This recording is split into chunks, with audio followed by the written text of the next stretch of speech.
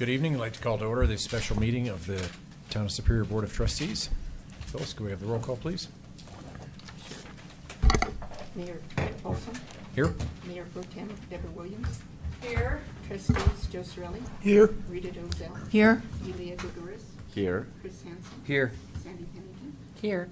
Town Manager Matt Magru. Here. Town Attorney Kendra Kirkberry. Here. Town Clerk Phyllis Wheeler. Thank you. Next is the approval of the agenda, which is item number 4, continuation of public hearing and adoption of an ordinance approving the Superior Town Center Plan Development Amendment number 3. Have a motion to approve. So moved. The agenda. Motion by Mayor Pro Tem Williams, second by Trustee Hansen. All those in favor? Passes unanimously. Thank you. So tonight we're resuming the public hearing which we opened on February 8th. We heard from the public, heard some public comment, and plan is to allow for additional public comment tonight. I thought a good way to approach that might be to go for about an hour of board question and answer dialogue, and then provide public an opportunity to comment. That way, if someone's not here yet, they can comment, but also not do so before the end of the night. So if that sounds reasonable to What's the first hour going to be? dialogue, question and answer with developers. Okay, that's. Because the board, right? We've had the developer presentation. We've had staff presentation at the February 8th meeting, and so now we're at the phase of the public hearing where we do question and answer.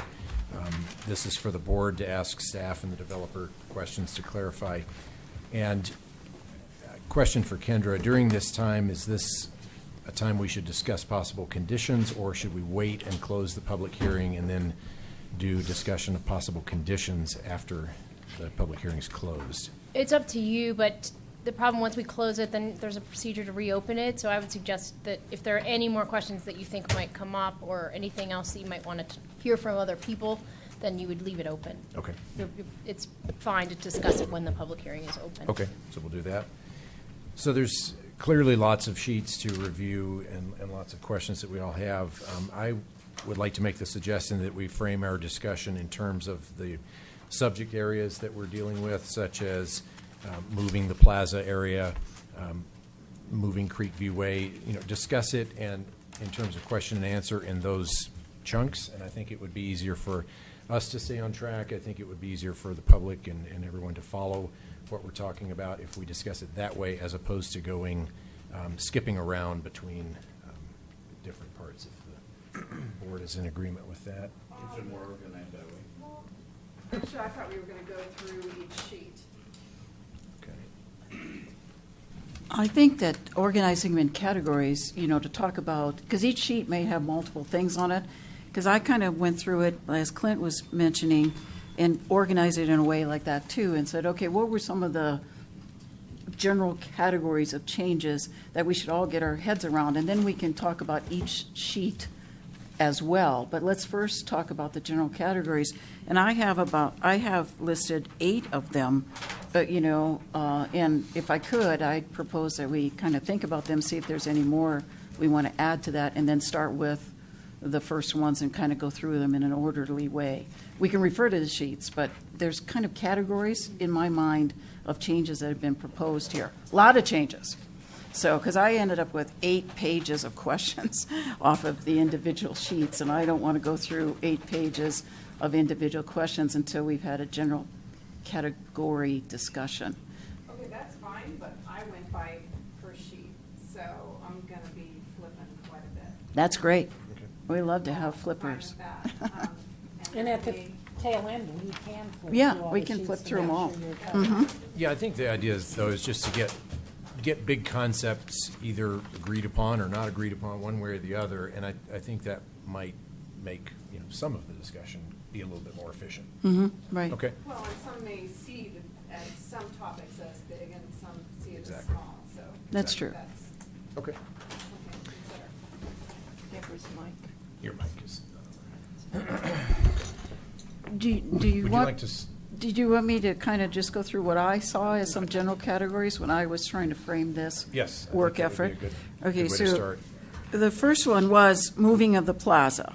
That, we had that in the concept plan, and we can talk about that. in a minute. I'll go through them, and then we'll go back and do them one by one and add any more that come up. The second one was Main Street, changing the surface and parking and things like that on Main Street itself. The third one in my mind was Creekview Way, moving that along the park. That was a categorical major kind of change. Then the fourth one for mine was changing residential designation to flex space. These are just categories, we can talk about them each and comments about that. I suspect a lot of what you have, other people have the same questions, so that's good. Someone starts it. Yeah, Right. that's good. Okay, great. And then the next one was the massing and building heights. Sixth one I had written down was setback changes that were being proposed throughout, so many pages had setback changes. Seventh was the residential typologies. Eighth was the buffer discussion and restoration. And then those were areas of change that we see in the document, as well as then I just want to have a discussion at the end of this, is to make sure we understand the vesting rights, if they're changing or not. I don't think they are, but we just want to make sure. Block 12, particularly Lot 3, which is still owned by the developer and needs to be parking. We need to have that discussion about Block 12. We need also, I believe, to have the discussion about what happens to the design guidelines. Do they stay as a supplement?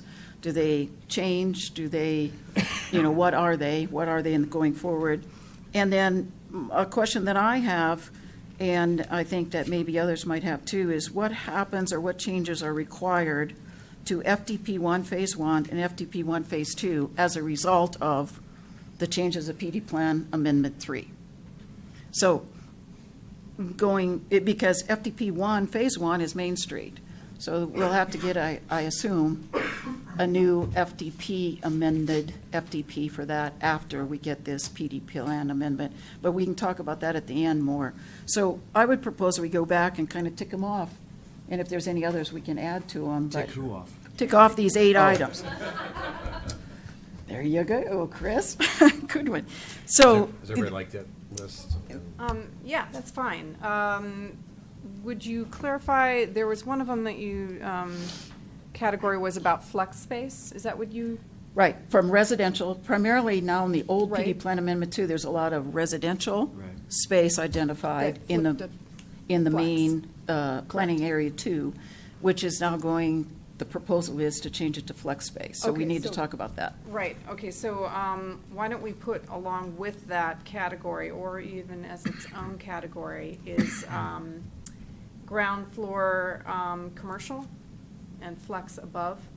Right, and that would be part of the flex space, yes, absolutely. Okay, that is something I want to And also discuss. part of that I had written down was the maintaining the minimum 25% business along Main Street in the flex space. So we need to make sure that's there and we understand what that entails. Yeah. Okay, so those That- are the kind of things we'll talk about as we talk about each category. Right, that 25% though, it has to do with the ground floor Right. commercial, Right, And that's still in place, yeah. to some degree. And then also with the town square, another big change is that it is smaller than it was. right. We can talk about that when we talk, the number 1 item was Where moving it the is plaza. placed. Yeah, right. Yes.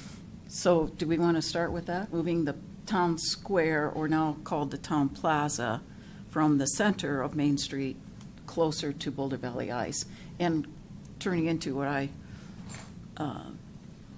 call the piano plaza, because it looks kind of like a baby grand piano from the top. I would like to add one item to the end, and it's more the technical things like preserving design guidelines as a separate document rather than integrating.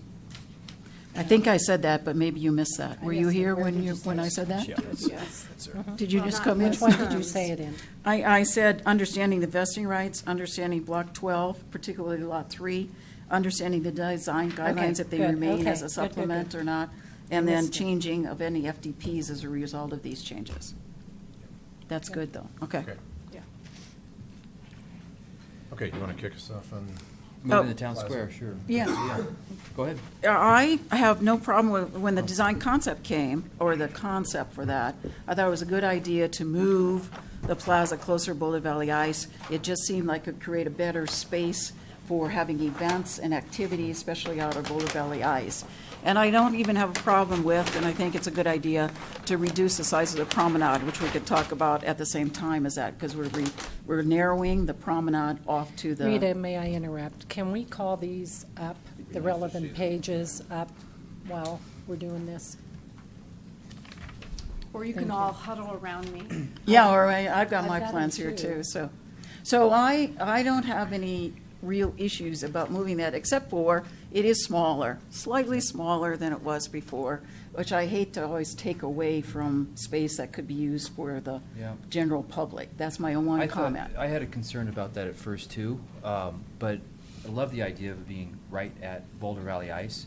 And from my perspective though, it really makes, to me, it makes the town square almost bigger by being closer to Boulder Valley Ice because it makes it more of a big destination place. You could be in the town square, you could be in the new pizza place, you could be watching a hockey game, it's all right there in the same area. So to me, it makes so much sense to move that. And I don't have an issue with it being smaller because of that. My concern about the new placement is traffic. And anywhere near Boulder Valley Ice is going to be an enormous amount of traffic, just coming and going all hours. And I get that that's, what you want around your town square, but that's my biggest concern, along with the fact that it was 2.2 acres, and I know that it's written in here as 2.08, but that's incorrect. It's 2.2. It was on the PDA Amendment 1 and 2, that it was 2.2. So it is considerably smaller, and I don't see a reason why to do that. So those are. Is the plaza itself 2 point, because I think it says No. up there It includes the 1.7. promenade. Including the promenade, right. 2.2 includes the promenade. And 1.7 up there says including the promenade. It does. Yeah, it's So even it's- Yeah, so smaller. the promenade is smaller. And that's. Yeah, is- and that's is that why the the reason? promenade 75 is feet to narrower. 45 Well- feet, or 70 feet to 40. So that's the question. I mean, have you really lost area in the town square, or have you lost that area in the promenade, which I think is also a good move, because I think it was way too wide and arguably. Well, I have possibly- questions about that, though, because I wanted to understand that, not that I disagree or agree with it, but can we stay focused on the town square and that discussion, and then move to the promenade after that? Sounds good. So, Maybe we could get some clarification on On the sizes. size of the Sizes, yeah. proposed one. yeah. Good evening, Randy Goodson with RC Superior.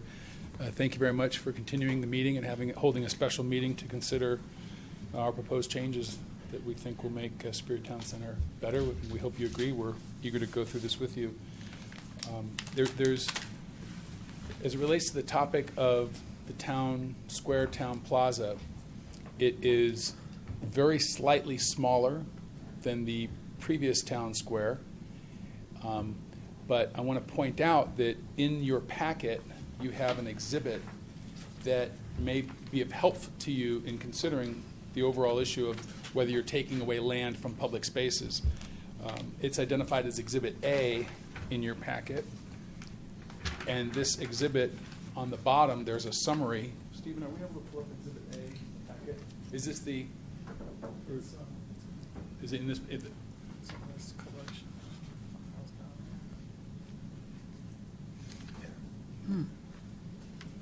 Can everyone see that? oh, yeah. Oh, yeah. Got it? Yep, thanks. So this exhibit here shows every single block and lot, so everything that's a legal parcel. And we did a reconciliation to the 2014 PDA,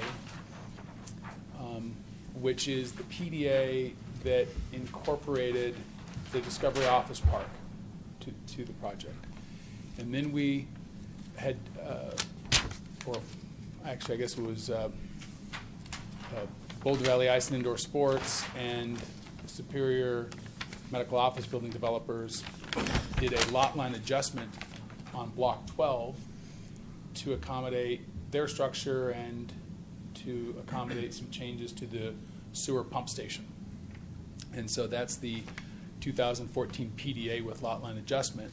And then 2013 is, PDA 3, 2015 is what we're considering today, what you're considering today. And, well, we can go in block by block, but we have a summary at the bottom here.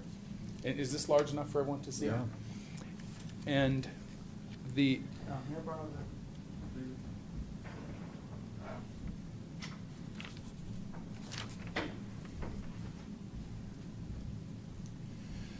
so what you can see is previously, before the lot line adjustment, there were 83.29 acres of development blocks.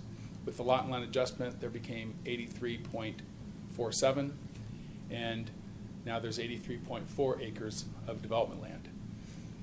The tracks, so the public space is a collection of the tracks and the right-of-way and the parcels. So when you take all of this together, and you see the total 156.35, that is constant. So the right-of-way, of course, is for the streets and the sidewalks. The parcels includes the sidewalks and the town plaza along Main Street and the promenade. If you recall, the parcels are those areas where it would normally, in a conventional street, it would be right-of-way, but that does not facilitate dining and activities in the public realm, where a lot of government agencies don't like to have those activities. So that's what the parcels are, and then and the tracks are the open space, buffer, park areas. And so when you look straight across, or from the lot line adjustment that was done, you can see the right-of-way was 23.35 acres, and the right-of-way has increased by not quite an acre. In the original PD, or in the PD after the Discovery Office Park was incorporated, 23.42 acres. And so across the board here, there's been an increase in the right-of-way. And that is mostly a change to Main Street. And then with the parcels, there's been a slight decrease in the parcel areas, and then the tracks have went from 26.24 acres to, 46.24 acres to 45.79 acres. I think it's pretty clear when you add all of this up, the developable area went from 83.47 acres to 83.4 acres, so there's a slight loss in development area. And we do have an exhibit showing the exact acreage of the town plaza versus the town square, and my recollection is it's 0.2 acres less. That's my recollection, and if you'd like, we can find that exhibit to show you. Would you like that? Yeah. Well, it says here in your write-up, the open space quantity change, Town Square Plaza and Promenade went from 2.08 acres down to 1.72. So it's kind of what you said, or a Well- little bit more, 0.3 It's a probably. third of an acre. Yeah, a third of an acre. So that's what it says in your write-up here? Yeah, the Yeah. distinction is that right-up incorporated, I was addressing the issue of the town plaza and the town square. Right. And the promenade is also smaller. Right, Yeah. which is what we just said, and I think you came back around, even though it took you a while to get there. But that's where we said, how big is the plaza, though, the square itself? Do you have anything that says that without the promenade? And before you go here, what is parcel K? Where is that? That is the town square. Huh? That's the town square. That's what's called the town square, Yeah. parcel K? The parcel How that come was it created. wasn't? Oh, It was a parcel created just to show the plaza and the promenade. okay. So that's 1.72. Yeah. I need to point out that previously, we had the town square completely distinct from the right-of-way and Main Street. And there was no parking fronting the town square. And so in this instance, Main Street, with the effort to improve upon the project, which you'll decide whether you think we've done that or not, previously when the town square was over here, there's another exhibit. Pardon me one second, let me just see what. Oh, this Yeah. is the application, okay.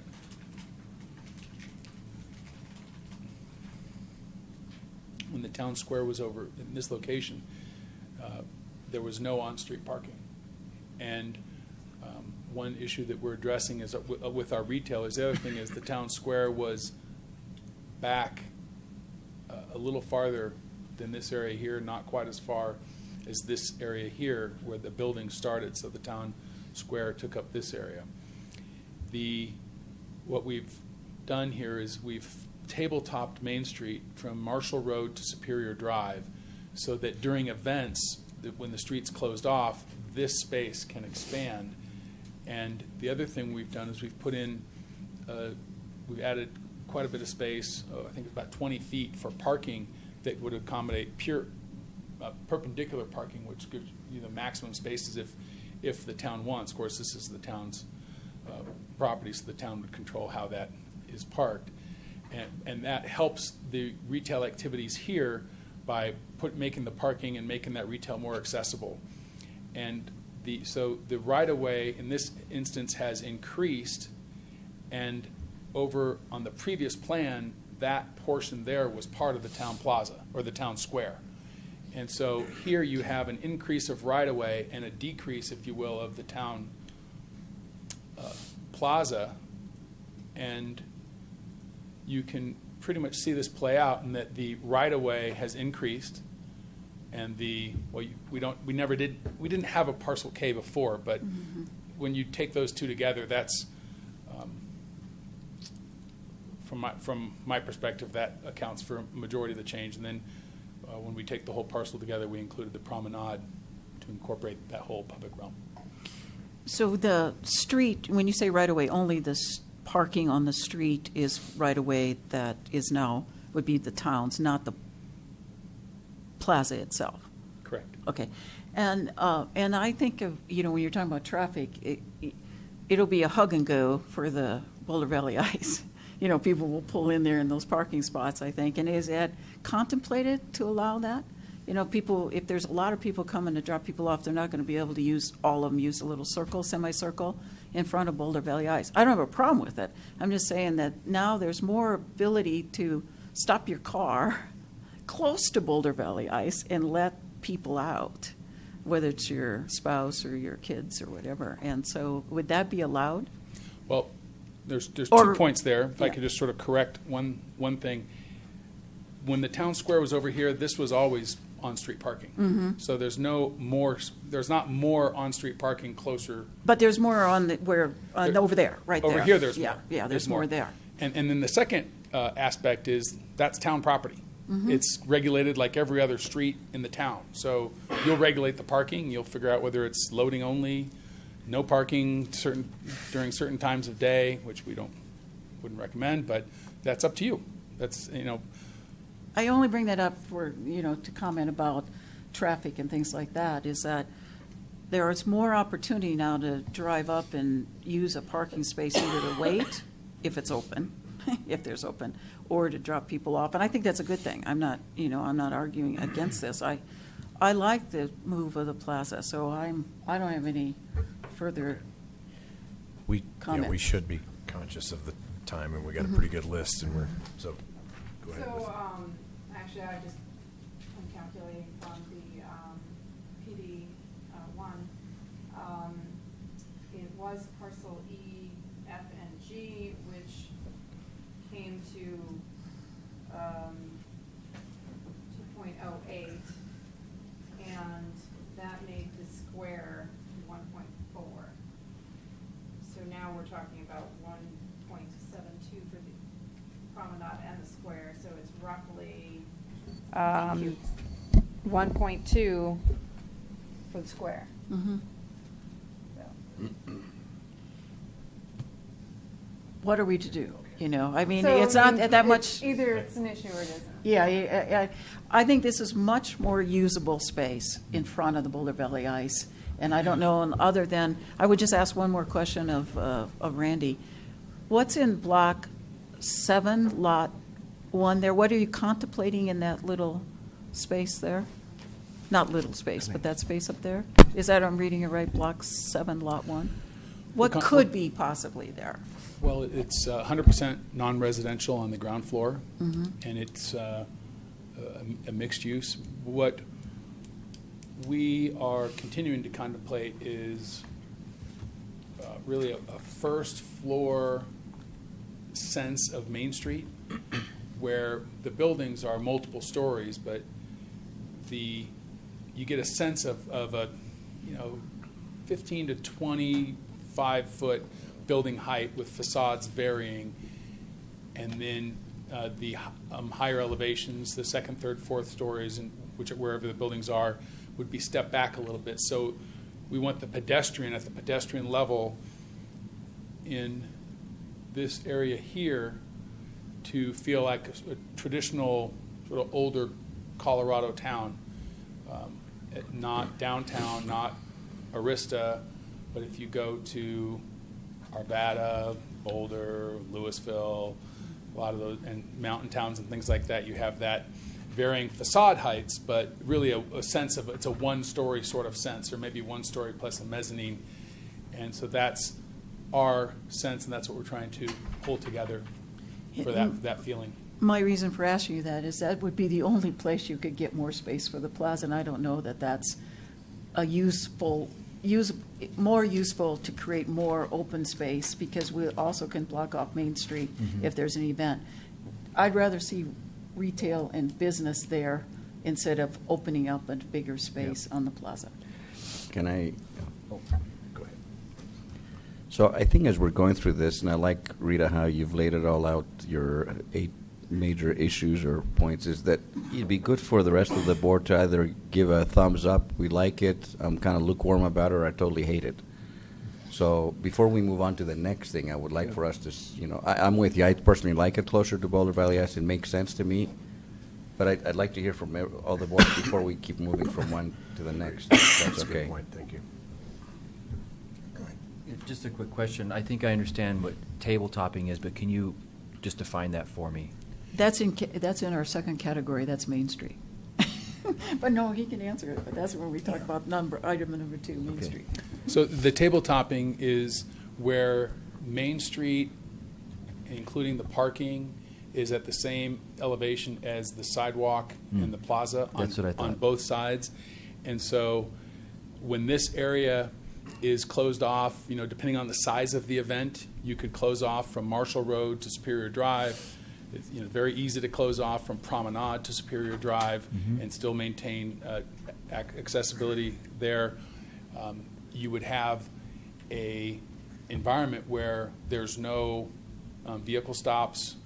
There's really planters and larger items that define that public realm, so that people aren't going to accidentally trip, and it just improves the experience there, because it will all feel like one large space. Yep, that's what I thought it was. So the main time we're really going to want more space in the town square is when we have an event going, and we're going to block off the streets. And when you block off the streets, then you have access to the street as part of the square. So you're actually you're probably picking up more area by utilizing the streets in that fashion. So with it next to Boulder Valley Ice and the tabletopping of the streets, I think this is great, and I have no objection to it at all. Actually, my question was heading towards Main Street, so I'll just hold on to it. Okay. But, Joe, how do you feel about that move closer to Boulder Valley? Oh, I'm in favor of it, and I think it's a good idea. I'm lukewarm. I like the centrality of the other plan, and I also believe we got the potential for more ground floor businesses because it was centrally located. So we got them east, we got them west, we got them south. And so I am a little concerned about moving it over here. It's to me, off kilter. It has some negative consequences in my mind, but I already knew I was in the minority, so I wasn't going to waste too much time on it. So there you go. I'm in favor. I said, Rita. I agree Yes, with her. I'm all for it. Okay. Elias suggested that we kind of give a thumbs up or a Lukewarm or thumbs down. Do you as we like the go change, to Deb? each of these. If you want to just make it simple, yes, I. Okay. Because it's smaller, is that why? To some degree, smaller, but, you know, I was hoping if we were going to change it, we could change it larger, but I'm just not sold by right smack next to Boulder Valley Ice. I'm just feeling that it's going to be bad in a number of different ways. Traffic, and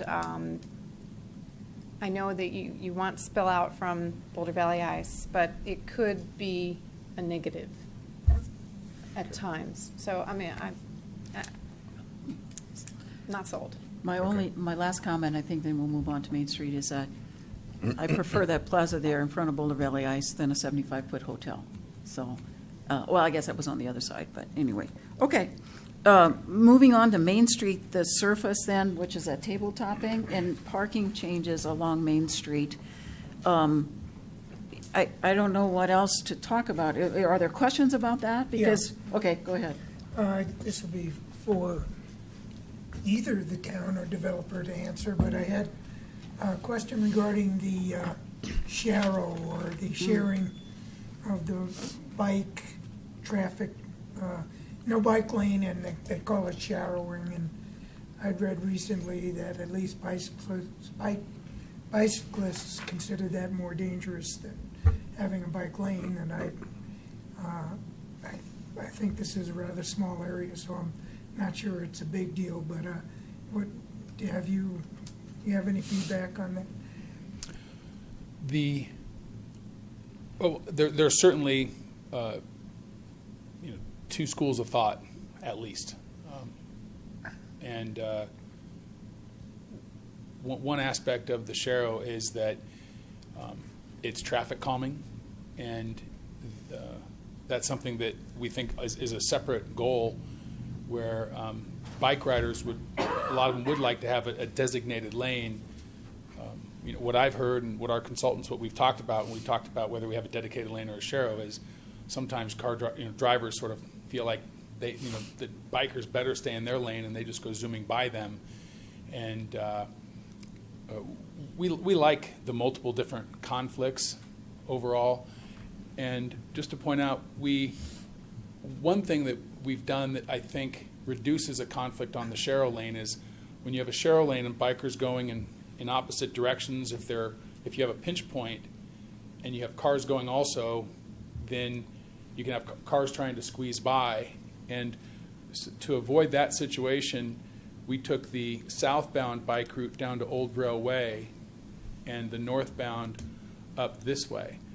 And so in the area where there are the Sharrow lanes, we tried to eliminate them in the along Main Street in the more congested areas and separate them. Thank you. I observed this table topping in Nashville firsthand when I was there last fall, and having never seen it before, I wasn't really sure what to expect. But they had done it between the convention center and a hotel, and I thought it was very well done, and just opened up a lot. I think it would open up a lot of options. So I think it will be a great addition, and it's a great idea to think of incorporating that. So I'm glad you did.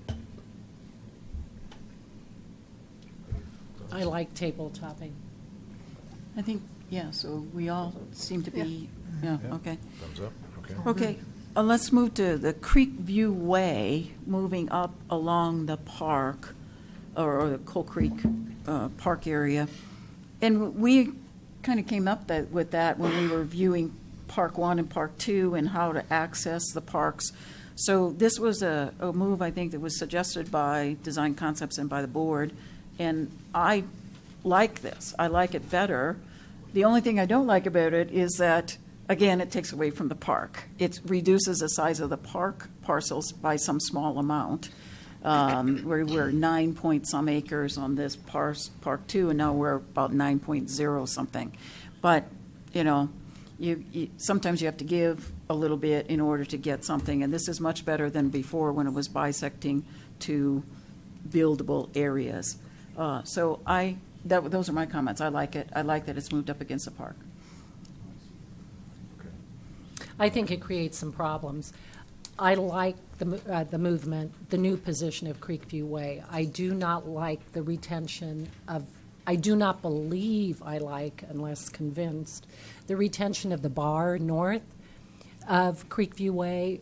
The playable area of that park has fallen, and I actually believe moving the bar to the south does several things. One, I'm very concerned about what I perceive as a lack of dedicated parking for the bar, by the bar.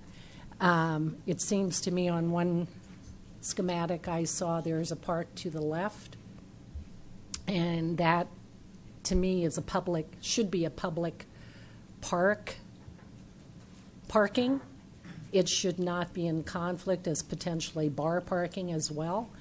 So if I had my druthers, I'd see that bar move to the south of Creekview Way. My understanding is it's intended to be tall enough with a rooftop deck that would still see over Creekview Way very easily to the field, and so you'd still have the watchability of the games up there.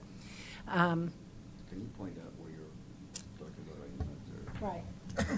It's Block 4, Lot 1. It's that red The red- space. the red The rectangle. red space, that small To me, red that needs to rectangle. be moved just due south. Right there needs to move due south here. The parking that on one of the schematics towards the back of this packet here should meet the needs that we have hammered on numerous times: drop off for the park, pick up for the park. I'm still very concerned about how we're going to incorporate viewers, the families of and the spectators. So I'm going to be eagerly anticipating, this connection of the promenade across. Remember, at one point that incorporated a restroom, and then this terrace sideline here, we actually put terrace seating in it, so there'd be some natural seating. So I'm nervous about how much of that we may have given up in this particular parcel. But as I understand, Matt, that's all going to come out in FDPs, right? Yes. Okay. But how about this? If we went this south, and thereby basically we gain that size back into the park area, is that a decision we have to make tonight? I mean, as part of PDA 3, or is that's PDA 3? Yeah. Right. downhill. Okay, so that's what I thought. And then the other thing that I have asked Matt about specifically, I believe that we are really neutralizing what is a gem for this community, for the entire community, by not developing better the public access to the creek. And I'm going to be looking forward in FDPs doing that. We've now got OSAC on this mission, but I also think when the FDPs come forward, a great way to gain some creek access for the public, for the rest of the communities, those who aren't sports players, is to put manicured lawn on this edge rather than now it's natural. So anyway, it's sort of a hybrid of FDP versus current concerns, but I am very concerned about having Block 4, Lot 1, north of Creekview Way. Would you contemplate, Sandy, also possibly moving it to Block 7, just as long as it's on the other side of Creekview Way? Well, whatever is suitable Yeah. to meet the viewing, going way back, a year and a half, viewing the sports across, on that field was very important from that bar. Yeah, with the restaurant there, and it's not just a bar; it's a restaurant pub type. Okay, it does almost seem all alone when it's across the street like that, totally disengaged from the rest of the town square and all that. But I don't think I'd like it any better if it were here. I mean, the whole ambiance of being there, overlooking the field, I think will make for such a a much better experience in there to hang out. And I think you'll lose a lot of that if you're Where- over on the other side of the street here. Chris, where would you park people? And you understand that the size of that playing field may well have to be reduced to accommodate, some things if we put that But bar restaurant. That area has been reduced in this. Right, piece. it's The been whole reduced. area It's has been reduced, but my understanding from the narrative is that even though the area was reduced, the size of the field was able to stay the same. The But playing other area. things have been reduced while retaining the size of the field. For example, area for spectators. Well, but I guess we're going to see that when we hear back from Matrix Design about putting spectators along here like we had hoped with the flagstone terracing and all that, or whatever that was. As far as parking for patrons of the restaurant, where is the parking structure going to be in here, Matt? Or Randy or whoever? I'm sorry. There's a parking structure somewhere here, Yeah. correct? I'm sick, so I'm not at my best. So I apologize. I believe it's block 7. If you go out to the site, and Well, is that right? Well, if you go out to the site, you see there's one of the blocks that has it's Sunken. Yeah, it's sunken. Yeah. That's block where 6, the I park think, is. That isn't it? 6 or 7, Randy? Yeah, that's block 6. We Okay. could end up with parking on either or both block 6 or 7. okay, as we so develop those. residential or flex here, so how far, where would what's the footprint of the parking structure? Well, If- we don't have that designed at this point in Okay. time. We have But- some concepts on a mixed-use plan, but we have several of those concepts, and there's a Okay, lot the of reason I options. ask is, if the footprint is here or here, then, what's the distance from that parking structure to there? And if it's 100 feet or 50 feet, 50 feet isn't that big It's of a further deal to than me. that. It's further than that. So The that's why I road say I is don't know almost what it 50 is. feet, so the This- street itself. This block here is just under 600 feet. Yeah. Okay, And to this side by side, it's about 290 feet. So if the parking was, in the middle, it'd be 300 feet yep, okay, of a walk, which, okay. you know, So, about a fifth of a mile. Yeah, I think we need to not worry about getting surface parking lots in front of, this is not a surface parking lot in front of every usable But I do think- restaurant or Yeah, anything yeah, like that. So, but mean, I do we- think it was a good question, though, that Sandy brought up about that, because I hadn't thought about it. It does seem, as you said too, Chris, kind of stuck out there by itself with no ability to access, just like when we had problems accessing the park. Now, we kind of have that one retail or restaurant space stuck there, but we don't really know why. It's not designed as part of the park FDP that we're going to bring forward. It's, it's outside of that. So it does seem like it's the proverbial sore thumb, and it's even red, sticking out there. So I kind of, I hadn't thought about it before, but. I think they put it there with the idea that it's going to be an enhancement. I mean, I don't think they would have put it out there. But now if they we've thought- had a lot of changes since then, and this change makes it stick out separately. Well, I think it should be part above the promenade. I would like that better, where people could walk up to it rather than. yeah, but the purpose of that was to be looking over the field, though. That was the whole You could purpose. still But you're look gonna over the look over the field. street's You not could that still look wide. over the field. Well, and I think that it's also an unfair viewpoint of seeing a two-dimensional diagram. I mean, if we had a three-dimensional view of what that's going to look like, I think it would look a lot more appealing. So, again, I don't mind it as much. I'd rather have it where it is now, where it appears to be by itself, other than putting it on the other side of Creekview, because I don't think that does it any service.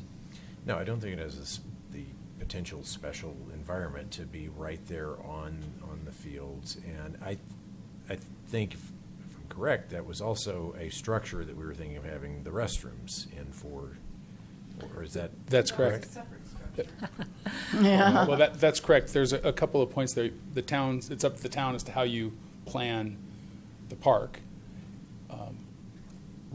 I would expect that structure to have restrooms available for the public, because it's going to be a restaurant, and if they don't have restrooms easily accessible to the public. Everyone will come walking through the restaurant to the back of the restaurant. So I would expect that that structure would also have the restaurant. And I think one thing that would be helpful to us in sort of guiding the conversation is we're happy with this plan, the original plan, and in response to what we thought is a town request, we're happy to accommodate this plan. We haven't taken developable land away by doing this. There are some reductions in distance here, in a few feet. We went from parallel parking to diagonal parking, picking up somewhere around a dozen spaces just from here to here, additional spaces here, and then and if you eliminated just the diagonal parking, you could increase the depth of the park by another 10 feet, if that's something you want to do. We have shown, we took the plan that your consultants put together, and we showed how this park, these dimensions, 210 by 400, continues to fit in this location. There's minor tweaks as to orientation and adjustment. So here you can see the distance that the park is not, the edge of the field is here. There's a runoff area, and then there's quite a bit of distance to the diagonal parking. We see this as an opportunity for really nice features. But if you don't like that, we're happy to do the original plan, which is great to us. That also. wasn't part of that. No one doesn't like. But that's a double negative. We're not saying we don't like the new plan. Actually, like you said, we asked for it. We're just asking for. Well, no, just real quickly, I want to. So, Randy, you're saying this area here, could that still accommodate multi-level seating? Well, it's not appropriate to ask the applicant that because we're designing that park. He's not designing it. Well, but he knows what the dimensions are. I mean, just because Sandy raised the point that we may lose the potential for having seating there by doing this, and I just want to know, can you still put seating here? And then, where is the footprint for the restaurant here? The footprint for the restaurant is here, and the seating can be incorporated. Either way, with give or take 10 feet, this is still going to create an opportunity to have seating integrated with the retaining wall. The field sits lower than the street, so there's going to be a retaining wall, and it's a good location to put in sort of almost natural seeming amphitheater type seating that will step down and take advantage of that grade. We believe it can be accomplished still. Yeah. The corner there, though, of Block 4, which is not a block, don't think of it that square, where the restaurant, it's not like a whole block. And when we say Block 4 right there, if you can point with your pointer, Randy, the corner, the top northeast corner up there, actually covers up part of what was proposed by Design Concepts as a seating platform area. You can see it covering up that corner, the top corner up there, yeah. Yep, So it is kind of, everything is kind of shoved in there. And the only question is, it just seems like it's stuck in there now that I think about it inappropriately. Based on what you just said, can we go to the PDA that we're looking at, 3? Yes. Or potential. So first of all, okay, that's perfect. This commercial area right here, what if it were not a restaurant? What if it ended up, down the road, something else? Like a dry cleaner? Whatever goes in there, first come, first serve. How would that change the whole ambiance to the park? And I'm not asking you per se, but I'm asking all of us that question. Because restaurants come and go. You can't guarantee that they're going to always be there. My preference is this corner right here. Because first of all, it still overlooks the park or the field, and it also overlooks the promenade. And, there's folks there that want to just look at the promenade and the people walking, and which is a nice, kind of fun thing to do when you're, especially at Pearl Street, it's kind of the same thing, people watching. And then, of course, you can still, watch the field if you have kids there. So you're kind of killing two birds with one stone on this corner. And then if this doesn't turn out to be a restaurant and it ends up being something else, no harm, no foul. It's not stuck out here. That's my What thoughts. if the hockey rink turned out to be something else too? I mean, you could say that all day. I mean, how often do you see a restaurant that goes in, it's a restaurant, it's set up as a restaurant, all the equipment, and then the restaurant goes out of business, another restaurant buys it because it's already set up as a restaurant. Oh, there's Mattress Firm just went in over in Flatirons over there. That used to be my favorite little restaurant building, and they changed it all. But, What else is there with it? Randy, Five could Guys, you, but it while they're turned into debating Mattress this, Firm, could you too. put up the page that showed, from PDA 2 or whatever, that showed right there? And this is the fundamental change I want people to understand. In PDA 2, those of us who were on the board there you go. Those of us who were on the board approved this. These are all buildings along here, right? So the sports bar concept was at the extension of the promenade. As the promenade stepped down or whatnot, and the public restrooms were in here. I don't know how reasonable it is to presume that this private owner of this restaurant is going to want to put in public restrooms. He's certainly not going to allow his restrooms to be publicly used, the ones that are in the restaurant/bar. But the visual we had was this was all incorporated in a bank of properties rather than standing out here by itself amongst the park. So it is a significant change to have it out there.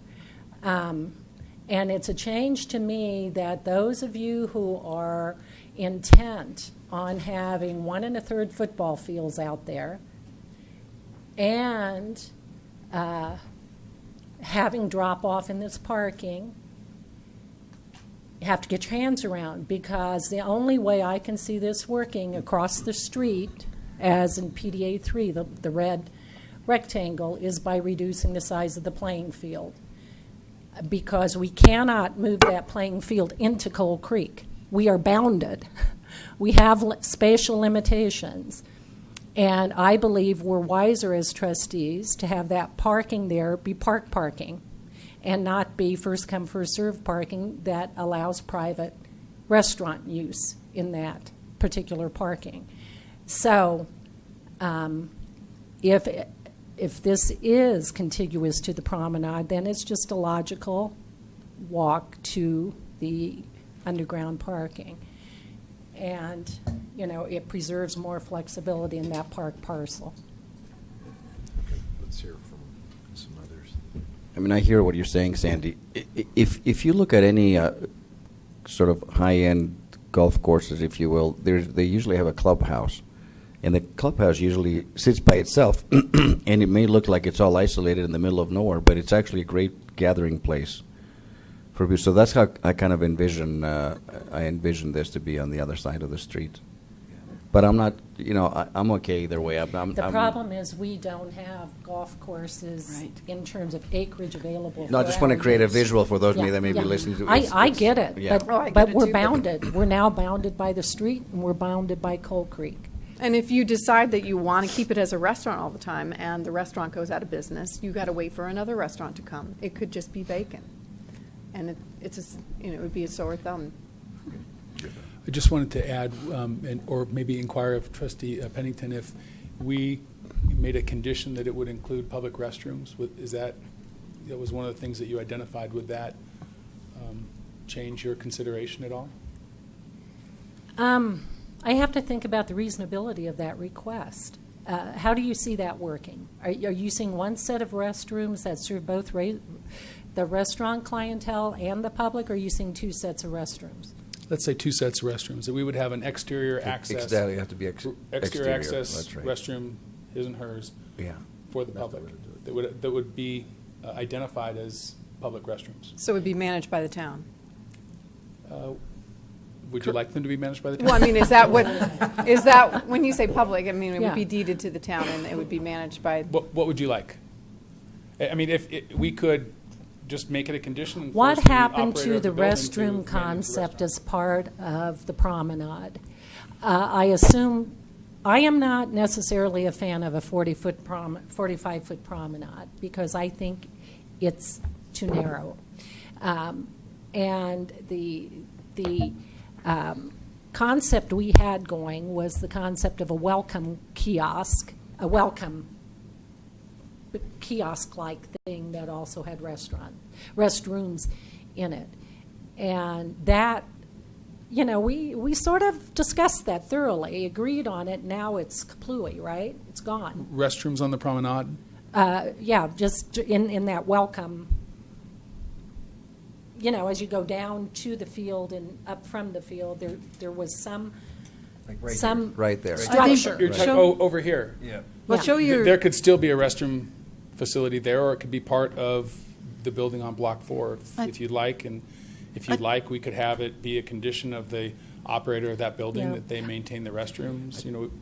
I think a restroom as a part of a bigger building is always going to be a better restroom than your standalone public park bathrooms. I mean, they're just, they're The only just way I usually see it better. working, though, if I'm that property manager, is to have them just have the space dedicated and town maintenance.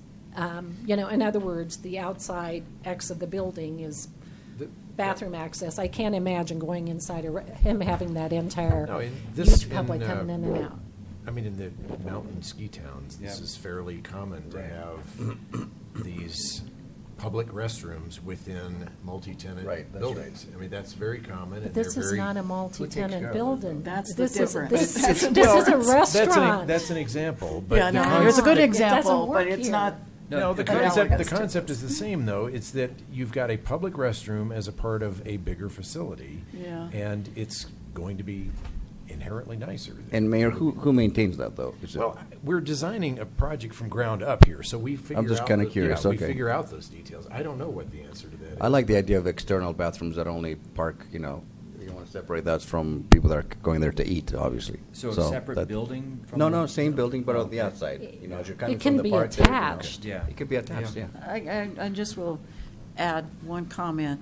Based on our most recent 2-3 months of trying to reach an agreement with two separate parties about a condition that we wanted to have, and how hard and difficult that was. So whenever we start inserting our wishes as a town in amongst multiple private entities, I think we're heading for disaster again.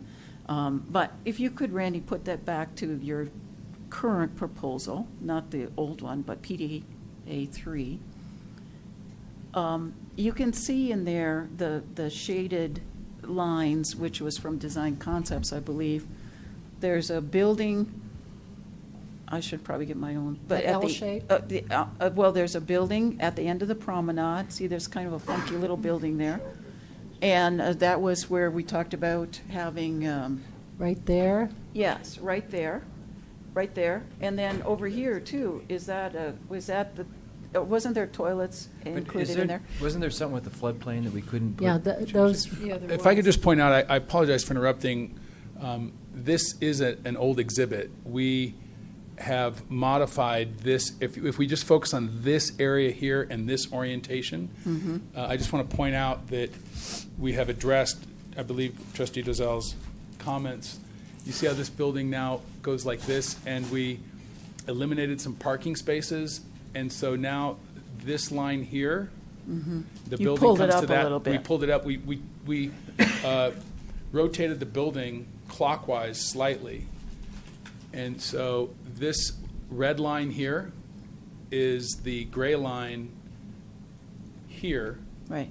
And so the building is more parallel with the field. And I think we lost 3 parking spaces and created a little more of an entrance sort of landing spot for people here. And we would also support a condition to have, to dedicate 400 square feet within that building for the town to own and maintain, that would be available for public restrooms. It would be a it would be a park improvement. So it would come out of the money dedicated for the park improvements. And at 400 square feet, you could have a nice his and hers and a baby changing unit room. Okay. And how big is the restaurant? Minus the 400. Well, that block is 0.21 acres, and it's a 2-story building. So that's the restaurant. You know, we don't have a tenant for that site at this point in time, and we don't have that building designed. Randy, why is it so important to you to have that positioned right there? We think it's a great feature. We think it will be a tremendous asset to the town, to Superior Town Center. I think that will draw a really fabulous operator of a restaurant, that the site will be very visible. I think it'll bring a very successful business to the town. And why does that not work across that road? Well, the discussion, that's a great question. I'm glad you asked that, because there is no discussion of, if it's not here, we'll put it here. We need to plan these larger blocks. We could have the discussion of the existing plan where that works, and we can still plan these blocks, or this plan that we think works really well, where we can still plan this product and these blocks. But I really don't. I would encourage you not to believe that if we remove that, which we're not supportive of, but if you all told us, I mean, I think one way that the evening could go is there could be a whole bunch of conditions on us to approve this, and it may not be acceptable to the ownership and the lenders on our project. But I get what you're saying. You're sort of talking about your own unwillingness. Now, get past that and tell me why it wouldn't work across the street. Why wouldn't it work? I'm trying to convince you to try to be more willing about this. Why wouldn't it work? You're asking what would happen to Block 6, basically. Mm-hmm. Right. Sandy, we've had dialogues for over 3 years now. A lot of ideas have come up. We've thought about it. We've, been very flexible. When there are better ideas, we consider them. We're in fact here before you today because a number of people came to us with better ideas, and we accumulated them all. And we're spending, we spent 9 months trying to pull them all together and to bring them to the town to make Superior Town Center marginally better. During that process, people have come up with a lot of ideas, and we didn't glob on. We tried to really evaluate those that we thought were better ideas and pursue those. And that's all I can say. And I hope you would look at the whole period of 3 years or so that we've been doing this, and reflect on all of the changes that we have made. And we can all disagree about any particular aspect, but if we look at where Superior Town Center, I think with this proposal before you today, where the plan is versus where it was with the minor tweaks we made in 2014, I had no obligation. You asked, you said, please go try to work something out with the Awitas for Discovery Office Park at a significant expense to us. We did it, and I think it makes the project better, and our whole team, our investors, everyone committed those additional funds. So I guess I would just ask you to look at the things that we've done in totality and in the overall context.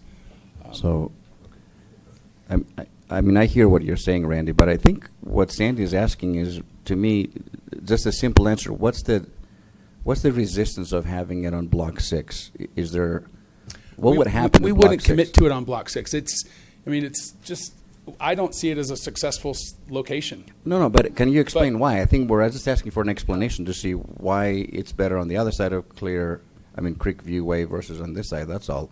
I'm not saying you should put it on Block 6. I just want to know. So it's a fifth of an acre Really, the question is, are you willing to lose a fifth of an acre? We lost 9/10 of an acre, I think, or 0.9 acres already of development land to come forward with this collective new plan. And I think the question is, are we willing to lose a third of an acre overall of development land by just eliminating this site? If this is a great site, or if that's a great site, we have that already. I don't think it is, but if I'm wrong, I don't have to be right, because if these end up being great sites for restaurants and there's a lot of demand for that, we could do that with the plan. I think that what's incumbent in the question is, are we willing to, how much are we willing to keep giving up and losing and to try to move this plan forward, which is... So is this more of a financial, you're saying it's going to cost us more if we move it across the street? Is that what it is? Is it more about money right now? Well, there's no moving it. We don't have a tenant for this spot.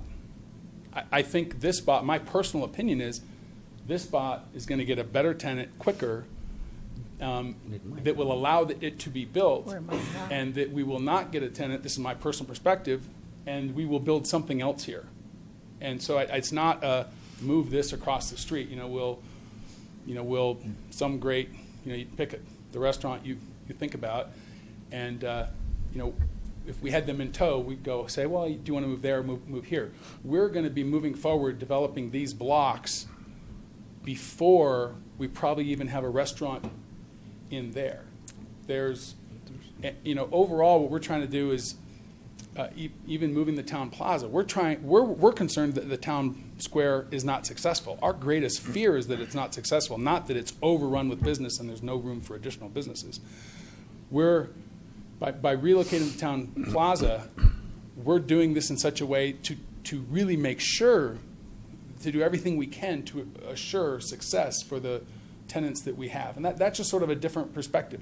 Separately to the question, yes, we have investors and we have a bank, and they have release prices based on development acres. We have so many development acres in the project.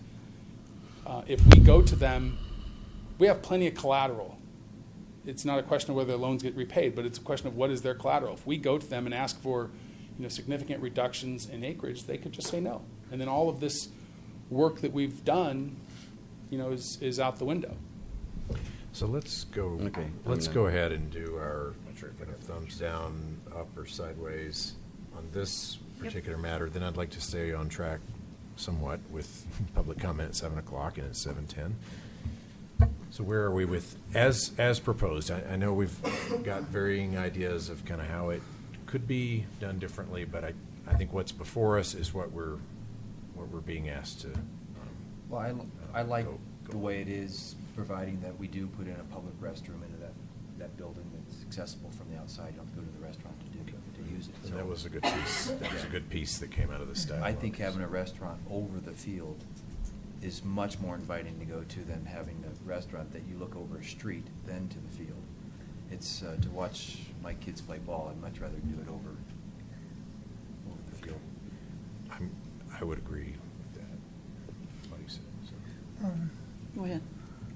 So I'm in agreement with that. It's a close call though, but from the very beginning, the restaurant was always considered, in my view, and what the developer was wishing for as a positive for the park was to have the restaurant being part of the park and as a location that would attract people. And so I think this continues that.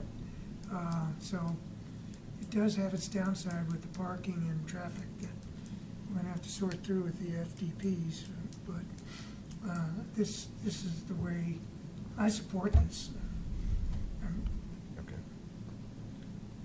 I support the move of Clear. Oh, we got to change that. You said, I heard you say it too. Clear Creek, Creek View Way. I've always thought that was much better placement of it. I just don't know why we have that one tiny little block sitting out there by itself. And the only reason I would say go ahead with this is that it has to be FDP'd.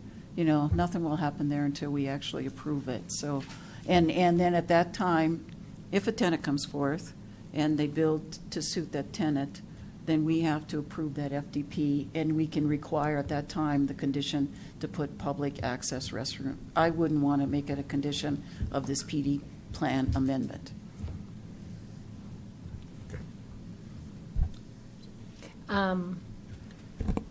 I'm hearing you, Randy, but we're also giving up a like amount, if not a larger amount, in that total park size, correct, than the 0.2 acres for the hotel. How much is the town giving up in park size of parcel 2? I mean Park 2, track B1. So this is what I was referring to. The development blocks are going from 83.47 acres to 83.40 acres. I had said 0.09 acres. It's actually 0.07 acres. So that is But in Park accommodating. 2, in Park 2 specifically, what was it in PD2 and what is it now in PD3? Well, first of all, Jim, can you pull up the answer? But we can scroll. It's important for you to know that the lot line adjustment with Block 12 changed the size of the park because the park wrapped all the way around down to where the sewer pump station is. It also yielded extra space for you in Parcel 6, didn't it? Well, there are spaces that are picked up and spaces that Right. are lost. Right. And Right. overall, but I'm we're saying down. the town commensurately lost more space in Park 2 than you were talking about. Track B1. Okay. So about a third of an acre, right? Nope. 0.28 acre. Yes. Okay. And you were saying that you lose right about that same amount in Parcel 6 in terms of developable space if you put the restaurant there rather than other saleable properties. Well, I would rather take away the parking that we added on Creekview Way. We widened the right-of-way of Creekview Way, and that's what reduced, that's one of the elements that reduced the size of the park. But I'm is just the telling increased you, Randy, parking. what I'm trying to say is there's a yin and yang to all of these decisions. Sometimes you gain, sometimes we gain. The bottom line is to come up with a total package that we both think is good. Hey, right? Sandy, can I give you some information that you just asked? So track B1, or B whatever you want to call it here, which is the field park here, and the encroachment from the Creekway and the Block 4, Lot 1, the little bar, and Block 1, Lot 3 encroaching on that, eliminates about half an acre. Right.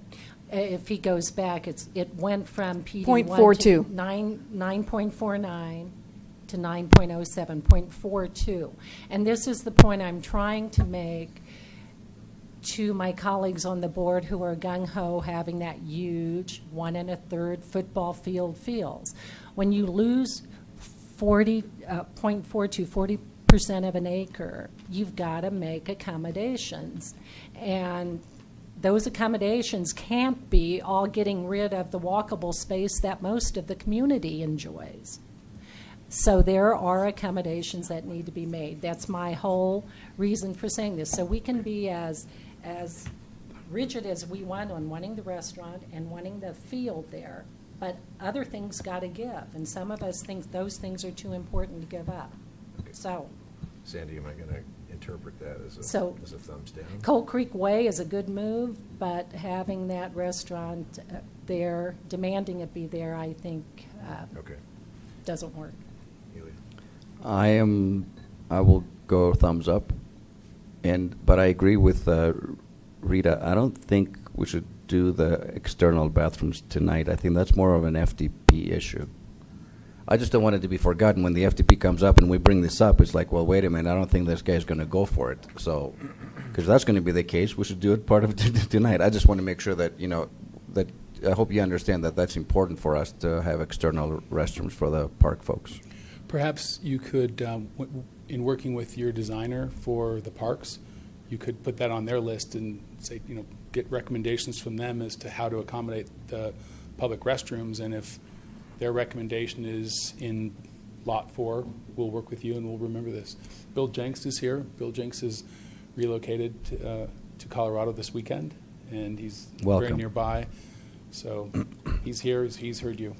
Okay. I think that's a I'll good hear you idea, from though, San to Diego. include it as a condition in the design specs that we'll be giving to the developer to include in a FDP, so for the parks. Well, I Okay, like the we're- way I but said it no, better I- than what you just said. No, didn't you? Yeah, so hear again what I said, right. We're on to one last thumbs up. I don't see any positives to having Block 4, Lot 1 on the side of the park. I think we're giving up too much, and I don't really hear any specific reason why it needs to be there or why it can be moved or not moved. Yeah, I'm not for it. Okay, let's take a little bit of a break and do public comment. Anyone in the public would like to make comments now? Go ahead.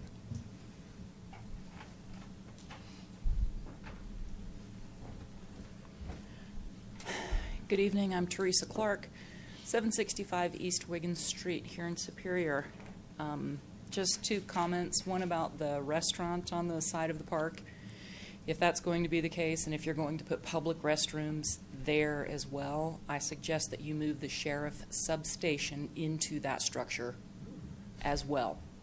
The city of Boulder has enormous problems with its public restrooms that are next to open spaces, so much to the point that they play loud opera in them at night to keep criminals from sleeping in them. So seriously consider the ramifications of a restaurant being so close to a public park that has public restrooms in it and no law enforcement presence whatsoever. Now, on to my favorite topic, the buffer.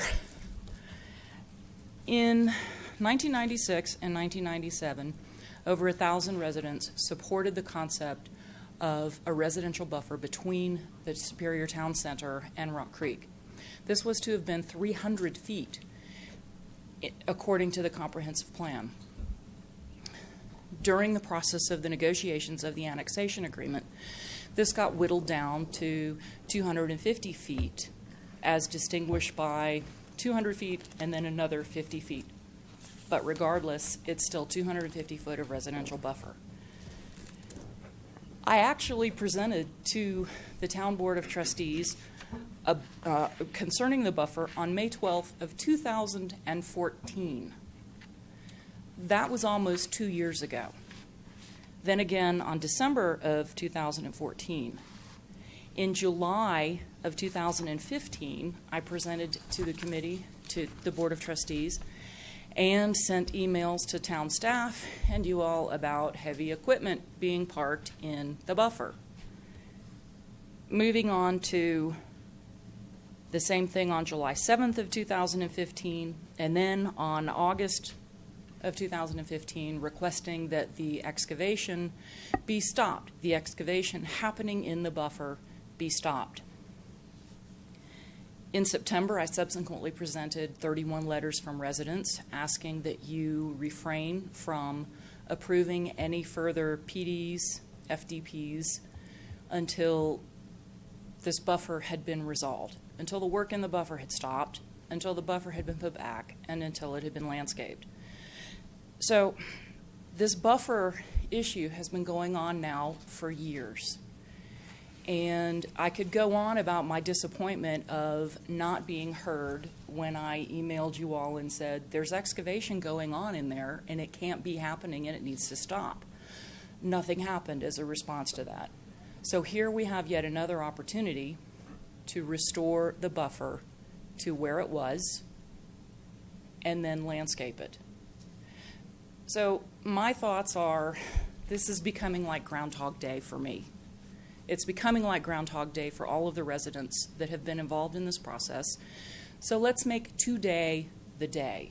Let's make today the day that you all decide to have the buffer restored by April, and have it landscaped by June. Let's make today the day that you all decide to insist that the road that goes through the buffer on all of the PDs that we've seen be removed from the buffer. Thank you. Today's the day. Thank you. Any additional public comment?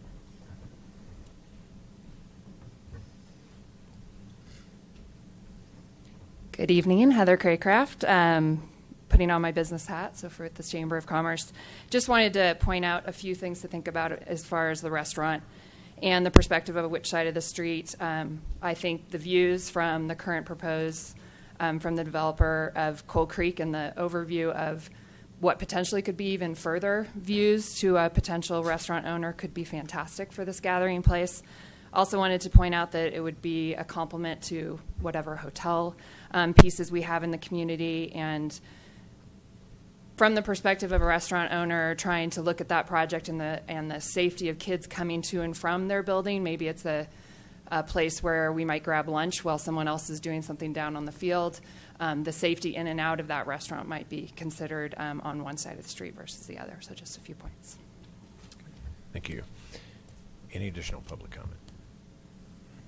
Okay, seeing none, we'll just get right back into our list. I think we've made pretty good progress. We've gotten through Good discussion. 3 items. Okay, so number 4 that I had on my list was the changing of the residential designation in the planning area 2 to flex space. And I think if we could throw that up there, maybe that would be good. And can we add to that topic the ground for commercial? Absolutely, that's what we're going to talk about. So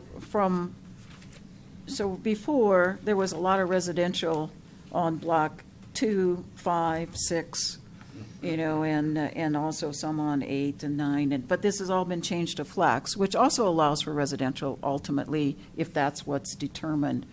The one thing that is important for me, too, is to maintain the business, the requirement for commercial business, retail, whatever you want to call it, but sales tax generating space along Main Street. We have a requirement that's still in PDA Amendment 3 that 25% of the space along Main Street would be, on main floor, would be business. And I think that's still covered by the red hashed marks there. But before, it went all the way along Main Street on those 2 areas along Main Street. Well, outside of we're along the plaza. But I just want to make sure we maintain at least the minimum of 25%. And I would like to see why, or understand why, the slashed red doesn't go all the way along face Main Street on Block 6 and Block 10. I don't understand why it's only halfway there, why it couldn't possibly be red hash for the business commercial all the way along. And I don't know what that other blue hash mark is there in front there, what that stands for. Where's the category for that? Randy, look at Block 6 there along Main Street. We got red, which is the commercial. Yeah, we'll have to go to the, so. Can I point something out while you're talking? This right here, what is that? That little dash ahead, what's that? This is the area that's identified where 25% of the front linear footage. Oh, this is still your 25%, but Yes. what is this? This is 100%. Right. It makes up the 25%. It constitutes the 25%. Here? This area here is 100% non-residential, Yes. and the rest of the areas are 25% non-residential. And we're only talking the first floor. Right. On the first floor, Right. that's correct. Okay, the so- red doesn't calculate into that 25%. That's This is separate. business, non-residential, here, and here. That's And correct. then the previous requirement of 25% is here and here. That's correct. Okay. And this front linear footage dimension here Mhm. is the same as it was on the prior plan. Right, right. Okay. I had missed that because it all looked blue to me, and then I didn't see that that was dashed. I thought you'd moved the 25% requirement into this red dashed area. So I apologize for that. I didn't read that way. Mm-hmm. Right. Okay. Other questions, comments? Can we look at that big again, or just blow it up a little bit?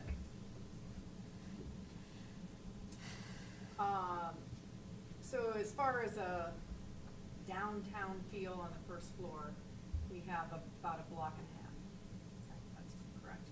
Yeah, the dimensions, as it relates to Main Street, are the same as they were on the previous plan.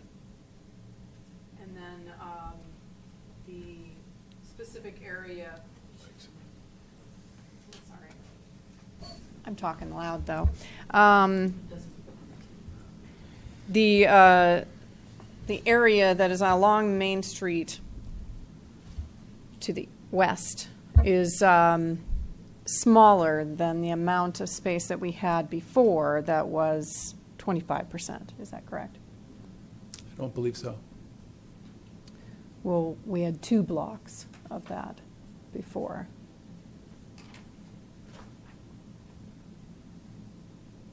On both sides. So we had these areas here. Yeah, it's with 2 the blocks. 25%, and we had these areas here that were the 100%.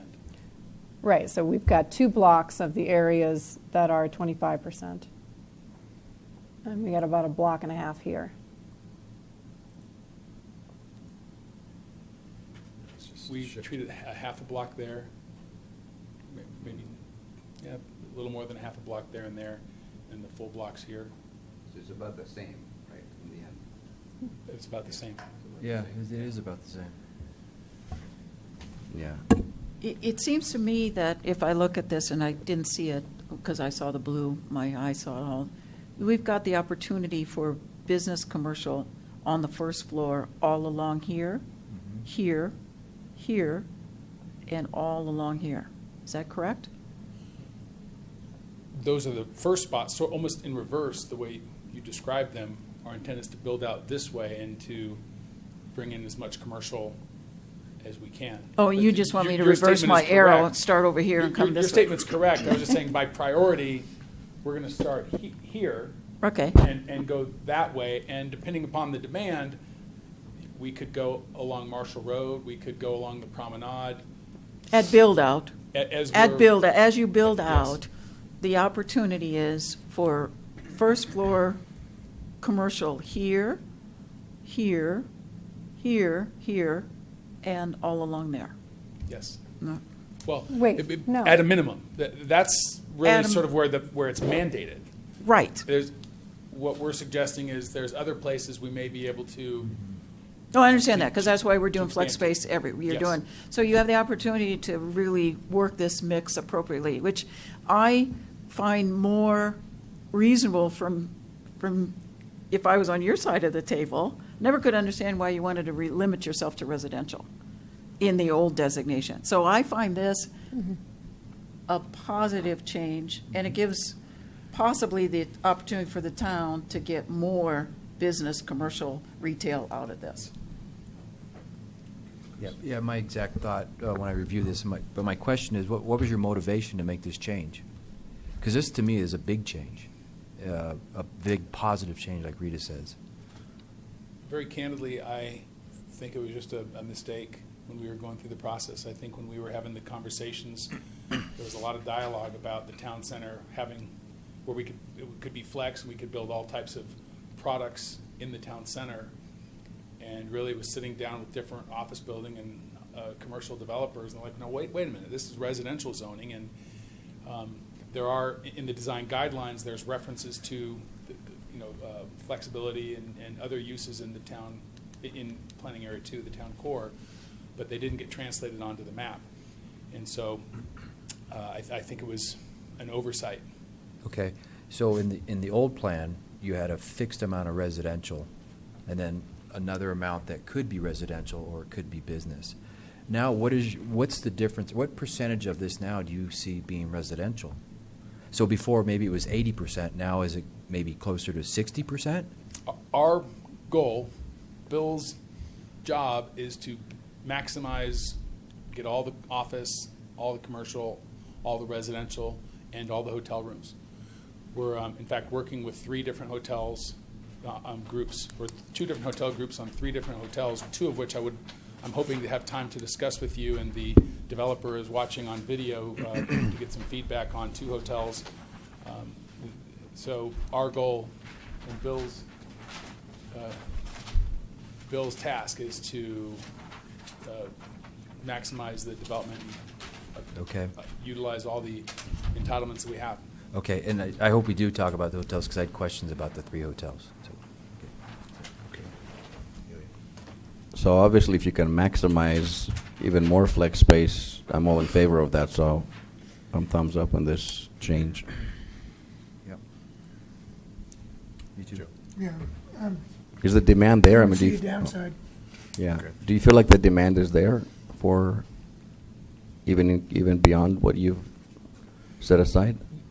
For flex? Beyond what the zoning is, we'll see. We every so often people mention large office tenants, large tech companies moving to town looking for big amounts of space, and we think we can create that environment.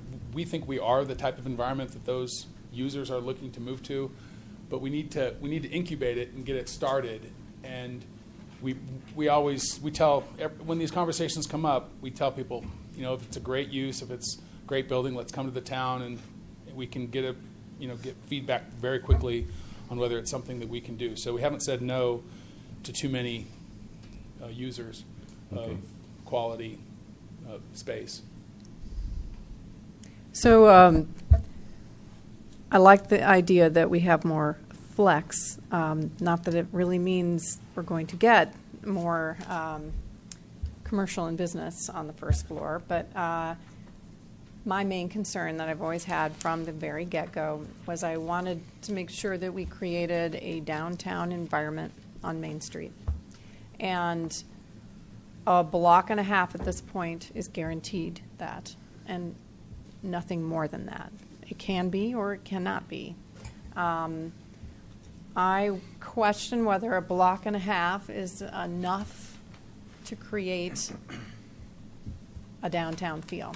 And so while it's great that you've created more flex for that entire area, my concern would be along Main Street, the rest of it is all residential based on what you're able to get at that moment.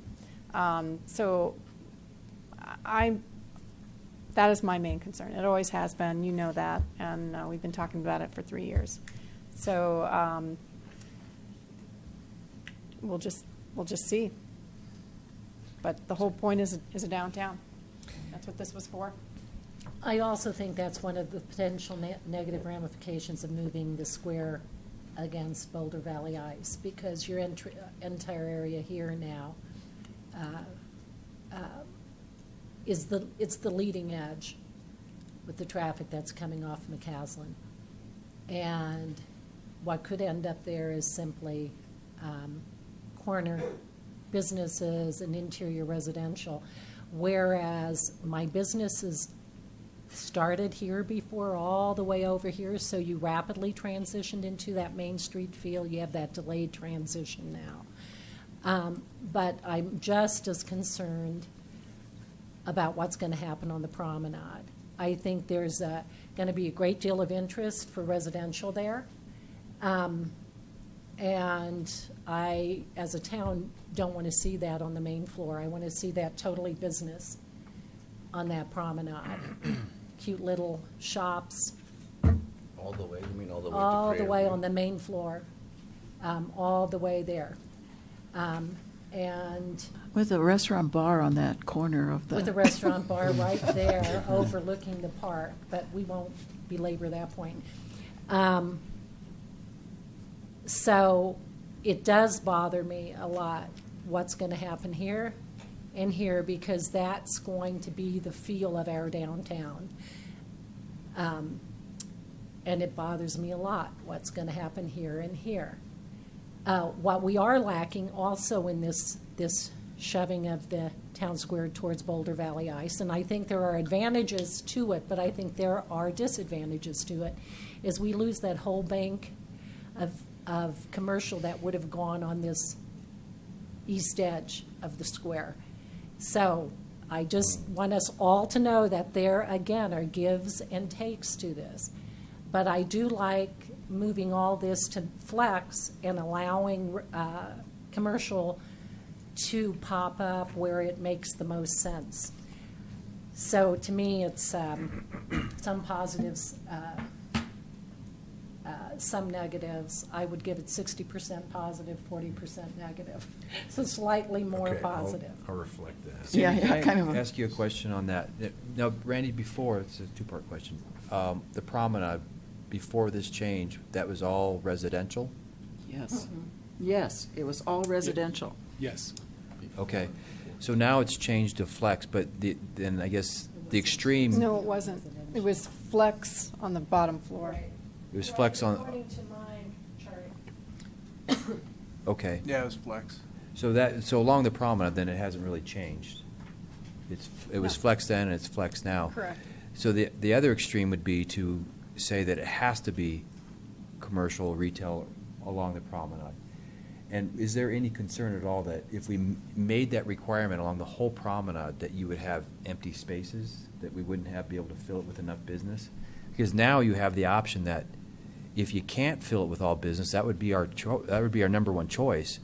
At least we can fall back on residential there. So then at least it's vibrant, it's I think busy. my instinct is on the promenade, that's going to be heavily sought after for residential. If I were buying in the town center, that's where I would buy. I'm just going by my personal instinct. So I think we're going to struggle to make it slightly commercial. But isn't that your first choice? Your first choice is to seek out commercial there and go and try and find I think the only way buyers it's to going to put become commercial commercial in there. is if we create a requirement Yes. for commercial there. Not for the promenade. I think, the promenade doesn't have any parking. It doesn't have a road that, Oh, right. that drives to Yeah. it. It's rather isolated. And, we've all seen retail spaces in sort of generally good locations that never get occupied. Mhm. And if the town were to, if there was a situation where this ended up, being required to be ground floor commercial, I think that'd be a real problem for Superior Town Center, for the town. I don't think you'd occupy it. I think it's just really, really challenging space. We've spent a lot of time talking with a lot of retail tenants, retail brokers, and that's all those conversations have gone into the plans that we have, into this exact dimension here, the Piano Plaza, in reducing the distance here for people so they can see the stores going in here. We know we have to have really strong tenants back in here, and we have some ideas there.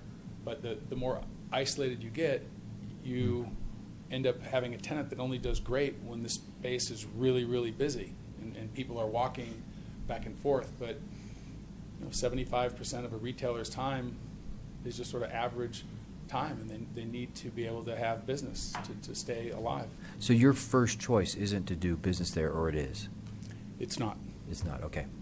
We have a few ideas where if we're able to pull this hotel office complex together, we would put the hotel's retail, spa, restaurant along the promenade here. But if we can't get that hotel, it takes a special hotel that we've been working with for a very long time. Unless we get that special hotel, most hotels don't, have that spa and restaurant type draw. Yeah, okay. So we actually have put a lot of money into a comprehensive plan that would do just as I say, but I would categorize that as probably still a long shot. I think that's why changing this makes sense. I've never been in favor of being so specific about a particular block. You're the developer, you're not the builder. Until you get somebody who wants to build there, we can't really be that specific. We don't know what they're going to want. You don't know what they're going to want. I mean, not us, it's not us, but I'm saying the we and the bigger we. It's just like the sore spot of the tavern overlooking the park. I think the more specific you are, we trap ourselves into, or handcuffed ourselves into something that we may not like. We have a lot of flexibility. Therein is the definition of flex space. Yep. So I think we've had enough discussion about this, Yes, and we're there is all one. in improvement to go, Okay. or in agreement to And go I'm- ahead.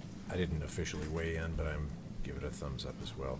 Would now be an appropriate time to talk about the hotel piece, since we're kind of in Well, that- yeah, in that we're going to area, be or- talking about building heights, and I think that's my next item. I think that Okay, fits okay. in very nicely. Okay. Because, so number 5 that I had listed was building mass and heights. And the preference I would have, and this kind of goes along with the discussion we just had, the previous board spent hours and hours and meetings and meetings. You know, I think you all spent 200 hours going through building heights and mass and diagrams and thinking about sun corridors and light corridors and view corridors and all this kind of stuff.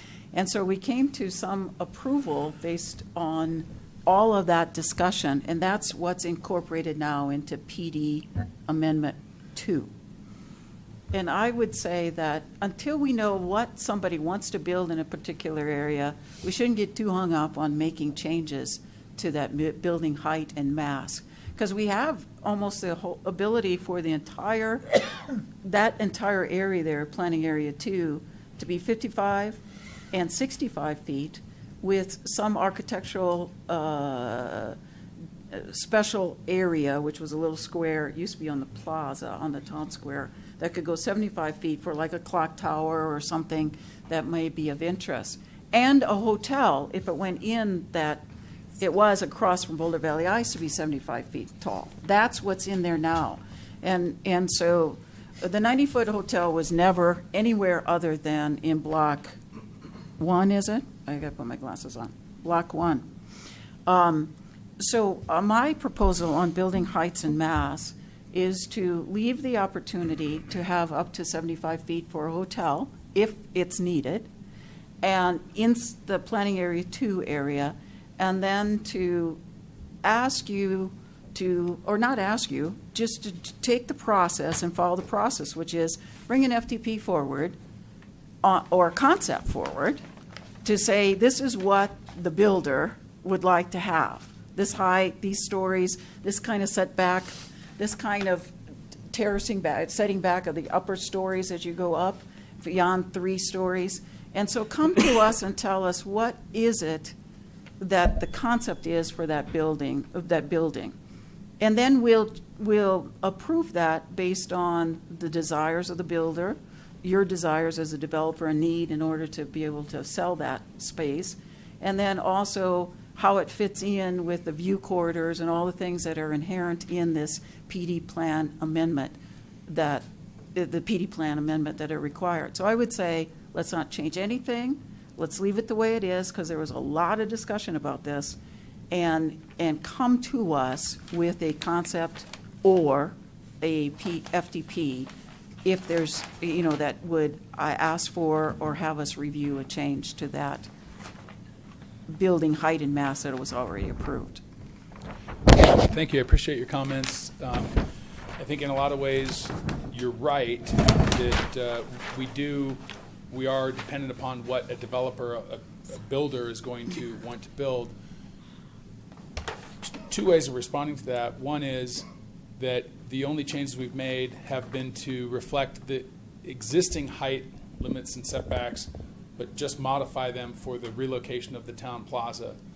And the second thing is that these entitlements, the PD and the design guidelines, are very, very important to the builders that we're working with.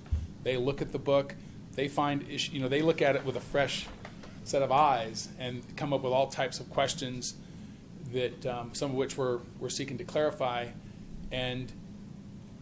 But they're businesses and they have many opportunities, and we're asking them to spec their time and money doing plans, and when I have the exact same situation. There's a gentleman named Jordan Scott who's waiting to have us talk about this hotel site, because what he wants to do we think will be great, but it's not exactly what we discussed, and it's not exactly what's shown in the PD. He won't sign even a letter of intent. He doesn't want to waste his time. He's building and buying a lot of hotels, loves the location, loves the opportunity, and he said, I need to hear from the town board if this is something they want me to move forward with, because otherwise I'm just going to move on. And it's that situation that we have from all the builders. There's a really strong market. There's lots of opportunities for companies that have capital, the companies we want to attract. So we're trying to give them the entitlements and the tools that will encourage them to spend the money in the locations, designing the types of buildings that we want to build. But you haven't asked us yet about that, so we haven't had the chance to say no, or yes, or maybe.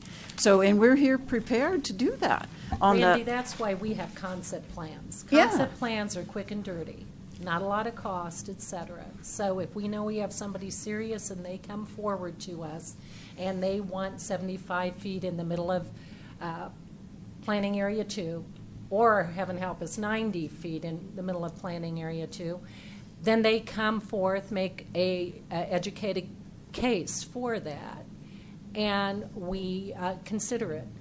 But this, to me, is where the pedal hits the metal of this whole request in PDA 3. I am not at all willing to loosen up the design guidelines and incorporate 90-foot hotels willy-nilly, or even 75-foot hotels willy-nilly as a matter of right. We gave too darn much thought to this. And there are ramifications, again, to moving that plaza to the east, because there was a hotel that was supposed to go there, and that hotel, tentatively, I believe we talked 75 feet on, because it was on the east edge, on the far side of the viewing corridor to the mountains over here.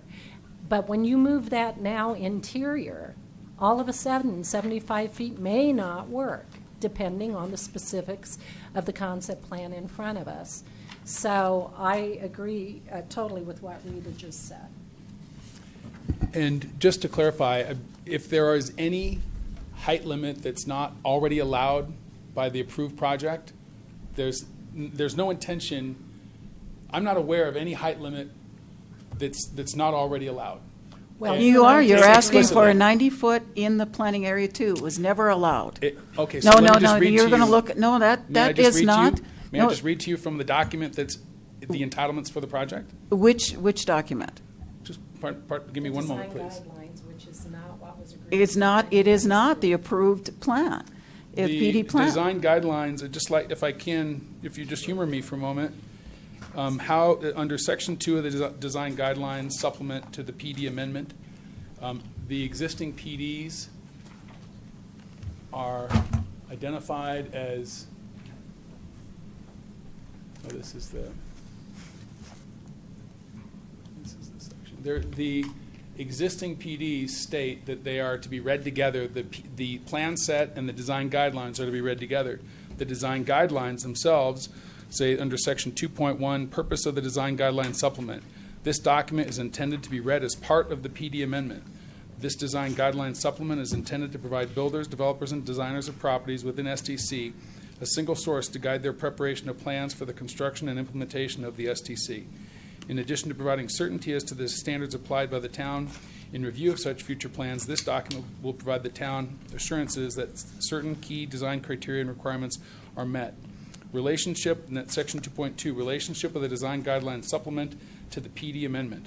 This document is a supplement to the PD amendment and must be read together with the PD amendment. So there's that. And then here, under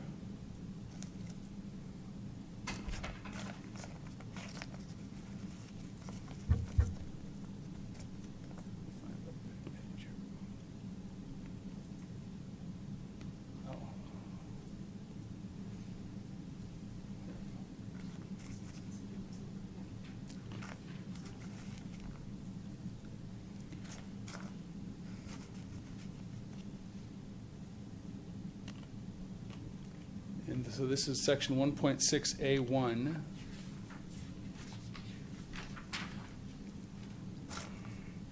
Under section 1.6A1 on page 1-9 of the Design Guidelines Supplement, it says, "The town center core will be an integral urban setting by incorporating shopping, entertainment, and restaurant uses along Main Street and the town square with flex space around and above, office, retail, residential, civic, etc. The buildings will be predominantly 3 to 4 stories with some structures exceeding 4 stories. The building heights of all structures in the town center core are set forth on Figure H that establishes maximum heights for all the blocks. Hotels are allowed up to 90 feet in height." And so this is where we have the Design Guideline Supplement, which is part of the PD, which is approved by the town, stating that. And we have a document that did not show 90 feet. We have the existing plan set, which is all part of the exact same document, where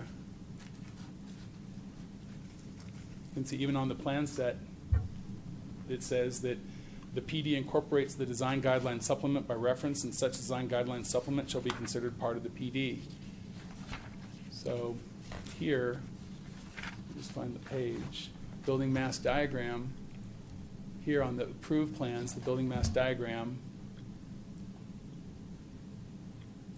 we have a reference to provide a height allowance up to 75 feet if hotel is built in locations shown with the hatch. And so we are seeking to just bring the exhibits together and have a consistency. This is the area identified up to 75 feet. In another place in the documents, it says 90 feet. So No, it never said 90 feet. Well, it You're, does. you're, I you're can reading let you read into it. You're reading into it. I'm just reading exactly from it. Well, I'm reading exactly from it too. And if you look at the design guidelines at 1.6, it says 90-foot, hotels are allowed up to 90 foot in height as set forth in Figure H. If you look at Figure H. That's not what it says. Those are two different sentences, and what you're taking one sentence from one part of the paragraph. I mean, it was clear. I read it exactly as it's written. I know. I promise know. you, I read it exactly as it's written. We're reading more into it now than was ever meant to be there. I mean, you were here, I was here, we were both on that side of the table when this was decided. The 90-foot high hotel was only in Block 1.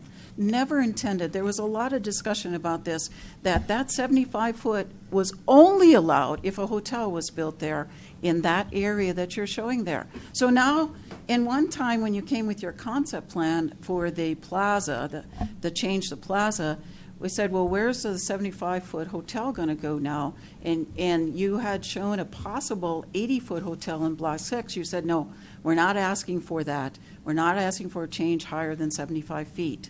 That was on tape. That was here. So I'm sitting here saying, first of all, we never, I can't believe anybody here on this board, and I wasn't here when the planning was, does anybody remember approving a 90-foot hotel in any space other than Block 1? No. There was only a 90-foot hotel in planning area 1, not number 2. I rest my Right case. there. Are there Matter any of Are there fact, any we other items on the building height and mass diagram that you take exception to that you don't think were in the approved project? Are there any? Is there anything else? Because if that's it, you know. That's why this should have been a real easy discussion, I thought. That if you keep to the building mass as it was originally approved, and if there's changes required from somebody who wants to come and build a really spectacular place in there, then come with a concept plan and we'll talk to you. So would you? We'll review that. Is that the only change requested, that we would have the hotels 75 feet in height? If a hotel is built, there's a approval for there to have it up to 75 feet in height. So what I'm asking about is if there was a change to this diagram to get the board approval, if we agreed to make that change to 90 feet to clarify.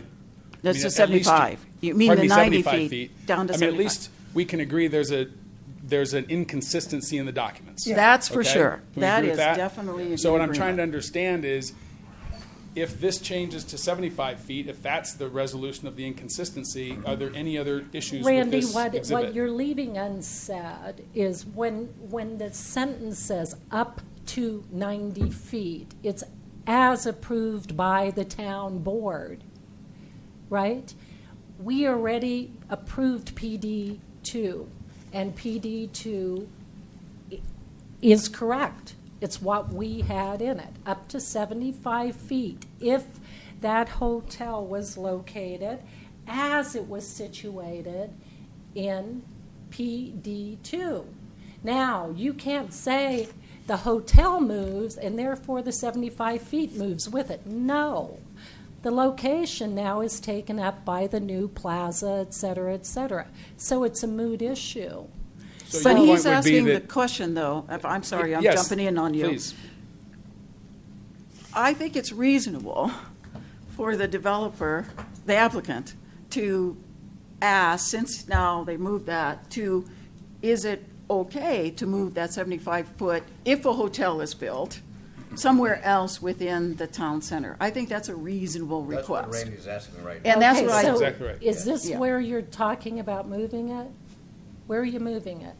Well, don't know, he hasn't got the So my final question, plans. my answer is, it depends where you're going to move it. Right. If you're going to move that 75-foot hotel, let's say right here, that hotel right here, which is on the east edge of the viewing corridor, maybe we consider it one way.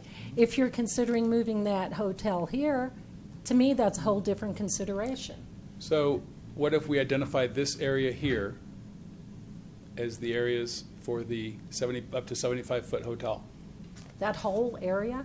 Well, somewhere, he's saying. Somewhere in there. Well, it matters. Well, wait a It minute. matters where in it is. It also matters if you put that whole area or that block into the building mass diagram legend as 75 feet max height. It's very different than asking if you want to have a 75-foot height hotel in I that think area. it's You know what I already mean? 65 feet, so we're talking about a 10-foot difference here, possibility of. But do you It's want And just that if it's a whole hotel. block? We agree, I'm saying, just if it's a hotel, we can go up to 75 feet here. In that And- entire block, that whole area. So you would be changing that diagram of that whole area that you just put a square around here as this, right here, right? This one, is that, I can't read that. It says We 75. would This add one. in a cross-hatching like we have on the approved plan. We would, Two. what I think we would do is add in a cross-hatching and identify that other location, and we're studying both locations. So what if it wasn't a hotel? Would you still use the It max? wouldn't be, it would be 65 feet. He's saying 75 only for a hotel. Again, I say no. You have to come back to us. What Rita said is exactly what I want to see. Come back to us with a hotel plan for 75 feet in a specific situation, situated in a specific location. If, for example, you have already built a great 65-foot condo, 4-story condo right here,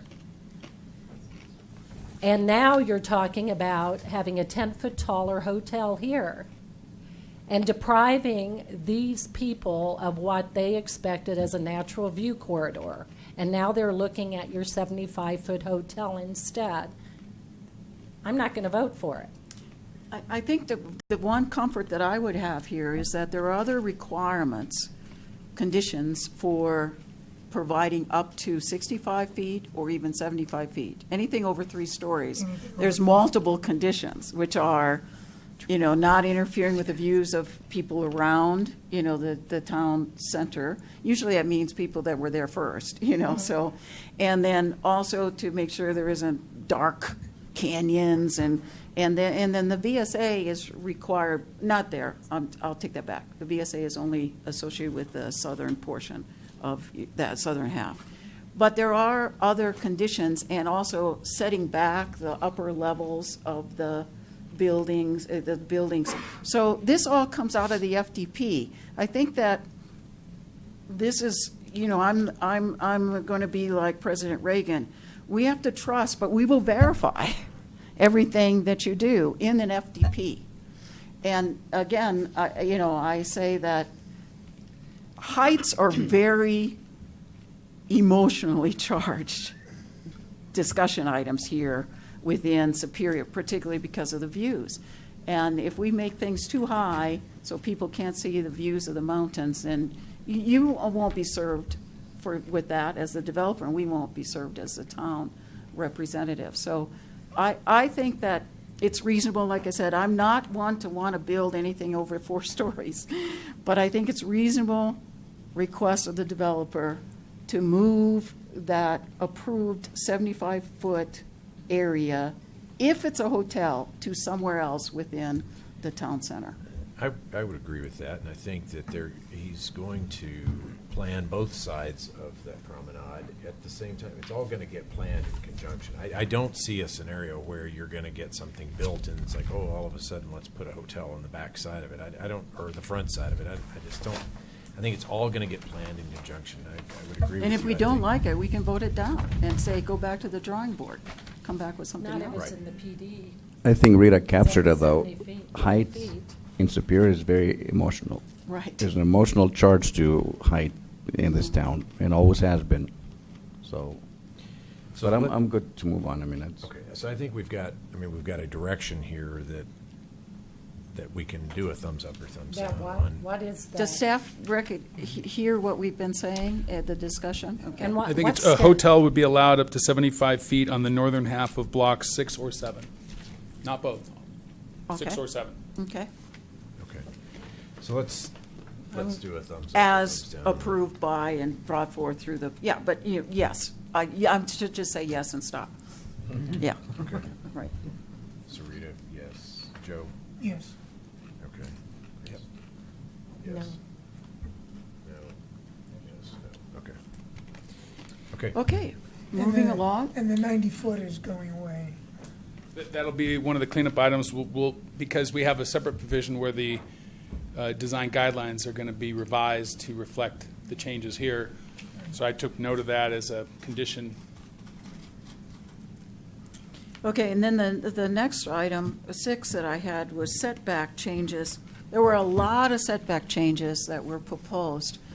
And I think that, from my perspective, I think there were so many setback changes, and it's hard, again, to use a word that staff presented about context, to know what we're trying to do, what we're trying to build, what it would be, what it would look like. And a lot of the changes went to 0. Yep. And I'm not a fan of 0 setbacks. Walking right off the sidewalk into a residential home, and most of it was associated with residential areas or the possibility for flex residential space. So I would prefer, again, to leave what we have, because there was a lot of discussion about that too, and come forth with concepts and say what you would like to see as changes block by block or lot by lot based on what's going to be built there. That would be my, now if there's some areas where errors, that's one thing. Or if you have to change the setback on Main Street because you're doing the flat table or something like that, those kind of cleanups I'd allow staff to do. But as it relates to setbacks, particularly I was concerned about the setbacks that were going to 0, potentially for 0, In planning along. area 3. Huh? In planning area 3? Yes, along Promenade and Discovery Park and around the Village Green. Well, there's a lot of traffic that could potentially be going around there, and you're saying that right off the sidewalk, if I'm understanding 0 setbacks, right off the sidewalk, you're going to be entering the building, whether it's a residence or a live-work kind of a space. So again, I'd say, instead of us doing this big change and changing everything that took hours and hours to work, come to us with the concept or an idea that someone that supports the need to make these changes. Because right now, I don't know why I would agree to it if I don't know what's being built there and why we need to change the setback to 0. Yep. Other comments? Well, there was, I thought in the staff report, there was a comment that some of the setbacks were not accurately reflected for the building typology, and that maybe needs to be reconciled. That's But there again, the typology is just a proposal, no, the typologies that are already approved in certain areas. but they are just, again, proposed, possible, not necessarily final until we get an FDP. So I don't know why we'd worry about making all those changes to something that we don't even know if we're going to get or not. Yeah, I thought I read in there that there's an attempt to be have more consistency throughout the development by going to 0 to 8. But I thought I would ask the question to hear right from the developer why we want to change to potentially 0 setbacks anywhere. I appreciate the dialogue and the concerns. This is equally important. We will be, we're in production on a FDP for Block 13. We have architecture from 3 builders on 2 townhome products and a detached home that have setbacks between 0 and 5 feet. And the setbacks here have, most of them start with 0. The only 2 that didn't start with 0 are setbacks for perimeter locations around the project. I'm trying to sort of, if I reduce the scale, then you can't see anyway. So this is one of the locations that was identified next to Superior Marketplace that where the setback was identified as 10 feet here. And then this other location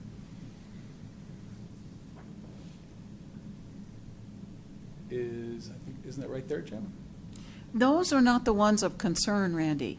Those are the ones that I said, let staff work out the ones that need to be, because that changed because of floodplain and how you're going to put the hotels in there, or motels, or whatever they are, in that area.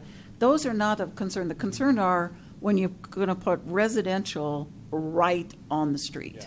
And so in planning area 3, this is all alley-loaded product. It's an urban product, and I do believe this was a sort of Scrivener's error in that 0. This was not 0 to 8 feet. There's a lot of references to the buildings fronting the sidewalks. There's the imagery all shows buildings fronting the sidewalks, and the overall densities that we're talking about for the Southern Village area. We're not building any homes that are the size of the smaller, even the smaller homes in Superior. Our biggest lot that we're working on now is 40 by 45 feet. It'll have a very, very nice home, and I'll guarantee you more than one of those homes sells over $1 million. It's a 3- and 4-story with rooftop decks, elevators, single-level living, just a magnificent design. And those homes right now are right in this location here. And then we have townhomes by Wonderland on both sides of the promenade that are 0 to 3.5 feet off of the sidewalk. And then Wonderland's also on Old Railway fronting here. And then we have interior townhomes, and the same thing. We've designed the dimension of these lots. There's interior courtyards, so there's an interior wrap.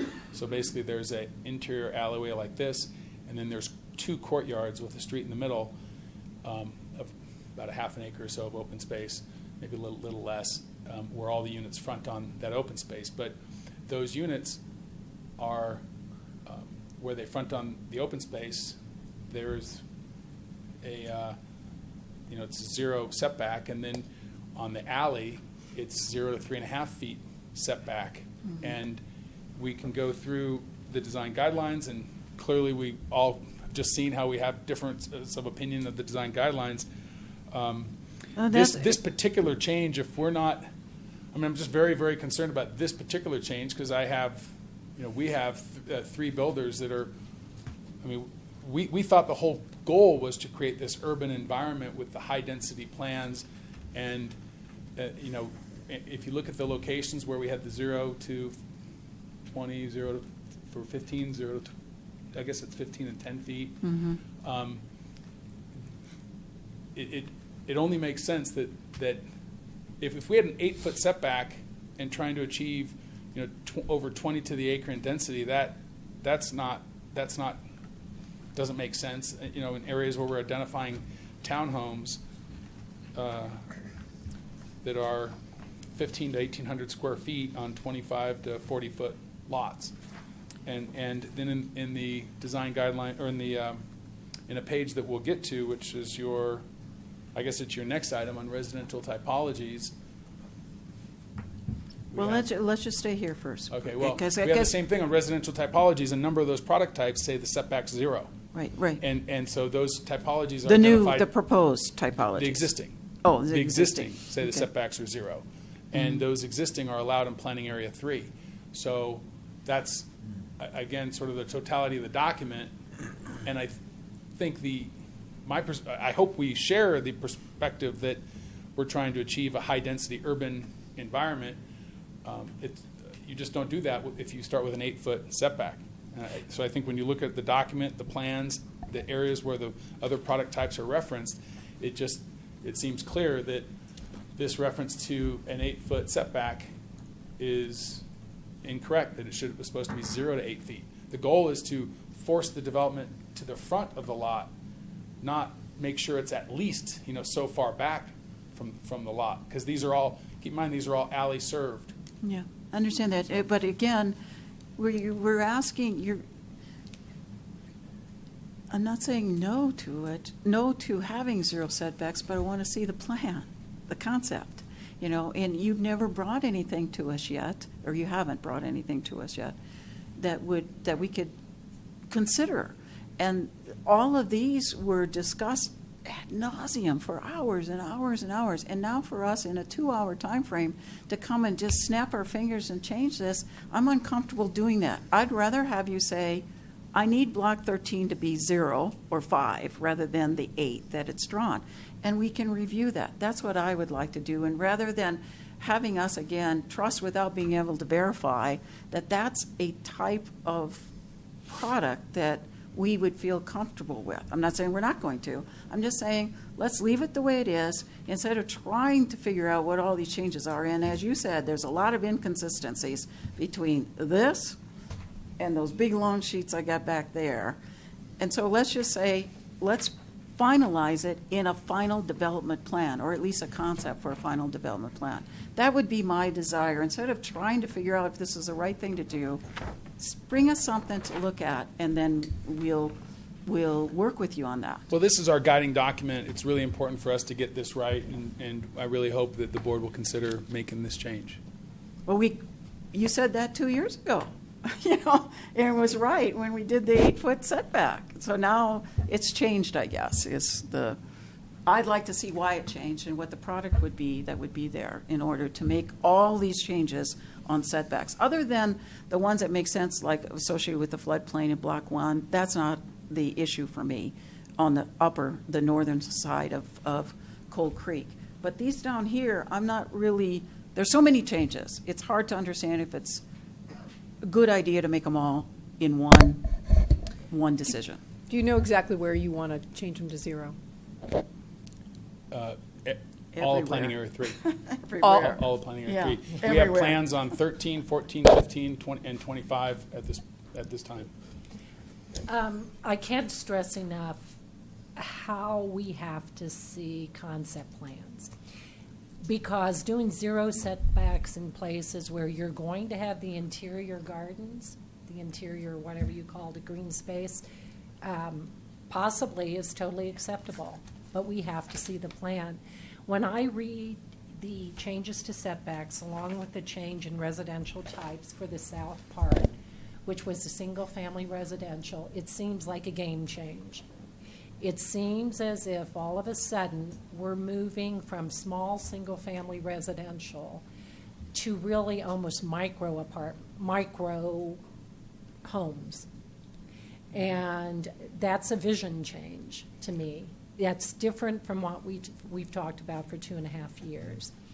So if I'm forced into a corner now, looking at 0 setbacks and looking at 1,000 square foot properties, I have to say no, because it's such a fundamental change to the vision.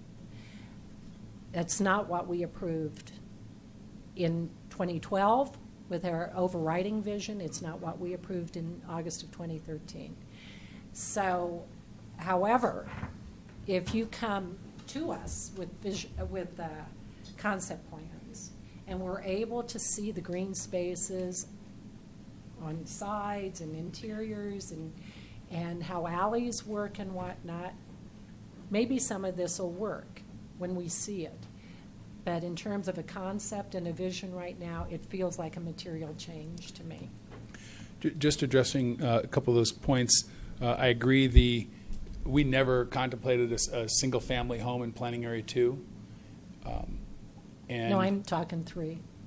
Well, we did contemplate single-family, homes in Planning Area 3. Yes. Right. But I'm telling, yes. I thought you were concerned about I was talking about the Planning addition Area of 3. single-family to Planning Area 2. What seems to have changed fundamentally to me with this PDA 3 is Planning Area 3. Planning Area 2, I expected it to be tight and dense and tall. In Planning Area 3, I expected more breathing room, more space between properties, more setbacks, larger properties for the Superior Town Center. Yes, they're going to be smaller than what you have in Rock Creek, but they're still going to be larger than in the rest of Superior Town Center. Now, with the typology changes and square foot changes and setback changes, it feels very, very dense in Planning Area 3. So that's what I'm primarily concerned about. So can I make a note here? When I was going through, excuse me, but these things are so huge. When I was going through this, actually I don't need that. A lot of the different product types have been changed to a width of 16 minimum, to a depth of 16 minimum. There's a number of them. There's actually 1, 2, 3, 4, 5, 6, and then 3 that are 18 feet. That's, I understand your flexibility here and what you're trying to do, but if we could limit the minimum of 16 feet to one product or just 2 products, not to all of these different products. It's maximum, isn't it, of 16 feet? It's min. Then it would not feel, I would feel more comfortable with that, but it seems like just to give you an example here, a cluster duplex townhome, an attached row home, a high-density residential flat, a flex apartment over retail, a townhome, all have the possibility of being 16 feet wide, and some of them only 16 feet deep. So that's a lot of different products to be micro.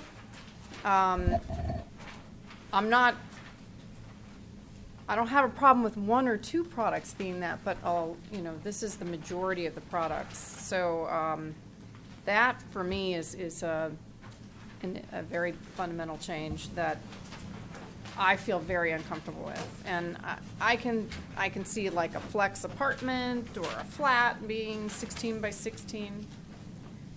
If people want to live in that, that's fine. It's not my prerogative, but that's something we can offer. But some of these other products don't really lend themselves to that. So if we can modify this is that. the problem, see, when we go back after spending so many hours and meetings to come up with some possible proposed typologies that we would feel comfortable with. Didn't mean that was the absolute, never to be changed. But now to come back and say we want to change all of them Yeah. so significantly without, as staff said, context as to where they're going to be, what they're going to look like, and how they're going to be utilized within the space, I think we'd be better off again to say, let's keep what we have, show us a concept, and turn that into an FDP, and we'll work with you. Instead of making all these changes, my eyes started crossing when I started trying to figure out what's going on here. I'd rather just say, leave what's there. It was only an idea of what is possible and what might be allowed, but not necessarily the final plan.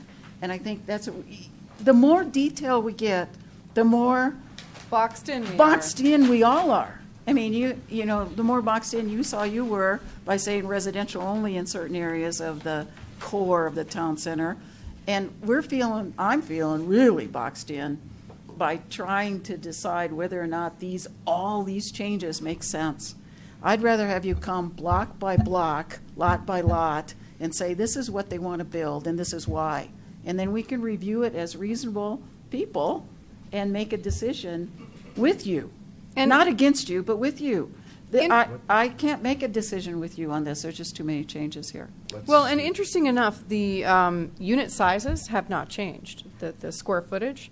So putting a dimension on it isn't needed. I mean, if you just want to put the square footage range, good enough. I mean, that kind of leaves it wide open to whatever product or size product that would be within the flex apartment. You've got 900 square feet to 1,100 square feet.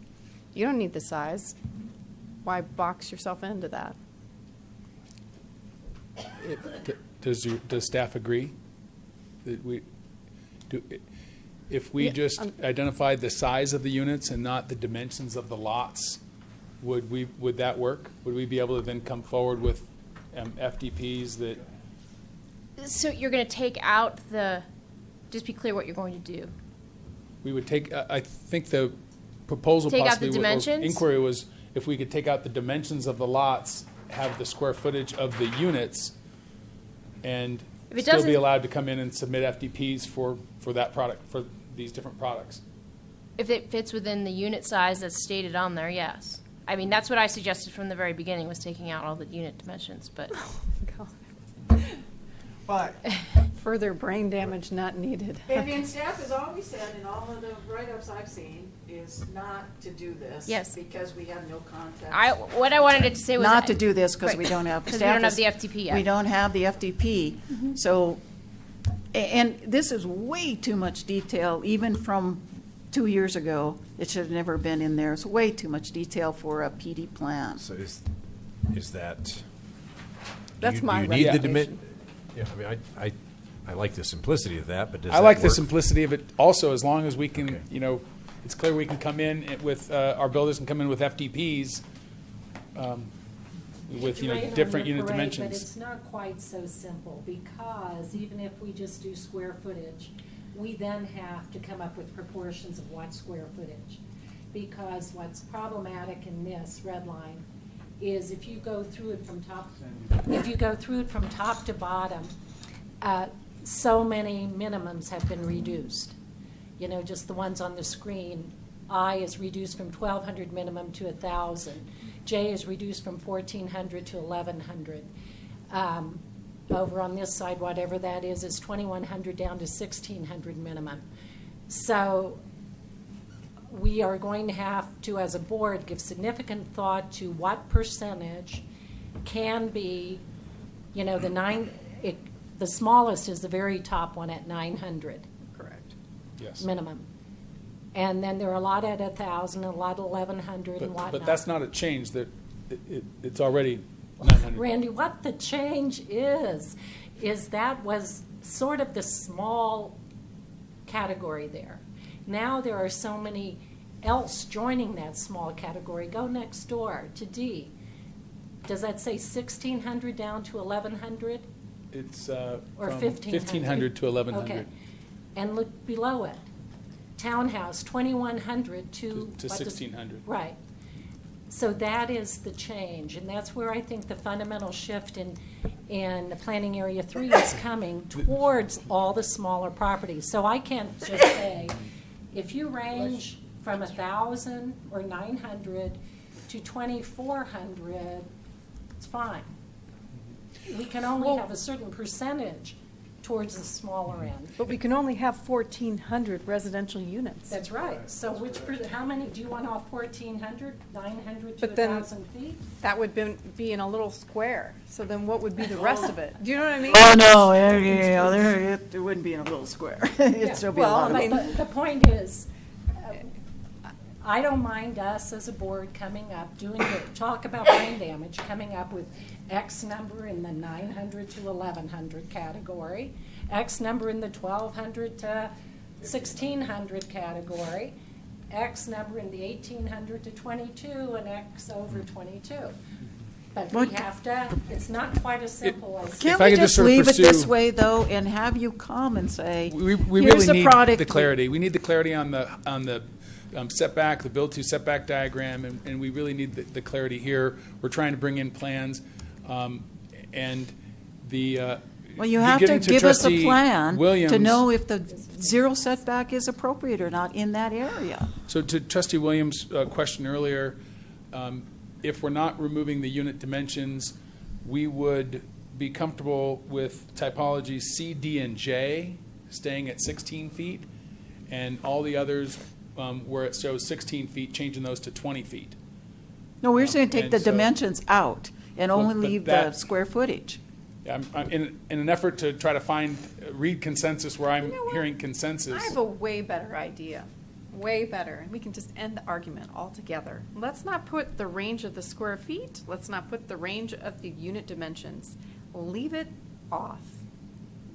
Then, as FDPs come forward, the board at the time will deal with that. Then there's what you bring nothing by forward. right. We Right. need to have the right to have certain unit types, to No, have you would certainty. I mean, have our- the unit type, just not the size on it. What we're doing is we're I mean- trying to incentivize builders. Your existing town code stops with pretty big homes. It has, has apartments and condos, but it's a very conventional town code, and we're trying to get the builders. And you notice we don't have any national builders in our array. We have Remington, Wonderland, and Davidson Communities.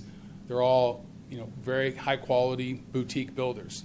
Good building, work, Randy. and- That's a great thing. But in working with them, we are creating and innovating a product type that doesn't exist in this area, and that in and of itself is a risk. And when it doesn't exist in this area, just as businesses try to evaluate how they're going to go forward, they'll say, okay, we can't look at any market comp for what this is going to sell for.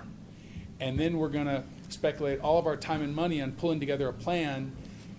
What we have now is they look at the design guidelines, what we have, and we say, we've been in this process for months and months. We've been telling them we're getting these dimensions fixed, and they've, believed in us, and they also kind of look at the density, 1,400 units over 65 developable acres, plus 800,000 feet of office and retail and 500 hotel rooms, and they realize the densities need to be pretty high, plus all the imagery we have. So I really hope that we can find a compromise here, but we can have a few of these plans. The C, the cluster duplex townhomes, the D, which is the attached row home, and the J, which is the townhome product, starting at 16 feet wide, and all the others where it says 16, we would keep at 20 feet, or we would have those at 20 feet. And then with the build-to setback diagram, we need that one change so we can start at, it's 0 to 8 feet. So we know that we're pushing the homes up on the street. The idea is to create that street front environment. And if I'm a builder and I'm coming forward and I know that you have these products, but I don't know the unit sizes or the unit dimensions, I can come to you and say, I've got a product, this is its size, this is the square footage. You can say yes or no. I mean, that I don't see having the ranges on here as a deterrent. That's a because- great point. That makes the point exactly, and you're exactly right. If there were a bunch of builders locally that built this product, we could just sort of pick among them and say, yeah, bring your product here, but we don't. You know, you look at the townhome builders, builders, you know, we tried to, for a long time, spent a lot of time working with Boulder Creek builders. Their townhome product is 14 to the acre. Our average of 1 detached and 2 townhome products in Block 13, the average of those 3 products, when one of which is a detached home, 6 feet set aside in between homes, is 23 to the acre. So if you think of the type of urban environment we're trying to create, it's not the suburban townhomes that the builder aren't Right, the builders. so you just don't go to Boulder Creek builders. Well, They're well, not going to build there's- the product there's- you want. The I mean, builders what- that are building the high-end townhomes are building them on just a few here and there, and every one is custom designed. So they have to hire an architect. I'm in a final negotiation with Davidson Communities today. They haven't even finished their plans for us, and they're already $300,000 into design, which and structural engineering. It's engineering, structural engineering, and architecture on innovating 4 new products for these detached homes. And these are homes that they've built pretty much these homes in other places. It just has to change, because every site, when you get to a high density site, it has to be custom designed, engineered for that site. If you're building on a 60 by 120 foot lot, you can just plop down the same home almost wherever you are in almost any state. You can plop down that same home. The industry calls it save as planning. Like when you save a file and you save a template with now it's Superior Plan 2B or whatever. And so we're trying to we are completely away from save as planning. Everything's custom planning, very expensive architecture and structural engineering. And so where this is really helpful to us is it helps us bring to you better products, better builders that are spending a lot of money before they even get to you. Davidson will have plans in the next 60 days, let's say. Before they even come to you, there'll be $400,000 probably of expenses into designing their product that's going to be amazing. So Randy, hold on. We started going down the path of taking out the unit dimensions, but then we kind of got off in some other direction. So would taking out the unit dimensions, would that work and keep the other parts the same? Would that get us where we? I believe it would. Where we need to yes. go. Okay. Okay, So I've got a couple other questions about that, though. Okay. I don't have a problem with that. I always thought you had way too much detail, like I said, way too much detail for a PD plan, because you can't show us what's going to be built, yet. And so I don't mind the reduction in size, because everything's getting smaller, the square footage. But I don't like these being tied to these unit dimensions, so if we can take that out, that's good. My other concern is that we're saying that we're going to be able to build these anywhere we want to and everywhere, and I think Sandy brought that up, and I'm not sure I'm ready for that. I would like you to come to us and say, this is what the builder says they would like to build in this block, and then we can say if that makes sense or not. And the other thing I'm not very comfortable with is increasing the number of units. Some of them went up to, you used to have 3 or 5 units. Now we have 12 units per building, or 20 units, or whatever. So that's another problem that I have. Now we're feeling more like an apartment complex. So if but I think where we're headed is remove the unit dimensions only. And leave everything else as is. That's what. Oh, no, not as is. We still need the changes to the square feet. I'm sorry, change the square feet. Yeah, I'm okay with that. And even with the buildings, there's 2 different buildings where we had them as 6-unit buildings before. One we had as a 2-unit building. We'd like to have 2 to 6-unit buildings. Or 3 to 6. Pardon me, I think that, I think it said 2 to 3. We'd like to be 2 to 6-unit buildings. Those are detached, those are single-family attached units, and we were saying they would be in clusters of 2 to 3 homes. But given the way our site lays out and the fact that we have the long promenade, if we just do 2 and 3 unit clusters, it's going to look like exactly the same thing repeated. So we have 2, 3, 4, 5, 6 unit clusters so that it feels a lot more organic.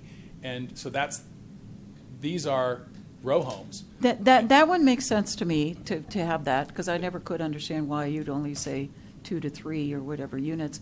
But this one down here bothers me, the 6 units now changing to 12. Townhome building with penthouse, we're looking at 6 units. We should have had the flexibility. We have not found a builder to build this condo product. We think it's a great product, elevator served with the top floors as penthouses. It's a very popular product in a lot of high-end areas. So how many units are stacked on top of each other? You're not saying 12 units down the street. You're saying you would probably have, 8 units down the street and 2 levels of penthouse. of 2 or 3 units. And how can we? These are the things that bother me, that we're starting all over again. Yeah. And I don't think How can we ensure Yeah, that we that should start all there's over not again. one product that will be taking over the whole town center, and that there'll be a plethora of products? How do we ensure that? And I understand give 10% to each one. Well, that ties your hands again, but. Well, the more flexibility gives us. Pardon me, I'm sorry. So you can't build all of one. There is no need No, to that's build right. some of each. But you have a plethora of builders. You have 2 or 3 builders that are providing 3 different products, at least, I hope. That's right. And the more flexibility we have in products, the more we can find different builders to build different products. The more definition we can give them that when they come to the board, that we're on the same page, that the board is going to be receptive to them, the more they'll be willing to risk their money to custom design these products. It's not like if they design it here and you say no, they can go down to Westminster and build it. That they're totally different markets, and this And they is a should very probably special come place. and present the concept to But us they before won't spend that money to create the great A concept buildings. doesn't cost anything. We reviewed a concept the other day, and it was To get nothing. here, it's very, very expensive. Is only one product a rent? Is that the flex apartments? Those are for rent? Where is there a rental? There was never a rental approved. Well, that's what these flex apartments over retail is. Where is it? I know you've said that, but the design guidelines do reference apartments in many locations. So. Oh. Did you not read that? You did Well, that didn't, like, no, I'm register? saying that was a very distinct discussion, and it was on this board when it was approved in August of 2014, and never was there to Right, be and- apartments. It was all for sale. So what I'm bringing up that is not what correct. The last thing I want to see is 100% flex apartments here, or 50%, because we have a whole different feel of the downtown. Matt? We're not able to require everything to be for sale legally. Yeah, I mean, The discussion was, but I understand what you're saying. Yeah. Right. Okay. So we need to. We need to move. Well, I want to go through back this to what piece. staff said. Staff recommended not to approve these typologies until we had context and understood what kind of buildings and where they were going to be. And I think that's the position the town board should take, is that we need more context. If you have a developer that's already spent hundreds of thousands of dollars to create a product on Block 13, bring it to us. Let us take a look at it. And if they need to have that, then instead of trying to fit it into something here, that we don't understand why we should make that change as a board. Well, in terms of doing something, it sounds like we had pretty wide agreement to remove the unit dimensions as a start. Staff would be okay with that. Right. Okay, and staff would be okay with that. So And also can- change the range of the square footage. Is that also Well, something that you'd be comfortable with? I'm hearing other changes that they would like to make, but it's, I think we're kind of moving into that territory where we're trying to make changes on the fly. And I think when we say something like remove the unit dimensions, I think we can all get that. But beyond that, it gets pretty, we kind of need a new red line or whatever to really see that. And Yeah, I'm hoping it's this exhibit removing the unit dimensions. The exhibit only that we problem provided. is, beware of doing things on the fly. When you remove unit dimensions, all of a sudden, you no longer have a 16-foot minimum. You might have a 10-foot minimum in something that comes forward. So if you remove unit dimensions, you might establish what a minimum is. Well, I Remove think them that- and say, but not narrower than X. Well, but that's what they were trying to do Whatever. here. Right. You know, if you, it The- still goes back to, we wouldn't have to approve The it, though. bottom line, guys, If it's as a 10 foot person wide. who sat through hundreds of hours of these meetings, we knew we had 1,400 properties on, give me the number of acres, Matt, of the Superior Town Center, what? Yeah. No, the buildable, developable, you said was I can 68 show you. I or can show you the something. exhibit here. I think. Well, just say it. Net of It's- BVI, it's about 68 acres. So we knew we had 1,400 properties on how many acres? Pardon me, 75 acres. Okay, Well, nothing's. but 1,400 plus 500 hotel rooms plus another 800,000 Yeah, but feet of 1,400 office and max of retail. 1,400 properties on a max of buildable acres. So why on PDA 3 are we being thrown all of this? We've litigated this ad nauseum, and Okay. it like I go back to, it feels like a change in vision, particularly in a planning area 3, which is starting to feel an awful lot like planning area 2.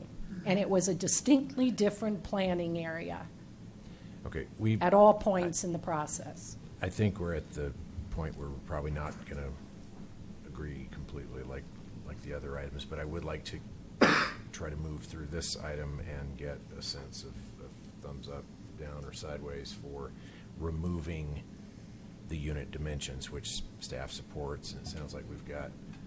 But that's a shallow solution if it isn't accompanied by some I some agree, other it's not perfect, but restrictions. it's the direction some suggested we go, Yes, and but others. it was others the like. starting point of discussion. It was not the end point. Okay. The bottom line is, do we want a 700-foot property? 700 square foot Square parking? foot property? Do we? We're not removing. He's not we're not removing moving that. the. We're not changing the size of the units. We're talking about changing the unit dimension, which is the unit that's being referred to as the Well, lot. okay, for argument's sake, let me correct it. Do we want all 900-foot properties? Because we do have 900-foot there. Well, if that's the concern, we could do that anyway, because it already says 900 square feet. I mean, if You're not approving you're not, we're not changing anything. Well, We're not changing. maybe we as a board should start correcting some of our own oversights here by instituting some minimums. You're correcting oversights, we can correct oversights as well. That's not. Well, I think we should go back to what staff recommended, which is bring forth concepts and FDPs, and we'll consider them, and/or FDPs. But they also supported the idea. They said that they of- could live with that, but they didn't recommend that. They Wait. said Well, they could. I I'd heard like to hear that again. I heard Kendra say that that's what she suggested all along. Yes. Yes, I mean, again, I think this goes back to, I don't think this detail is necessary in this document. They're coming back in an FDP. I understand that the applicant wants to present something to potential builders, and that's the purpose of this document. I understand that. But the unit dimensions, to me, I don't know why they're in here. I never have understood why they were in What here. else did you not understand? What else? Give us the full level of your thought process, though. When you saw this, what else bugged you, and what else would you do differently? Well, I mean, again, I think a lot of this detail is really more appropriate in an FDP setting than a PD. It's already in here. It was in the first one. It was in the second one. Now this is the third amendment.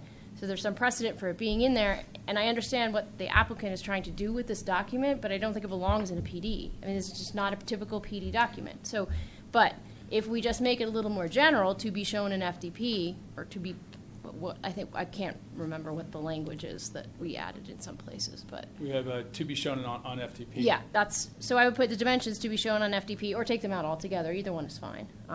And, that's what I was recommending. So if we made that change throughout the whole document, then you'd be fine with the way it is, with their recommendation? Yeah, I mean, that's what I would, that's what I recommended initially, was that the unit dimensions in every single one, if it needs to stay in there and all, just to be shown on FDP. And the reason it was still in here is because it's been the other two, right, into the two prior amendments. So rather than think, if you look at PDA 1 and PDA 2, rather than think, oh, we just forgot to put in unit dimensions, that's why I suggested that we put in to be shown on FDP. Yeah. So it's clear that you saw it, that it was in the other two amendments, but in this case, you decided it's going to be shown on the FDP. It's too much detail. Does that work for you, Randy, then? Yes, it does. Okay, I'd like to, we can I need a continue to debate this. but- clarification. Okay. We started out discussing setbacks. Have we segued to setbacks and typologies? Because I'm not happy with wide-ranging changes to typologies in Planning Area 3 right now. I have to see where those are proposed, particularly the multi-unit. I really have to see where that's going to be proposed in a concept on Planning Area 3. At least that's, and that to me was a strong recommendation by staff, I thought. I'm good with everything else, but I think it was just the ones, Well, if we go by what we just the said, that we weren't multi-unit- even changing any of that. the multi-unit flats in, or is that what it, they're Planning Area 3 type. Oh, pardon, hold on, I'm sorry, I'm on the, let me go to the red line. Where do we leave the This setbacks? is, Well, we're wrapping those into this because it kind of fits together. Yeah. Yeah, the Okay. typologies and the Okay. setbacks, yeah. The high density attached in Planning Area 3, that would be added on. And that's where I need to know where we're talking about. I heard we were just going to make the change of taking out the dimensions and not change anything else until we get an Not adding the new FDP. typologies? Right. We would be fine, Trustee Sorelli, with not having the high-density flats added to Planning Area 3. Well, we've As made a well. lot of progress then. Yeah. Okay. Also, major changes have been made in units per building along every one of these, sometimes doubling them. And so are we proposing staying with what we did in PD2 and removing the unit sizes? Or are we proposing to do what is being presented in PD3 and removing the unit sizes and going with the entire new mix as well as the new density? I heard we were only, what I would be in agreement to do is just removing the dimension sizes and not changing anything else. Of PD2. Right. And then bring forward an FDP to discuss what the builder would like to see for their product type in a particular lot. Okay, so that essentially addresses the setback question, addresses the typology questions. It kind of wraps all, that's the one thing that we're changing, so. Mhm. So can I just make sure I understand what we're going to do is have the redlined changes to the design, to the residential typologies, where it says unit dimensions, we'll insert to be shown on FDP. There'll be no dimensions shown on the unit dimensions. And for planning area, where it says planning area 02 and 03, that will start below the high density attached, so it does not include that. Yeah. And those are the only changes. Well, we That's where I did was- not say that I we don't know were about agreeing anybody to else. changing the number of units at this time. The number of units per, Randy is saying an entire different thing than some of Yes. us are saying. Yes, Randy is right. saying, stay with the red line, remove dimensions, and remove whatever it was that Joe was interested in. High density attached. Some of area- us are area saying, 3. forget all the red line. Correct. Go back to PD2, stay with PD2 regarding setbacks and however many options there were given in PD2. So we're fundamentally 180 degrees different here. And where does the staff sit with that? I mean, really, this is a decision for the board. I mean, we think, as Kindred stated, Which is? the less detail you have in here, the better off we are. right. So keep the PDA 2 and the whole sheet of PDA 2 and erase the unit dimensions. Is that what you're saying? Well, most of the other red lines I don't have issues with because they are actually removing detail, not adding detail, because most of it's being crossed out, but that's really up to the board. No, look at where it says planning area O2 and O3. Well, that one aside, because I thought we Yeah, already that's went a through that. major I'm talking change. about, let's go right under there where it says parking, self-park, tuck under, where they have crossed out access from shared internal driveway. I think that can come out. That's less detail, not more. So I'm in favor of whatever deletions are on here because I think there should be less rather than more. So Well, my maybe that's question- just an easy way to say it.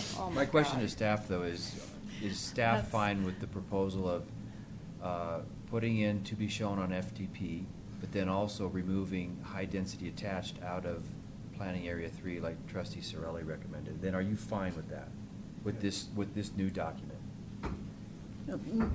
The answer is yes, but not the last part, because we haven't discussed yet whether we're all in agreement that we should increase the number of units per product. Per building. And you've got to look at this. Per building, document. yes, per product type building. And are you saying that's We would really Absolute. like to have that flexibility. okay? And you Is- have is that flexibility by bringing it to us as a concept and in an FDP. Could that be struck too, though? I mean, could that? No, could we the- have to have some, I don't know. Do we need that? Do you need what? I'm sorry. Do we need Number of the- units per Do we need the building. number of units per building? That No, detail. again. We'd be none of fine it- striking yeah, none of that that has to reference. be in here. None of it does. It's up to the board if you want it in here. I'm always going to be in favor of less detail in this document, so. I'm in agreement that we look at it as it comes forward, and I think that we'd be better equipped to do that, but I think what they're asking is, let's not tie our hands with these, with what's in there now. It's too much detail, so But they're I'd be- they're still leaving the detail, they're actually increasing number of units per building. Well, And I'm I'd not saying be- we wouldn't say yes to that, but I don't know why we should be asked to make that decision now without understanding where the building's going to be located, how they look on the lot. But I think we're getting to a point of how we resolve this, and that is potentially cutting out this detail and reviewing it at FDP stage, so. Well, you're saying cut out the whole typology No. detail?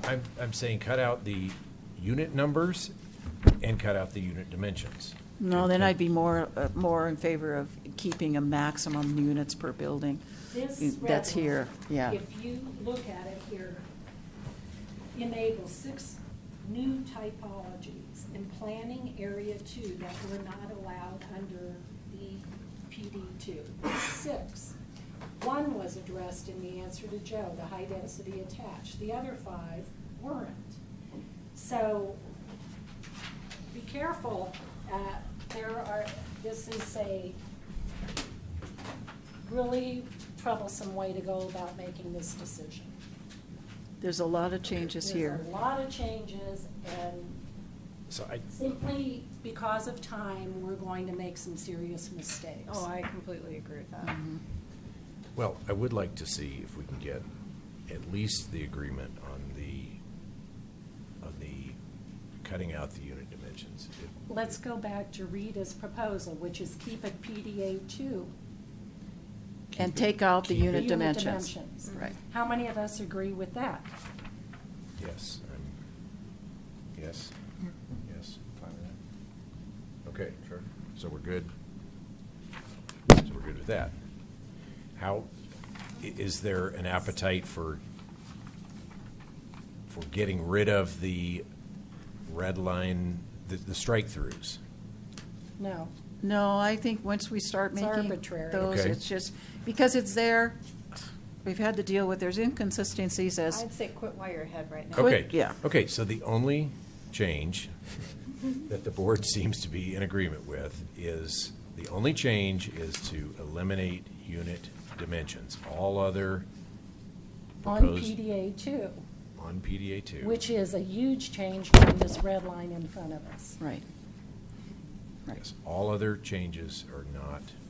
And that's not saying that we being will incorporated. only approve a typology that comes before us that matches exactly with which is what on there. Right. But we don't have the context or the information available to make decisions about what changes to make at this time, until we get a concept And plan. Will you- we all would can have I been just come up- totally happy not even having that at all.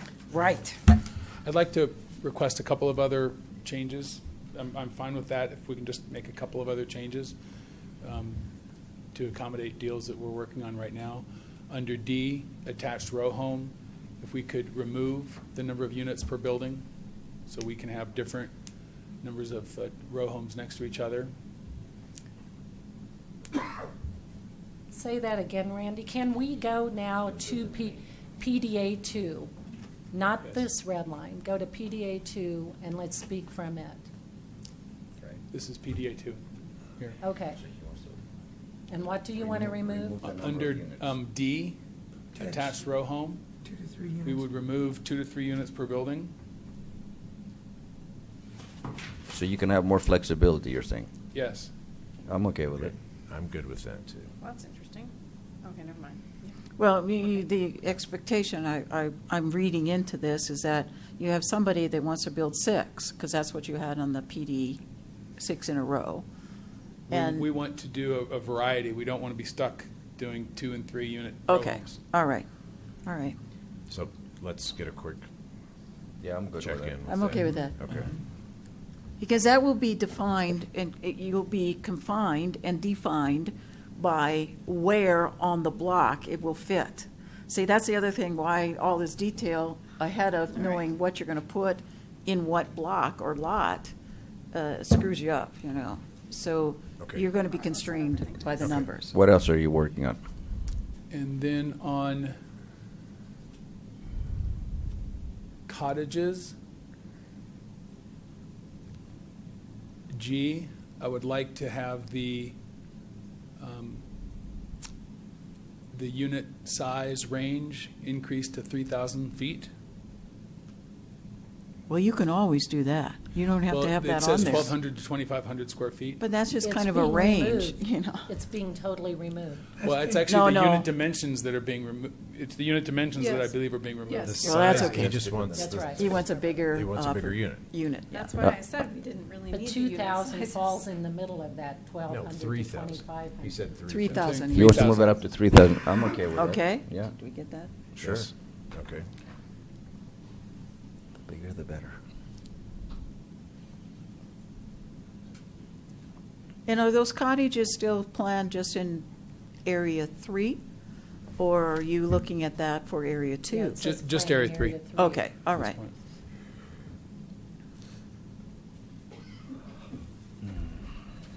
And on J, I would like the square footage range to be 1,200 to 2,250. Just a random number. Just make it 2,500. Instead of 2,250. Okay, 2,500. Yeah, I think you give yourself a little bit of a leeway there. So yes. Yes, of course. Yes, that yes. This is, Okay. yes.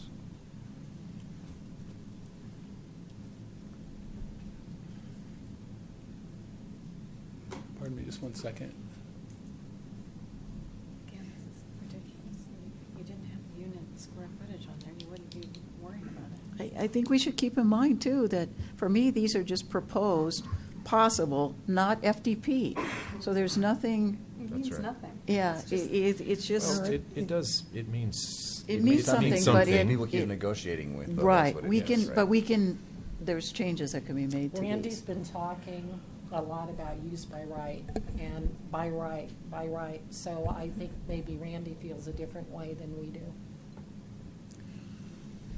Under H, there's a passage that we had proposed to delete, which is the third sentence. Villas can be arranged in a variety of 2 and 3 unit buildings with small gaps between them, which form appealing Yeah. Composition composition around is around Paseos and- Paseos and Green Courts. The just we have different unit sizes next to each other, and there's really a courtyard in the middle. So if we could delete the third sentence. Very good. Yes. Yeah, Those are all the Villas changes we can need. be arranged in a variety of 2 to 6 unit, I'm 2 to sorry. 3 units. 2 to 3. That's what you want to delete?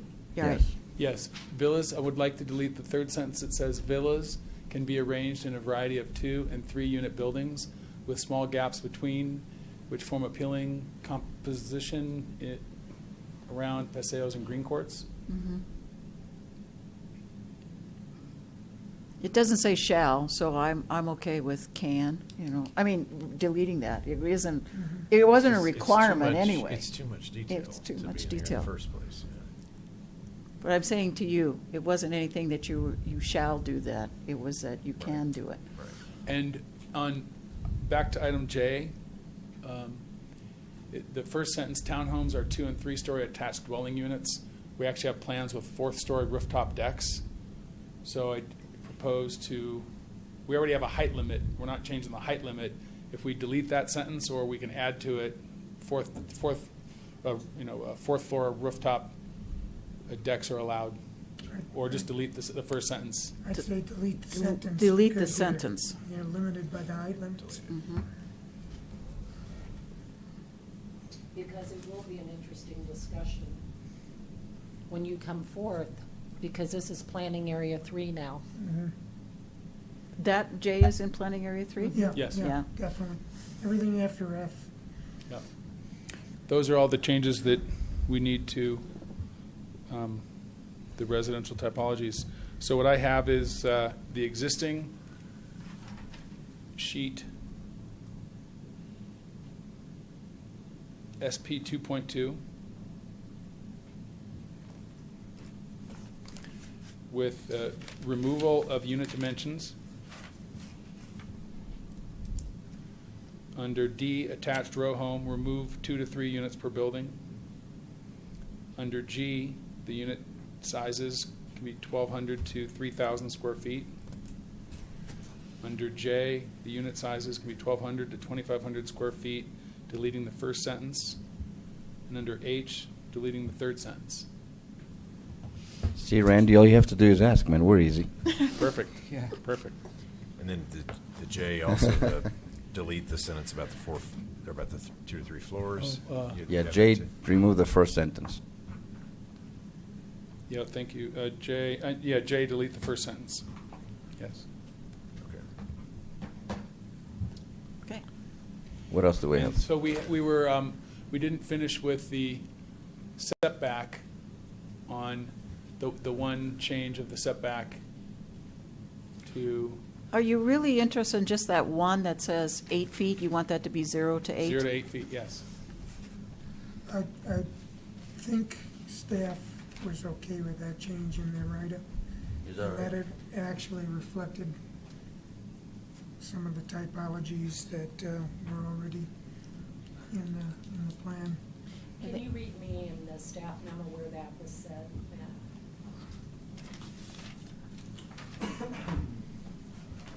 I might be able to find That it. sheet, CS 1.2.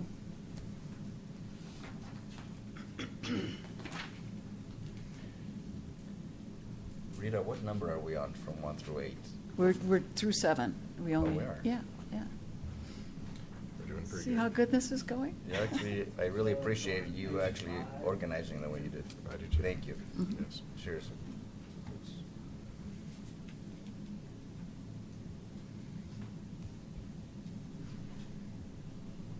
Yeah, on the top of page 6, staff is generally supportive of these changes as they provide greater consistency with either the approved residential typologies for planning area 3 or are proposed to reflect planning area, PDA number 2 approvals. That's what I remembered reading. Okay. I think for me, what the setbacks are just that, again, it's very important in the FDP for us to understand how we feel that works within, along with the builder, because we're not here deciding this just on our own. We decide that with the builder and the builder that you bring forward. So I just am not in favor of any zero setbacks, but I know there's going to be zero setbacks. So I would want fewer zero setbacks, even if it's the 5-foot setbacks or things like that, just some little space between. But I would go along with changing that 8-foot minimum to 0 to 8 foot with the hope that there'd be more 8-foots than zeros. Okay. And I'm probably naive in that expectation, but. And so if it says that range, and they're all zeros, can we in fact deny that? Sure, because it's 0 to 8, we can deny it. If we have, Randy would interpret it that it's in the range, so therefore it's okay. I would So- very much hope you wouldn't deny it if it's within the range. Right. So we've got yin yang going. So what does the attorney say? Can you deny it simply because it's all, if the one reason to deny is because it's all 8, no, you can't. Or if no, it's all 0. All 0, sorry. No. So, It's in the range. The range sets the range, and if it's in the range, it's permissible. Now, there may be other reasons to, you're going to get an FDP. There are going to be lots of criteria in the FDP. I'm just saying, if the sole reason you wanted to deny it is because it's all 0, Right. and you've already allowed it to be 0, no, that can't be the sole well, reason. I will hark back to many hours of discussion in Planning Area 3. Those were never discussed to be 0 setbacks for the single-family component.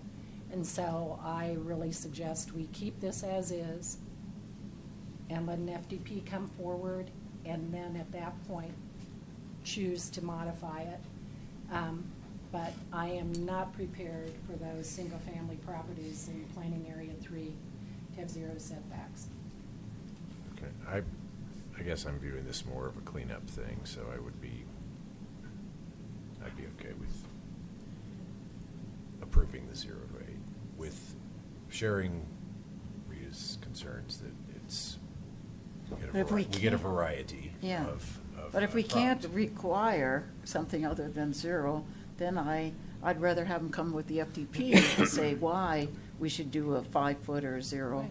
or a 3.5 versus And the 8. let the flexibility be on our part. Right. So given that knowledge, that we have no recourse if they all end up being 0, then I'm kind of staying with what it is. Okay. Joe, Chris?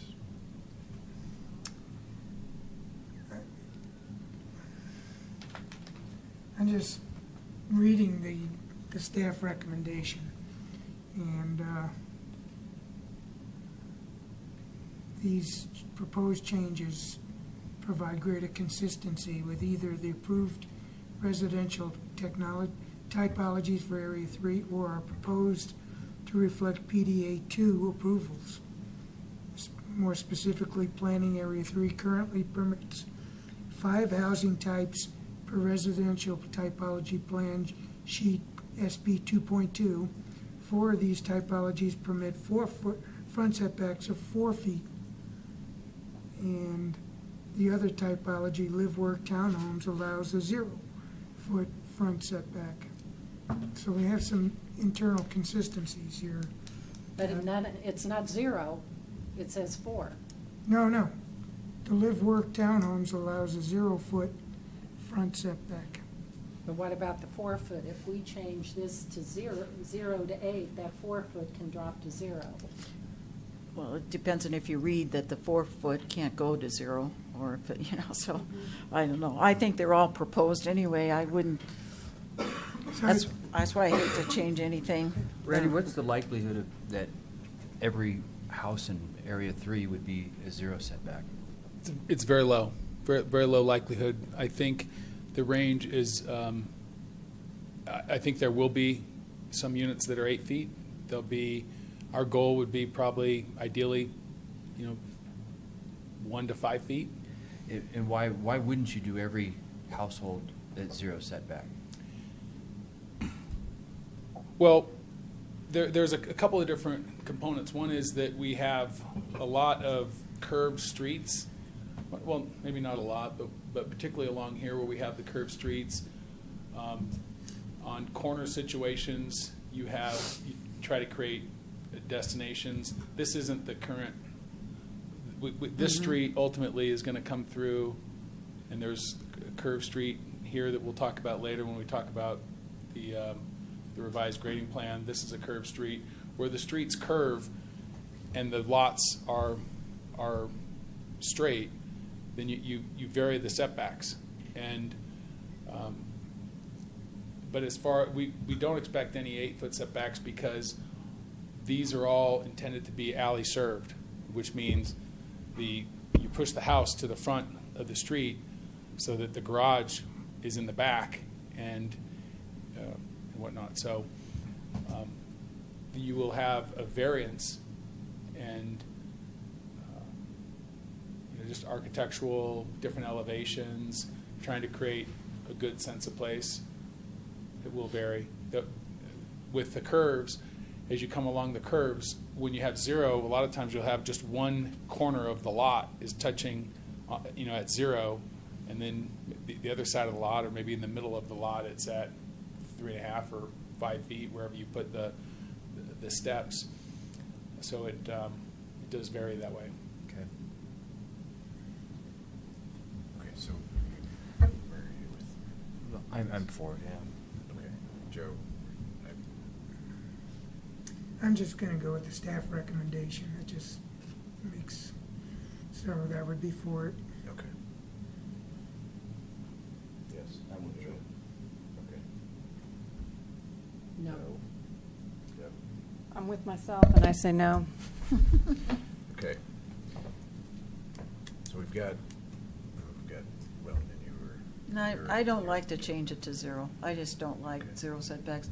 I want to see the plan in order to decide. I don't want to make this decision now without knowing what we're talking about. That's what bothers me about this. And I just think that if we could see the product and the plan, the concept plan that's going to be developed and built, then I just can't make these changes like this. I think that's, after all the years of making this, it's years that this was worked on. Okay. And now we're one There- night making those changes. So no, the answer is no. Okay, we still have a thin majority, though, to move that Okay. forward, so It's that's, thinner, it's a week. well, we're here to make decisions, so. it's- And no is a decision, I would remind I you. know, but that's, Okay. okay.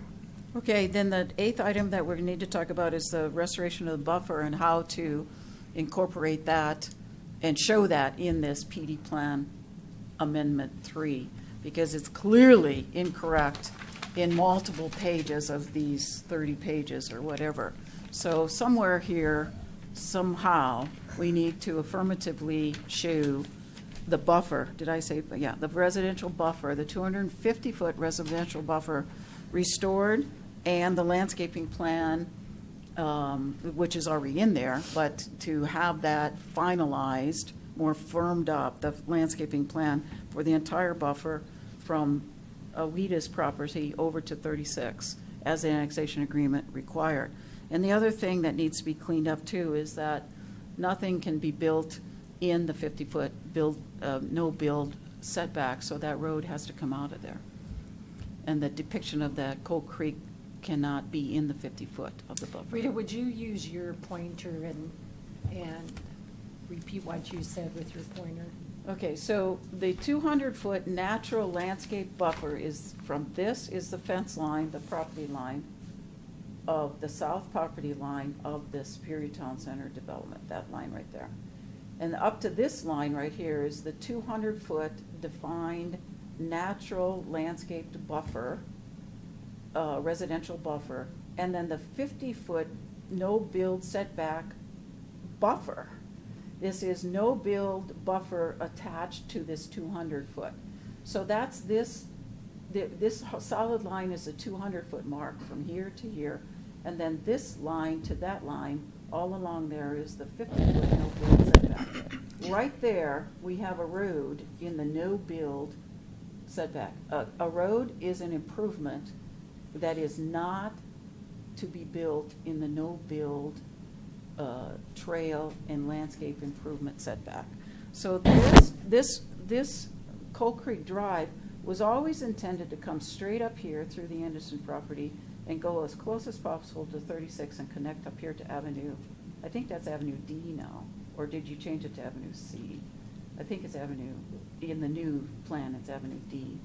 And so to have it come up through here, which is the buffer area, and come along here in the 50-foot, no build, no improvements, is not where it was intended to be. It's intended to come up here and connect right there. So this little pond here is not as big as it's depicted here. And this is gone away. There's no courtyard, no park there. That was already decided a long time ago that there's nothing really that can fit there or be built there. So that's gone. And then, so it could come up straight here and connect over here. Or it could come up on this side of that small little pond, which has been referred to by multiple names, but it could come up through there and connect there. In the annexation agreement, it's referred to as the Carlson Pond. And it says that the road will come up here and connect along there as close to 36 as possible. So there's multiple places where the grading that's been done, not approved per the FDP, grading that's been done not per the FDP that was approved, but per a grading permit that evidently was permitted, but not based on the approved FDP. The grading here needs to be the dirt needs to be put back to its natural elevation, the 200 feet plus the 50 feet. And then we need to get this road out of here and connect it somewhere over here.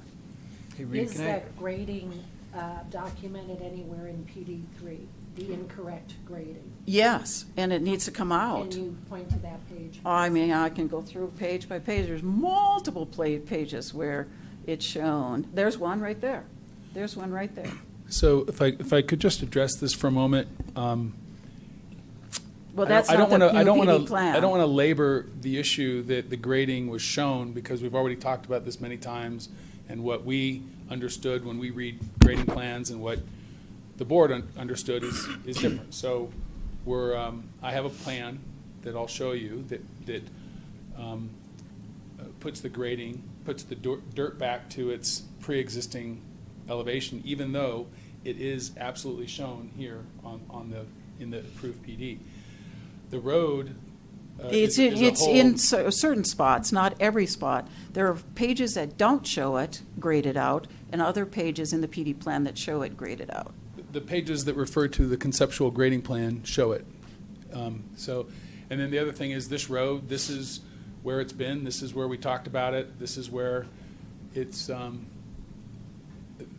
a mistake. It was absolutely discussed. All of this grading, this road alignment is all set up for this road to be here. It's not as simple as it was discussed. That's a very, very, it's very, that'd be a great example of an unreceptive change, to go back and change that has been very clearly shown, very expressly discussed. But let me talk about the grading plan that, oops, no, that's for later.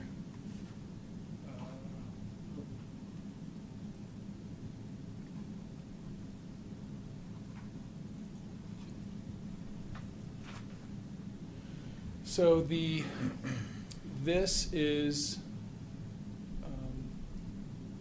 Coal Creek that comes down right here. And this is the area that Rita was referring to with the grading. And I'll show you, we have addresses. These here are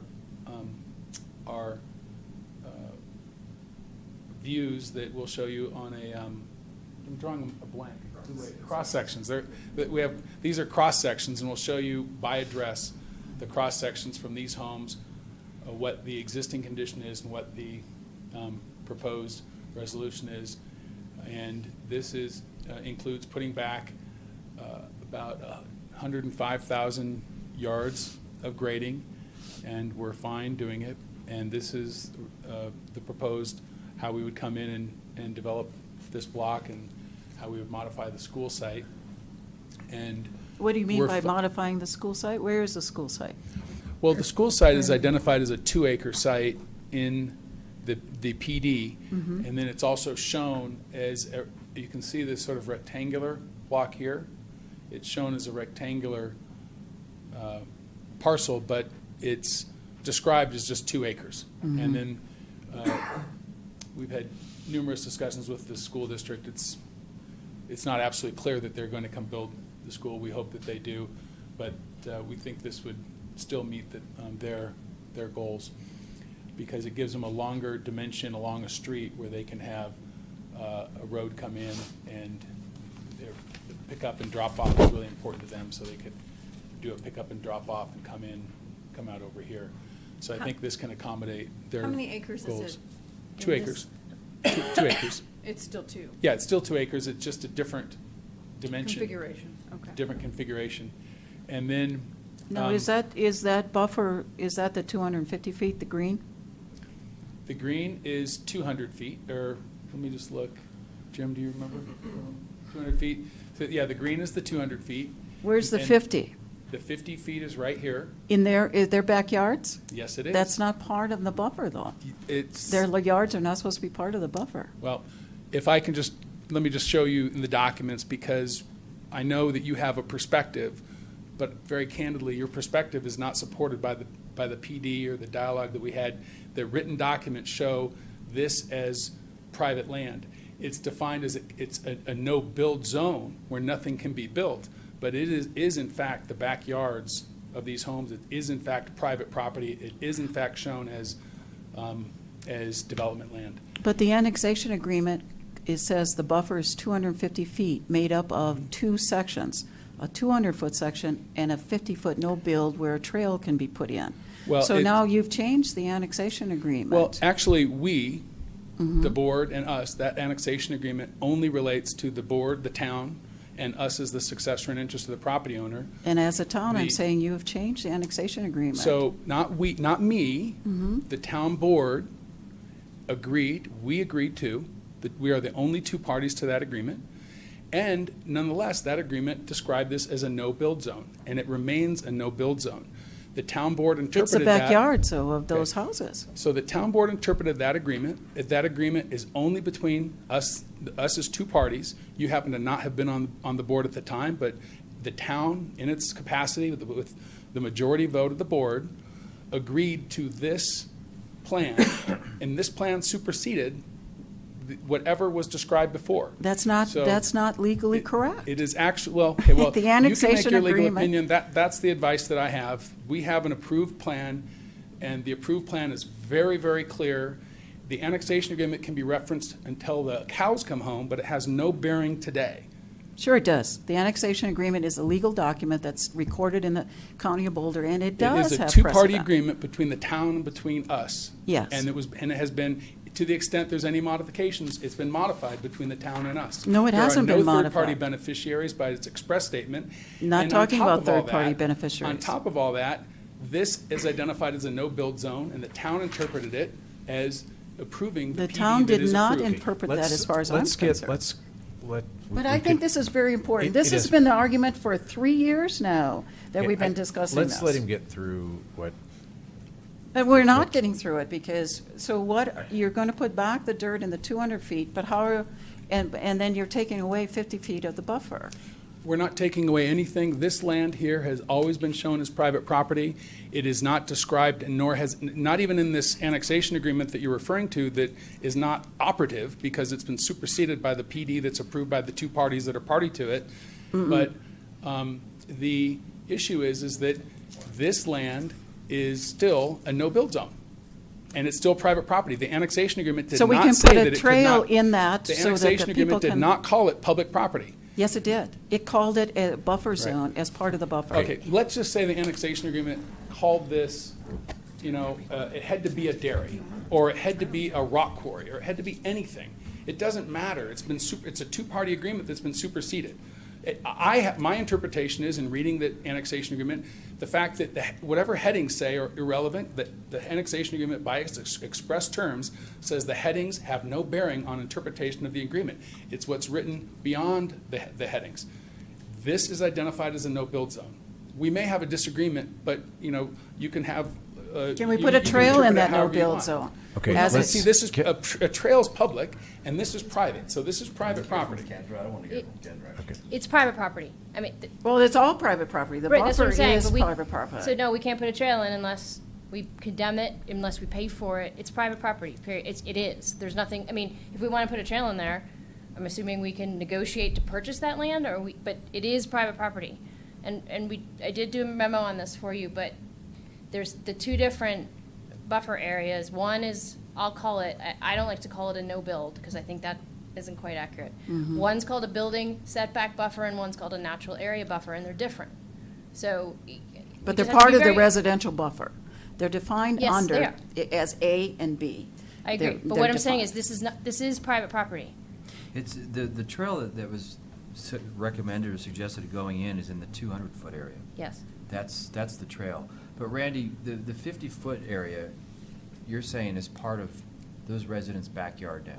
That's It right. is all of their Okay, backyard. so how much of their backyard is, do they have 50-foot backyards? Yes.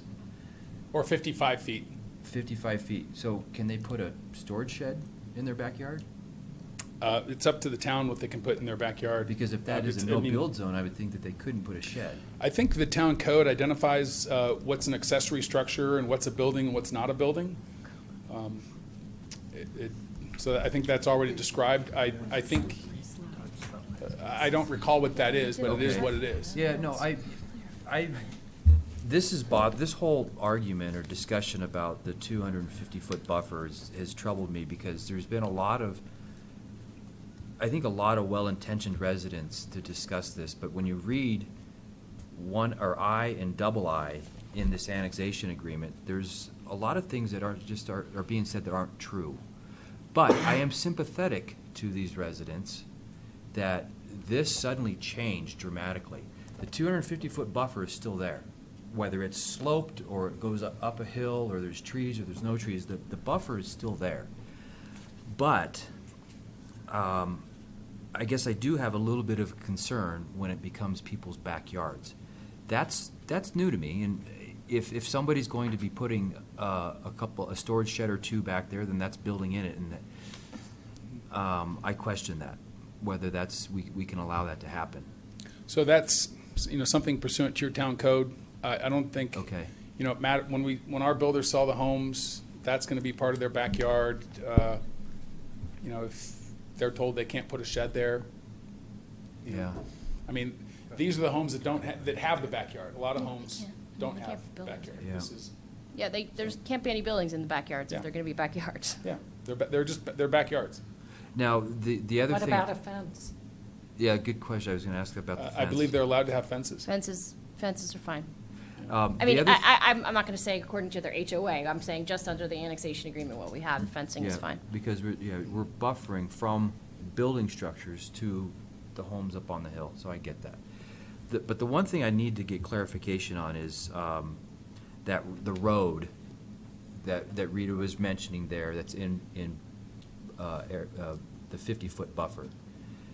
And I'm not sure if I agree with Rita or not, because double I says that, it doesn't say anything about, it just says you can't build a building in there. It doesn't say anything about building a, It says you can You- landscape it. You can landscape it, and It we got doesn't that say memo you from can Kendra that Well- said that landscaping improvements do not include streets. it says a rectangular area contiguous with the natural area buffer 50 feet in width and length of the natural area buffer. No buildings shall be constructed within such buffer. However, landscape improvements may be constructed within this buffer. Now, And the- let's just assume that 100 years from now, none of us are here and there's none of this historical knowledge. And I've got to read this. I say, well, it doesn't say you can't build a road. It says specifically you can't build buildings, and it says that you can landscape it. But we got a memo from our attorney that said a road is not landscaping improvements. So- I believe on the tape from the PD hearing, there's a dialogue of we had this exact dialogue when we were negotiating over everything, the whole package, the $10 million, the parks and everything. And we had there's an explicit discussion of the town board that this portion of the road is allowed within the 50 feet. Okay. That is, No. Joe, Yeah, you understand the annexation agreement. You lived through this. Well, I'll go back to the discussion Randy is referring to. First of all, this all relates to the desire to have a Coal Creek connection. The premise of that road was that's the only way to get a Coal Creek connection. I did not agree with that that night. I reluctantly voted in favor of this development allowing that. I think if you look at the tape, you'll say, I'm not done with this. And I'm not done with this because that road does not need to curve in. That could go up 50 feet and still curve down to the way you want to do it. It doesn't have to be there. And that was a last-minute change that came up the night of, or maybe a meeting before when I wasn't present, and it came up that night. I objected to the road and then told, well, there won't be a connection then. And it was a choice of which horrible you're going to take. But I said, well, I'm not sure, and I think if you'll see the tape, you know, I was not done with that road because I was not sure that's the only connection you could make. I brought up the annexation agreement and the anticipation that Coal Creek connection would be east of the pond, and that actually there was going to be a buffer all the way up to the whole alongside Highway 36 that has magically disappeared too. So, yeah, we've agreed to that, but that particular discussion was a preliminary development plan. I'm still not convinced that's the only way you can make that connection. I see no reason for that 50-foot dip down there. And if you need the road, go up 50 feet. Well, another thing, Joe, we discussed this numerous times, to actually have the connection be made up here. Yeah. With this going Well, this way. I know that you were and strongly in favor of that. around the pond, the retention pond or detention. Where's 88 from there? Right. Way down. Right now. And, you know, it's, recently we've had we've recently had two concept plans that are gonna add more houses and more buildings along the Anderson property and the Zacharias property if they go forward. And if you drive Dillon, if you drive South Boulder Road, if you drive Baseline Drive, this whole area is getting overwhelmed with traffic going east or whatever those roads go, that this is gonna parallel, and it's gonna become a frontage road that I just, Kendra, can you elaborate on the road and the 50-foot buffer? And again, I'm sorry you sent your memo out, but can you, for the record? Sure. So I'll be honest, the annexation agreement it's poorly drafted. I hate to say it, but it is. Yeah. But, so the first thing is, you know, Randy's correct. Whatever you all agree to is fine. I mean, you're the two parties to the annexation agreement, so you have some leeway. But if we're trying to go back and determine if we weren't ever going to renegotiate that annexation agreement or, you know, redefine those terms, can this road go through here? You know, what Randy's saying is, you've already approved it through here because you already approved it in the last amendment, therefore we're done. That's what he's saying. So, you know, and it was shown, and it was an express condition of your approval of this. And I understand what you're saying, Trustee Sorelli, but it was an express condition that this connection be shown. So it was shown, and the connection shows it going through that buffer. That's why I'm troubled by this, because we've Right. seen this, Right. and now this is the first time it's coming up that there's a road in the 50-foot No, buffer. no. Oh, no. Every time we had shown this, How did it get approved then, if there was an issue with it? because how I did it said get it's approved? only the Because- preliminary, Right, it's not number- FDP. that was the hold the gun at your head. Right. That has to be done tonight, Right. kind of thing, in the wee hours of the morning. Yes. And That was one of those late added conditions. I might remind you, Randy is here, Branch Capital is here asking for hundreds of changes tonight. So let's say we approved it. We approved it with, under certain understanding, the understanding, we discussed this countless times, and we're told you couldn't do it this other way.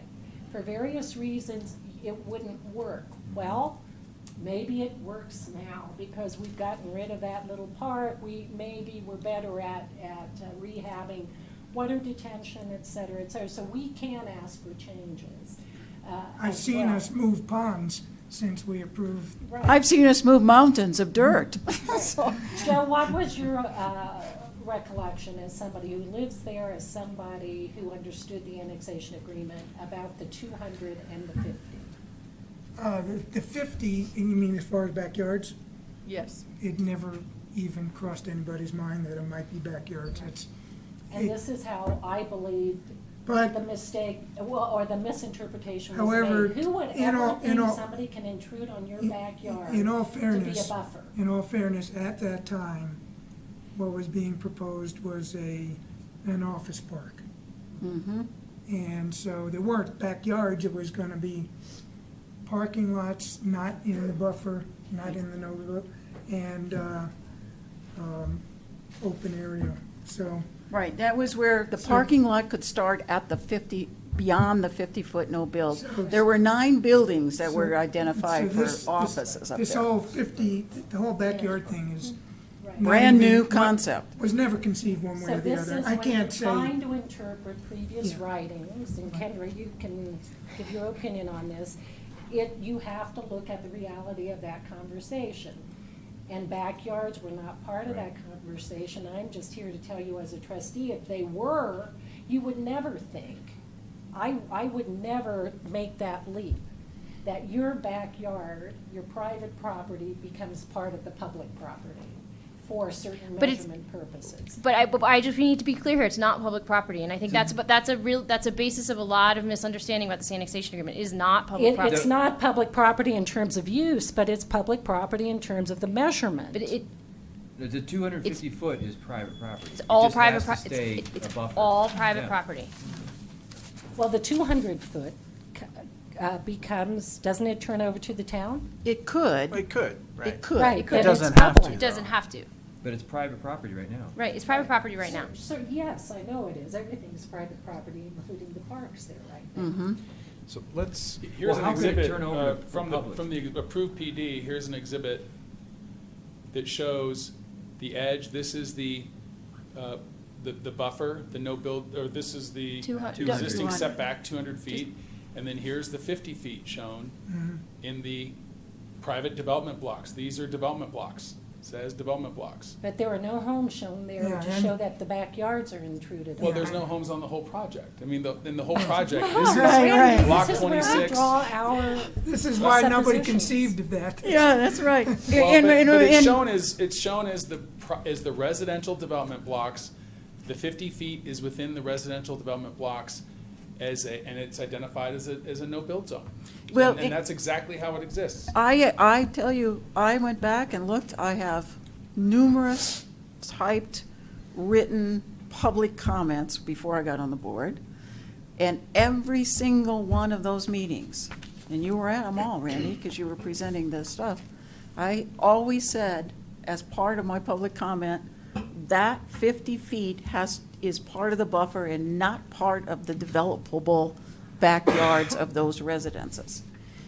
And then even in the planning commission, you stood up here and did about that. And again, I said it, and I know Bob McCool was here at that time. I'm not going to speak for him. I'll just say myself. I said specifically that is a 250-foot buffer, not 50 feet of backyards. Because I even remember when you tried to use the 50 feet of the residents that lived on this side, the south side, our 50 feet as part of that, of the 250-foot buffer. So we've had this discussion many times about backyards of residences cannot be shown as part of the 250-foot buffer, either side, north or south. Okay, can I just say something? Yeah. Excuse me. Let's end the argument and decide on doing something. Well, but we can't decide because I heard that the applicant isn't willing to make the change unless Then- we can present our A argument. decision, doesn't matter what it is, needs to be made. We need Okay, we need to take the road out of there, and it needs to be moved. And we haven't seen an FDP yet, but I'm not going to be too excited about having people's private purchased yards be considered as part of the no-build buffer. Okay, we were starting to hear there was a restoration of the buffer plan. I'd love to complete that. And I'd like to hear the completion of that.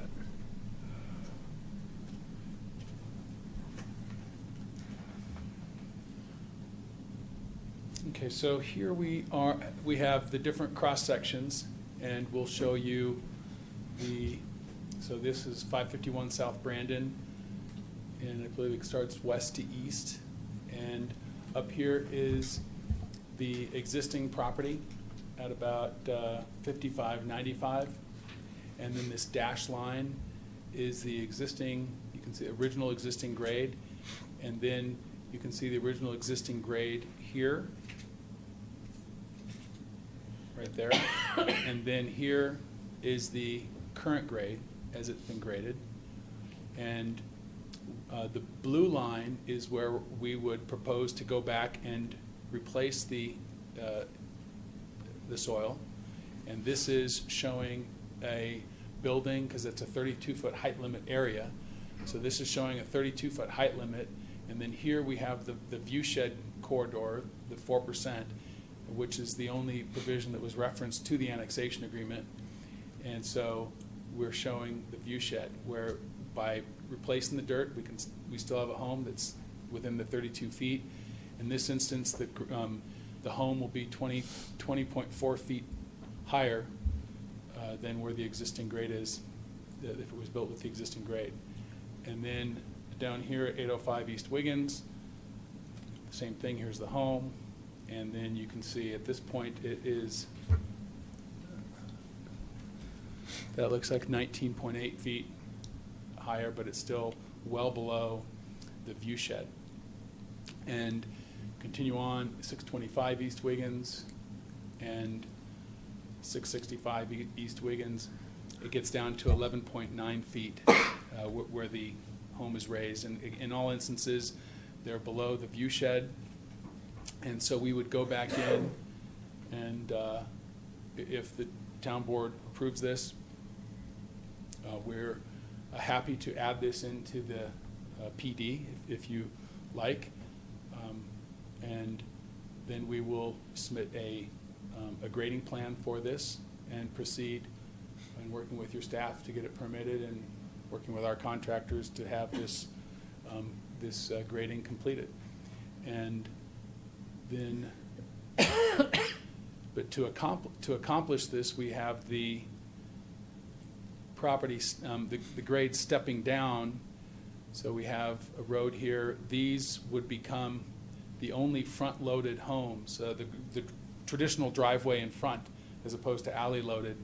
These homes on both sides would be the only front-loaded homes to accommodate that, and then we kind of just step down so that we hold this existing elevation where we've already done the grading for this road here. We'll probably have to make some changes right around here to make this intersection work. These homes will remain as alley-loaded. This is a rear alley. And so these homes would remain. We have homes on the other side, so we'll be able to maintain that urban environment. We still have this whole street section remains. We still have the median there on Discovery Parkway. And so I think it's a quite nice resolution. Hopefully you agree. Look forward to your thoughts. So are you proposing new streets that were never on a PD plan before? Those two public streets, they're not on any approved PD plan amendment that we have currently. So you're adding new streets? We haven't shown any interior streets. Every block will have interior streets. Okay. We just haven't shown them. This is block 26. Mm-hmm. We've just done this level of work to show. We had to figure out how we can, the most efficient way to get back down to this grade without changing the grade throughout all the way down to Old Railway. And so that's how we sort of step down, more of a step down here. But as to, from this point here, the grade goes back to its pre-existing grade. And, yeah, we would, this doesn't have to be part of the PD, but I heard a comment, we're fine making it part of the PD. It's what we intend to do. No, I don't think that should be part of the PD, because that's going You mean toward. tonight's PD? No. Yeah, yeah. I'm just responding to some of the dialogue. No, the dialogue was It doesn't have to be anything. It show could the just be- grading restored to its original in the buffer, but not to put all this detail in the PD plan. We would like to have this plan approved because we don't want to put the grading back and then not be able to develop the block. So Oh. we want to make sure that there's a complete understanding as to what the intention is. That's way too much, for me to say, put that in. I don't Could- know what couldn't that you is. just, Has anybody seen this put the- before this? No. The grading, change the conceptual grading plan to show the revised grading and not the internal streets that would come forward as an FDP? Well, just sort of the direction I have is to make sure that the town board completely understands, how we would put this back and how it would be built out. I was asked to present this. I'm not asking for approval now, you guys determine the time frame. I was asked to come and present how we see putting this back. So there has to be a first hearing, just happens to be tonight. I was asked to come and talk about this. We can bring more. We can do this as part of a FDP, as part of a grading plan. We just want to make sure that we have, we're trying to narrow the gap between, as we deal with grading plans and engineered plans, we want to narrow the gap so that we're all on the same page. What about town manager's suggestion of just doing grading only and seeing the rest of this detail later? I think we need to do the grade. We can do the grading and the roads. We don't have to do the individual lots, but we need to make sure that there's a fundamental, very, very clear understanding as to, what we've done is we're boxing ourselves in here because we've graded this whole portion of the project with one perspective, and now we're going to go back and put grading in. We need to make sure that everyone knows how we're going to be able to utilize this area. So we can have a grading plan with the roads, perhaps attach this exhibit, but we just don't want to when we come forward with an FDP here, we don't want to have a situation where people are saying, oh, well, wait a minute, those homes are 20 feet higher than we thought they were going to be, or something like that. We just want to have a complete understanding.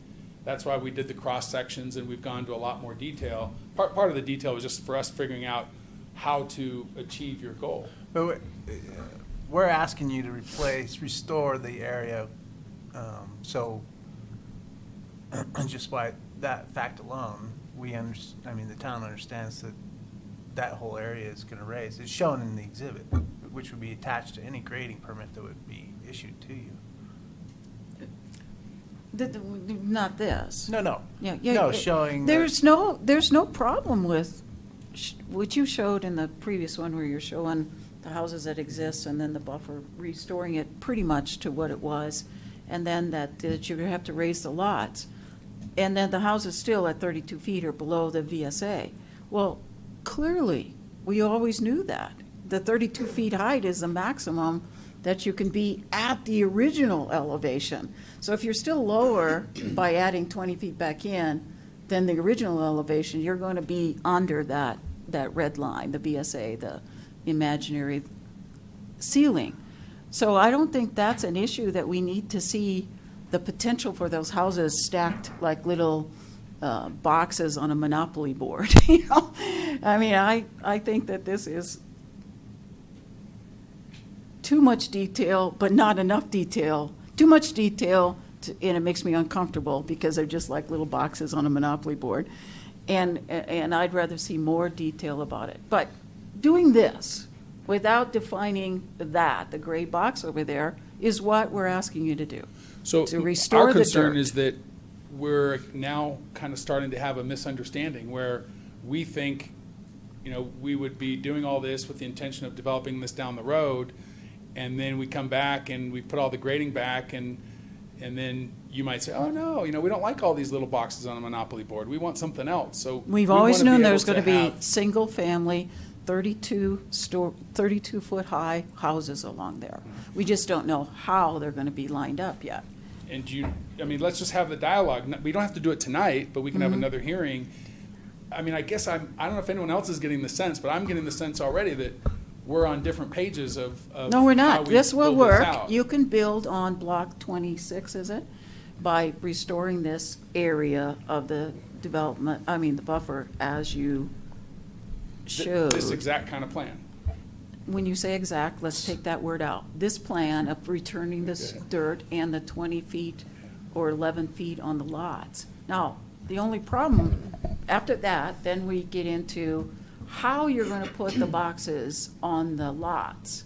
Because right now, there's a difference of opinion amongst almost the majority of us, that we never saw the backyards being privately owned by the individual homeowners and part of the annexation agreement that's the no-build. Okay. So, that. I'm going to stop this. I had other questions involving this PDA 3, and I feel like this meeting got hijacked by this, which is not something that's on the agenda or something that's been presented. And I want to get back to some of the other issues that we have to finish here. Do you want to bring this forward in another time? Great, but this you is tell not me. the time. I don't Yeah. want to stay here till midnight. But it is part and parcel because it's represented numerous times in PDA 3. So by Yeah, its but sheer it's- presence, if PDA 3 has been portrayed as the master document that incorporates all the changes from PDA 1, PDA 2. So PDA 3 is it going forward in the future. Hopefully a future board only has to look at PDA 3. That's the reason why any inaccuracies in PDA 3's have got to be improved as history going forward. But this isn't in PDA 3. The It's not in our representation- No, we're packet. talking about the buffer. That's the discussion. This, Yeah. the buffer is in PDA Yeah, 3. the representations of the buffer, for example, are on this page right here, and that's how we got to where Randy was going. So I do think there needs to be, Rita and Joe are perfectly poised to do this, is to go through every page and say if it's misrepresented or represented in their opinions and bring it to the rest of the board. The other element that Randy's put forward with doing those cross-sections that showed precisely how you're going to restore the buffer, basically lot by lot by lot, the question comes to mind then, how did you establish that benchmark of that cross-section? Because my concern is that up front, that the affected residents be in agreement with the restoration plan. They've got to see it, they've got to agree to the restoration plan, which when you presented cross-sections, that would suggest that that property at 605 Brandon or whatever, for example purposes, that property owner agrees that was what his original buffer looked like. If we don't do that, this board's going to be put in a position at the back end saying, I don't know what he restored, but it wasn't what he took away, and we're going to have to litigate that. So that is sort of new area, but that is why an obvious thing of your cross-section is that we need to know if it's accurate, and we need to have buy-off from those affected homeowners that in fact, they agree that that's how it started. Okay, I agree with your point. Let's get through everything that we can. I do think we need to add a piece to this buffer resolution into this, but let's. But we don't need to see it in context of. We're seeing a lot whole- of we're seeing a lot of new things here tonight, and I just don't think we can act on things that we're No. seeing anew tonight. So let's act on what is in front of us, and go from there. So we had. So let's pause on buffer for now. But you had 4 other things that you mentioned at the Well, we opening of the can't meeting. pause on buffer because we won't be able to move forward unless we know what we're going to do about that. And so. I understand, but I think we're kind of going in circles, and we've got other materials to get through. We will. Why could we we'll- not sort of get a sense of how people perceive the 250 feet? What harm is there to seeing how the board feels on that? Whether or not the 50 feet is to the back of the house or to the property line? That's fine. This discussion, what you brought forward just a minute ago and now is fine. That's in the context of what we're discussing.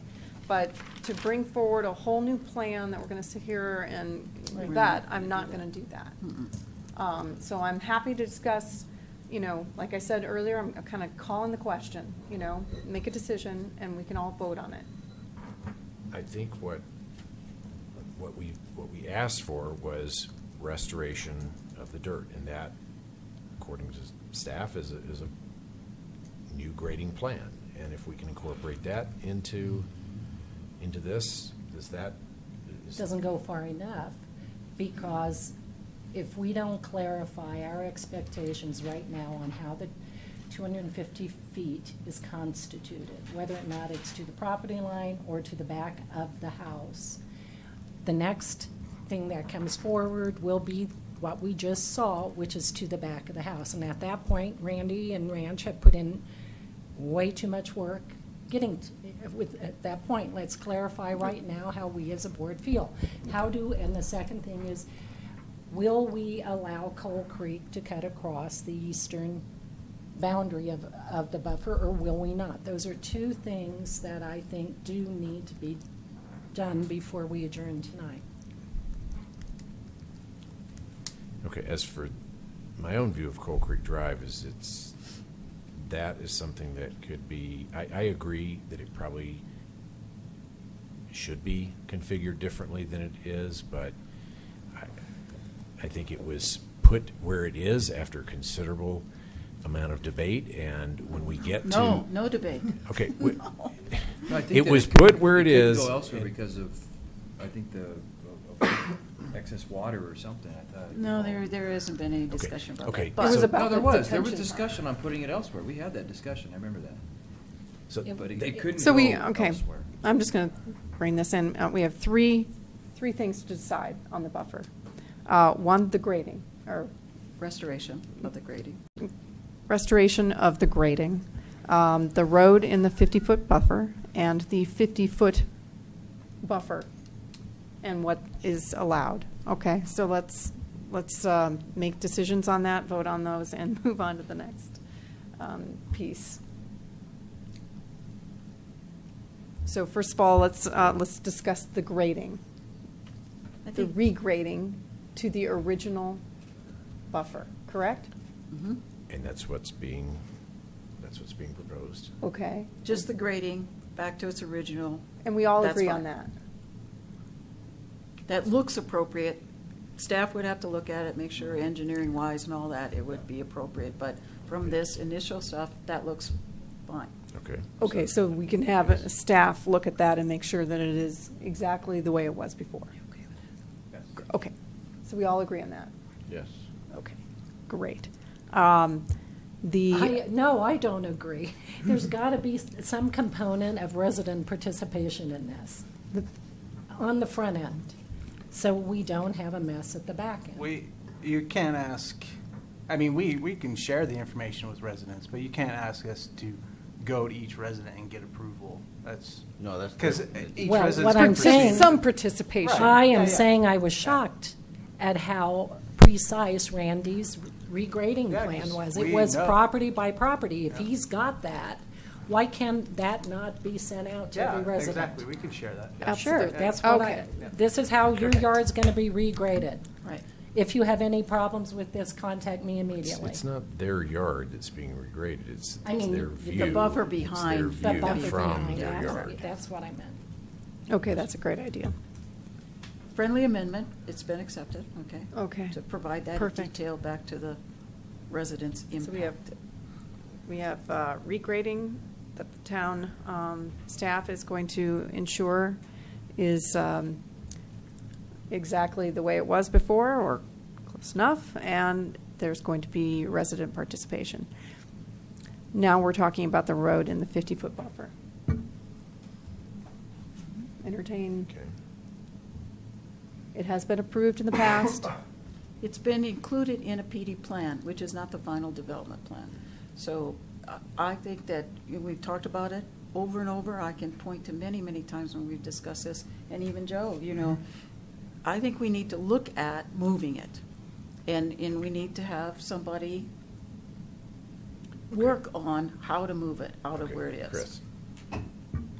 And I'm in Road- agreement with that. I knew you were. You might have guessed. I knew you were. Okay, Chris. Well, I think it's reasonable to ask the developer, are there other options for that road? And, but. You should stop there. There is no but, however. Yeah, I just know we have discussed putting this in other locations, so, but I think it's reasonable to ask at this point too. Closer to 88. Okay, I would agree with that statement. And are we asking for that now, or are we asking for that when the FDP comes forward in Randy, that can area? that road be moved? Where's it going to connect to? Maybe it doesn't connect anywhere. Why can it not come down and connect right where it's connecting, but from the other From Avenue angle? C, I think it says there, but it should be Avenue E now, I think it's Yeah. called. Does You're it have saying to end take there? it to that exact location?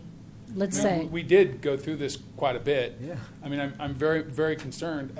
I really think, I think the magnitude of changes that we're pursuing, We're not making any changes here. I'm very suspicious of whether it even makes sense to go forward with PDA 3.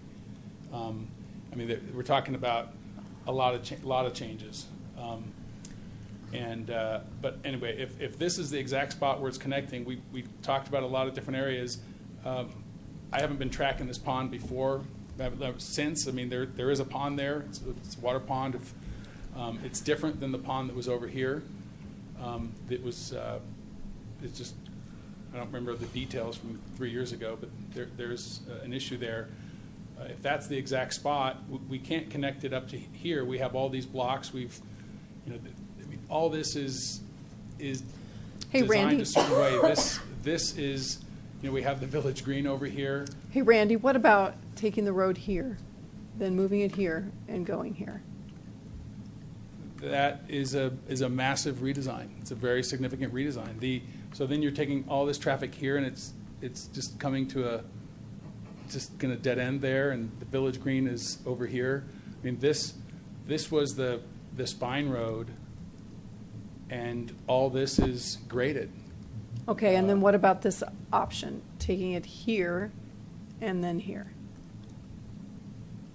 Again, it's. Say it again? it's not- Taking the road from here, moving it here, and then Right, through all here. of your ideas are connecting the road up here. We are graded up to this point right here with the village green, and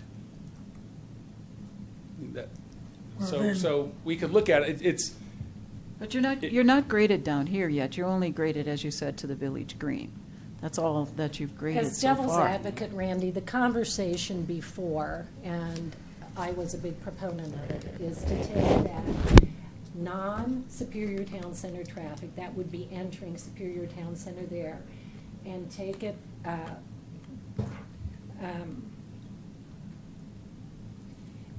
deliberately take it up this way, because that's commercial, right? Two of And, them, yeah. huh? Those first two are. These first two are commercial. When it was insisted that we come down here, some of us had quite a problem with this infringing on all the residential traffic down here. And we wanted it up here, not necessarily, I can be neutral on the buffer, but I want it up here as a wise connection to go in front of the commercial, so it does not infringe on all that residential. Where, by the way, we're gonna have heavy street parking. So that was the purpose. It made a wiser transportation decision. So, but we were told unequivocally, you couldn't move this pond. And that's why some of us relented, like, that's why I've never I heard anything relented. different. Well, Has the town heard something different? I'll I've never give you, heard I'll anything give different. you I mean, from the pond is very tiny. experts, yeah. The pond is very tiny. I've gone out there, I have like 200 pictures of that whole area looking back toward Coal Creek through Anderson and how it could move possibly along 36 on the east side of that little pond, or clearly it can ride on the west side of the pond. So I think that There what are a we're lot of tiny asking is places just, that are protected. yeah, I know, And, but I mean, but so that there was our was a point in buffer. time when we had a biologist looking at this whole site and identifying constraints, and that's an identified constraint. well, the other And so constraint I'd was hate to sort the of pond that change you it filled because in we over think here. it's small.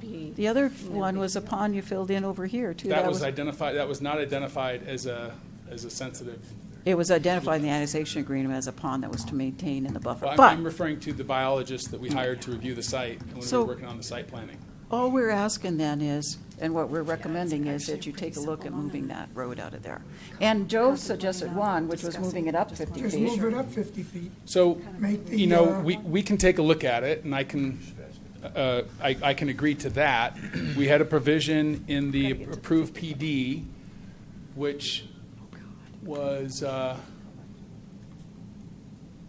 relating to, for example, Discovery Parkway. I'll just pull that up for reference, where we had that same thing, you know, the applicant will make an effort to connect up Discovery Parkway. If that's what we're talking about, I'm happy to work on it. We'll work on it down the road.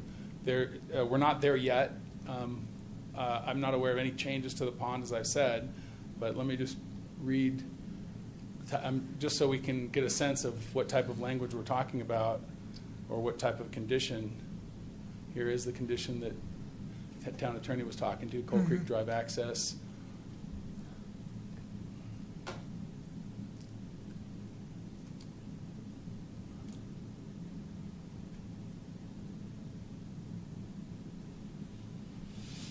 Maybe it's in the ordinance. I think we. I don't think it was a Is it in the requirement, a ordinance? condition. Yeah. So in the ordinance approving the PD, there is language I can read to you into Discovery Parkway, and we approved that, so I believe we could approve similar language. Let me just pull this up, pardon me 1 second. I do recall that, and I think that's about as best we can do here tonight. I mean, we're talking about decisions that need to be made with engineering considerations and many other things. We can't just, the board, can't just throw a road here or there or wherever because we feel like that's where it should go. So I think it's the spirit of the request that's we're Yes. making. Yes. So I think we're all in that's agreement. I think that's all we can. I think that's the most we can do. I think Agree. requiring anything more is not. For There's not further- You're realistic. referring to the road in the buffer, Yeah. the 50-foot Yes. buffer. Yes, and that is Randy said exactly he what can we're look into referring to. moving it 50 So feet that's- for Joe's suggestion. So that's the request. For further edification, and there were several years where the owner of the property allowed the pond to be totally dry, and it was just dirt for several years. So, Yeah, condition LL, so noted. I'm happy to work with you, yeah, and if it's something that we can achieve, you know, appreciate I that. hope it's clear that when possible, we try to make changes. Well, I I know we don't remember- satisfy everybody. I remember you not even wanting a Coal Creek Drive connection Right. early on. And Okay, if that's a let's- solution, you know, we can, I mean, that'd be good to know also, if one of the solutions is, because, you know, at the time, we didn't have the Discovery Parkway connection, but condition LL of the ordinance is applicant shall make good faith efforts to work with adjacent property owners in the town to connect Discovery Parkway. Applicant, you know, shall make good faith efforts to work with the town, I guess, and adjacent property owners to relocate the connection points for the relocate Coal Creek Drive out of the 50-foot building setback zone to the extent possible. That Right. would be, It's the best that would be that we can get. appreciated. That would be. All right, I'm not sure I want to be writing conditions right. I don't think we're at a point of approval yet, so I don't think we should be writing conditions right here. I just Right. want to throw that out there, because I don't want to do it on the fly, and I don't want You're to, I don't. keeping a list I agree of with you, things we're to not address. gonna design on the fly, we're not gonna write. Right, so I just Okay. want to make sure that, I understand we're just talking about concepts here. I just want to make sure that that language, we're not going to do right now, because I don't Okay. think it's. And That's- I don't want to throw a wrench in the works, but the whole, we should probably think about, does that make sense to have that connection there? you know. That's I just like that. Absolutely. That's a whole different. Yeah. Okay. Then I'm not Path, gonna- and I- as I said, I'll discussion. I remove don't- No, we the vetted rest. that for a Yeah. year. Yeah, let's You not could go take a there. heads up, and I think it would still prevail. Yeah, I think so. Okay, so Okay. the last thing Last on one this is- topic was. Is the 50-foot buffer that is now going to be, or could be, the backyards of the single-family homes. I say no, that it goes to the property line. I say no, it never was intended to be Well, the backyard. The property line, what does that mean? Because it's all private property. The home- The intent of the annexation end of the agreement. property line of the single-family homes being developed there, or, well, just if you want to, 250 feet in from the fence. There will, residents would have effectively that green space as part, connected to the back of their residence, but they can't, if every one of those individual residents purchases that land and we impose upon them an annexation agreement, they're not a party to the annex, I think it's just too What are we? complicated. What? Why are you confused? Do those individual homeowners then become parties of the annexation agreement? No. I would like the annexation agreement to go away for good. I mean, Well- whatever we need to keep, we should keep in whatever approval we have and get rid of that annexation. But they agreement. can't put up So- sheds and whatever in their own backyards because they're bound Yes. by these limitations. Well, can't we have the minimum setback of their lot be the 15 feet or whatever it is that's normally? So they'd have 15 feet plus the 50 feet, basically. Yes. They would That's have- what I expected it would be, that it If would it's in be, their, their, well, it their depends. house would be. That doesn't solve the backyard issue. The setback is for buildings. So yes, so it would be an additional 50-foot setback on their properties. is No, I'm basically- saying leave that as part of the metro districts. The 50 feet is where, the 50 feet plus the 200 feet is part of the metro district, or eventually, possibly, part of the town. So why just saying the southern property line cannot be closer than 250 feet to the demarcation? That's at what I thought fence? it was going to be. I Right. think it's easy. It is easy. I'm not following, sorry. It's It's, not- and again, I gotta give us a heads up, this is not public property. And what you're talking about imposing is a restriction on private property that makes it, almost impossible to use. I don't want to say much more than that in public, but I'm just telling you, we're going down a very dangerous road here. So I just want you all to know that, and I don't, But let me ask a question, that the buffer, the 250-foot buffer,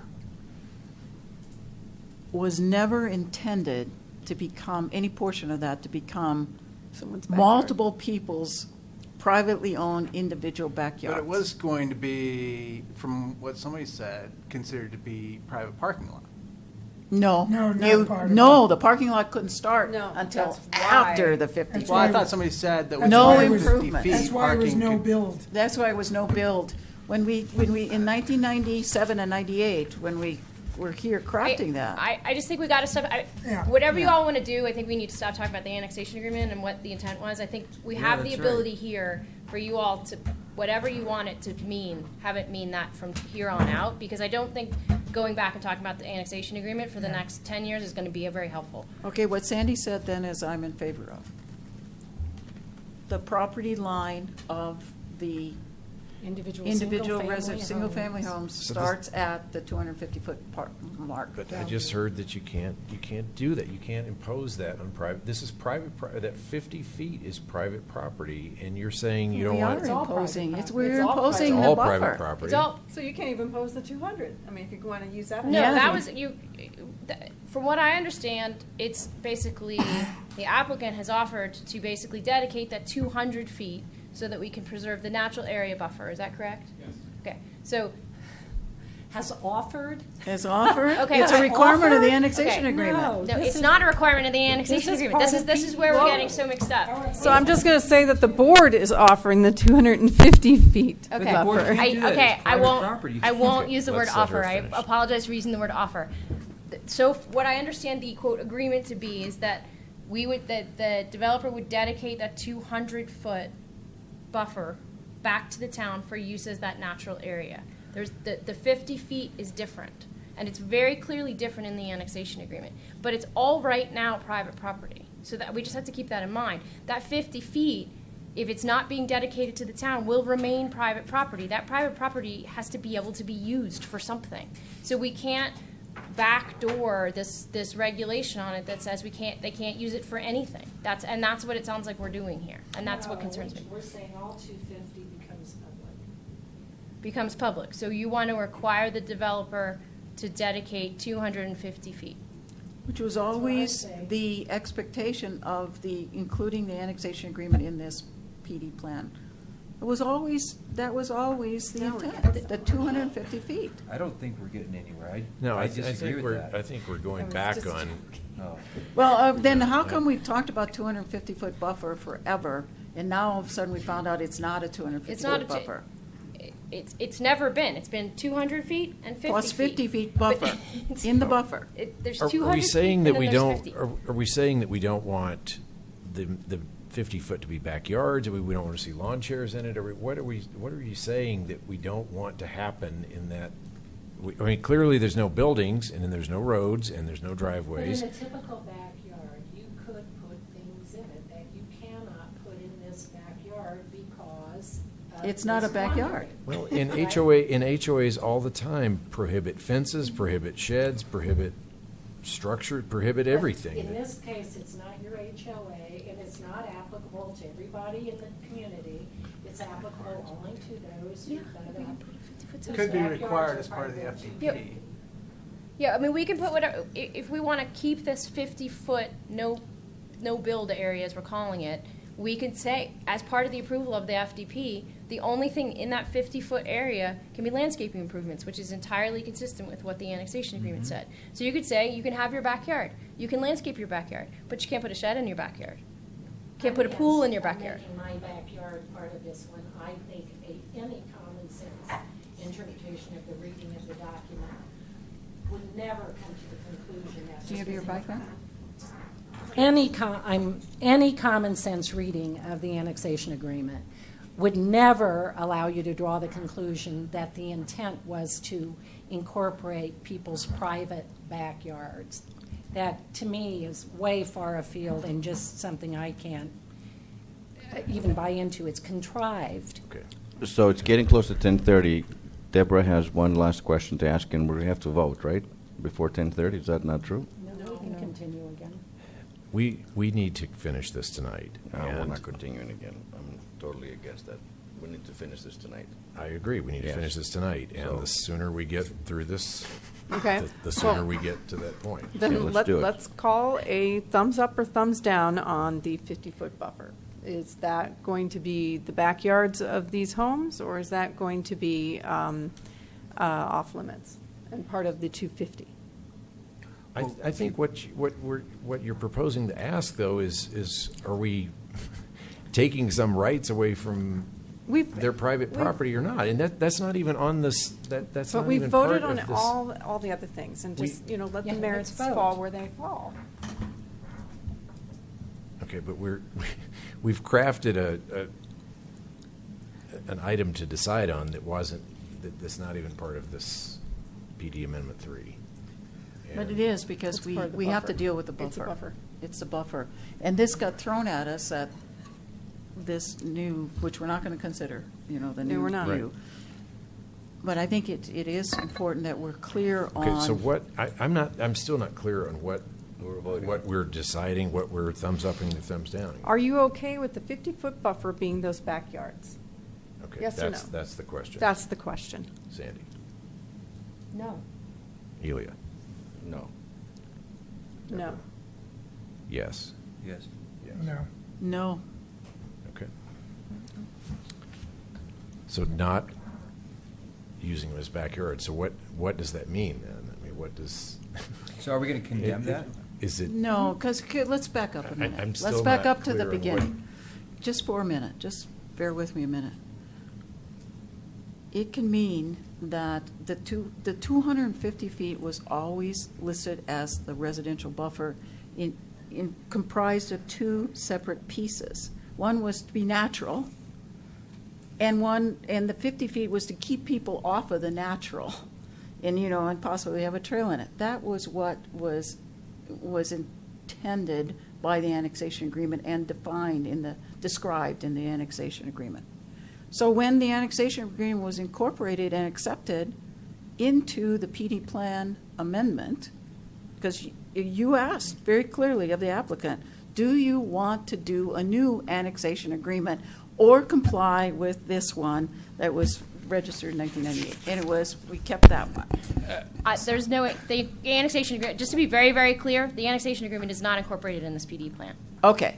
The Just keep going on your previous line of thought. The understanding was that those terms of the annexation agreement, which a lot of people relied on over the years when they purchased their houses and things like that there would be a 250-foot buffer, 200 of naturalized open space, landscape, whatever, and 50 feet of keeping off of the open space, not to be used as a backyards.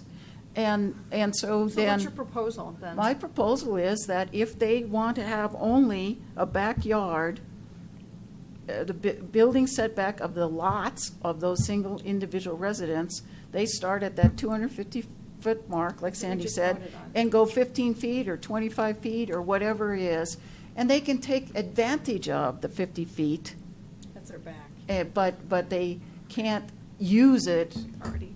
as To me, their it's own. just cleaner having it all be public. We just voted on this I exactly. Well, have- it was always intended to I have open move over. space behind my house, and where my fence is, that's my yard, and the rest is the plantings and the sidewalk and whatnot. I don't understand why we would make this any different. And that was the So, expectation. property line to the demarcation So fence. are you wanting a fence at? No, I don't care about a fence. 250? We don't have a fence, we just- Anything different. We already voted on exactly what you Are there just said. fences No, we in didn't. We the voted on backyards something of different. these Well, no, we Superior voted Town that we went Center 250 feet, properties, or are right. they open? But then there was discomfort by a couple people. Huh? Well, I just asked You can the, only have one of you talk at once.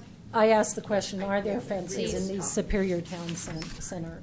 Yes, there are fences. And there are fences.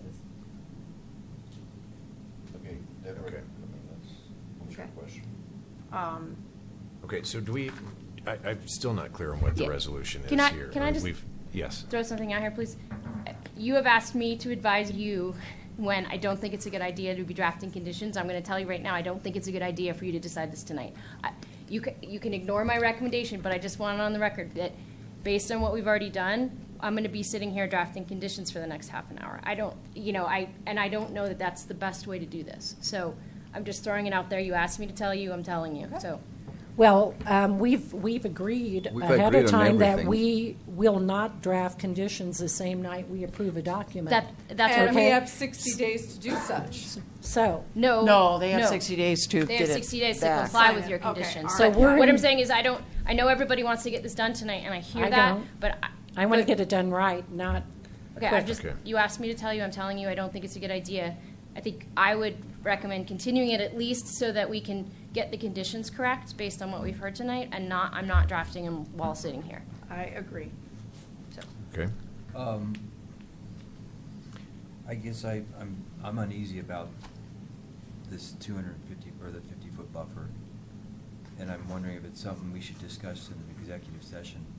Yes, I would recommend that as well. Can we call an executive session now? Where did this come from? And it's like pulled out of the Yeah, it was thin air. 5-2.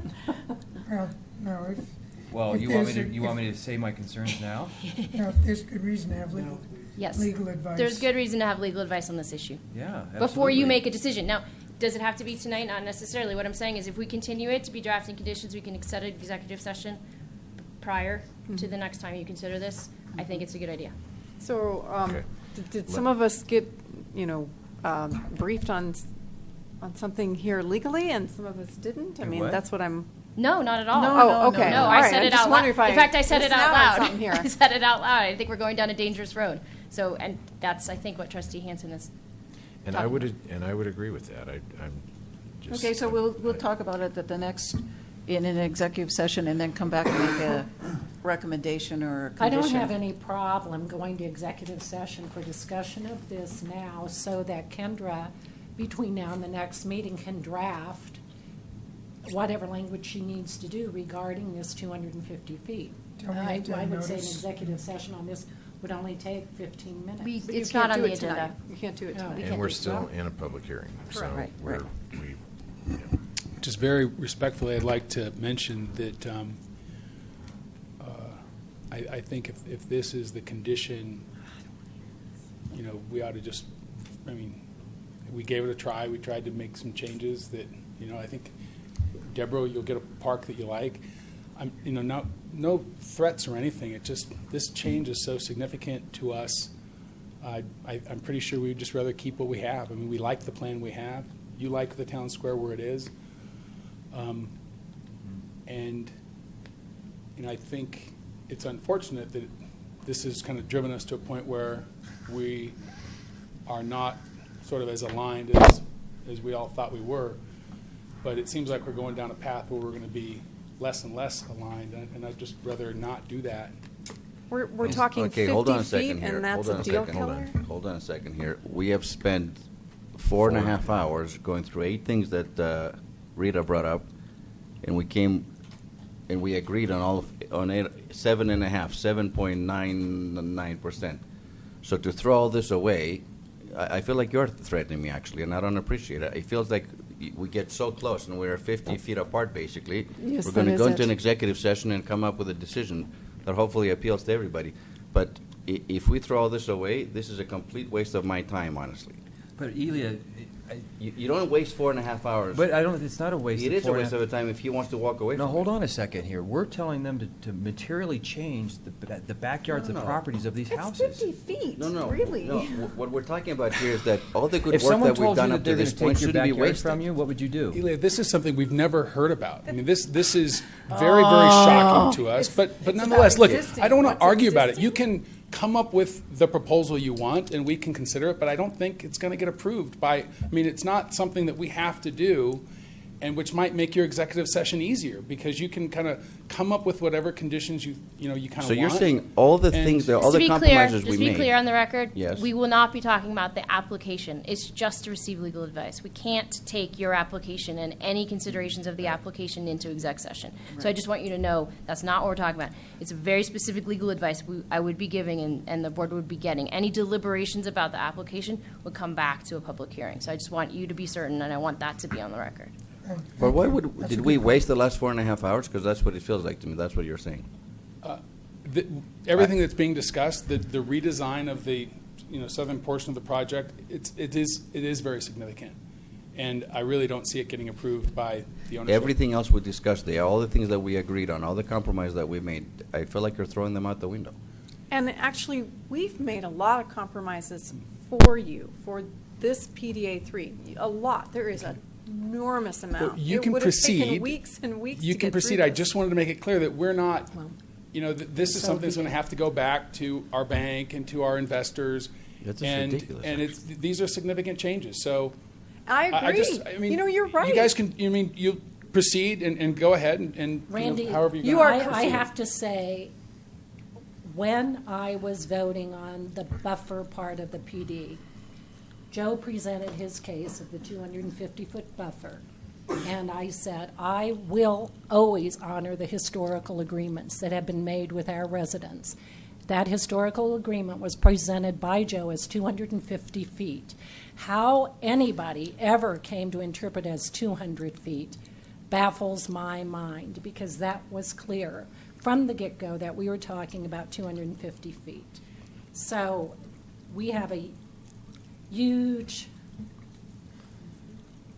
mismatch here.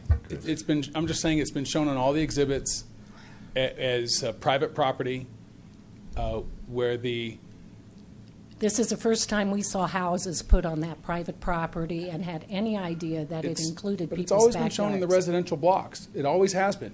The road's always been shown where it is. The 50-foot setback has always been shown within the residential blocks. It's private property. And now, at this point, Ela, to your concern, and I respect you so much and what you've meant to the whole project, these comments for us are completely out of thin air. Well, And- they're not. and they're it's dramatic changes, and interpretations. it's There not are no just homes 50 on feet. there for us to see These that. are very significant changes. That this is These are- somebody's private backyard. And it changes the whole concept of how we would, build homes on the southern edge, particularly in dealing with the grading issue, and wanting to have front-loaded homes that are. Randy, that my have backyard's bigger 25 backyards. feet, 26 feet deep in Rock Creek. You don't need 50 feet in a backyard. Yeah. That's one way you can start dealing with this. Okay. I mean, so yes, we're- there were always supposed to be homes there. That's Jesus true, what you criminy, said. I'm Chris. sorry. I mean, I've had my hand up for 5 minutes. Well, I asked you to right? go ahead No, before. come on, people. So, Randy, is there any chance at all that the unit sizes, all that whole conversation in the beginning of the evening, is there any chance that when you start actually deciding what the unit sizes are, that we could create more space in those, or less space in those backyards, move the property up to accommodate that 50-foot buffer that's not part of a backyard? Is that at all possible?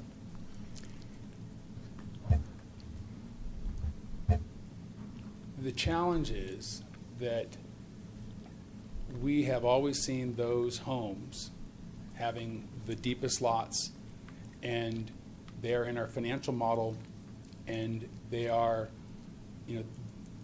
against the open space. You may not like whether it's a slope or not, but they're against the open space buffer, and they're the deepest lots, the biggest lots in a urban project, and we see those as very, very valuable lots. And so what we're talking about is an impact of millions of dollars.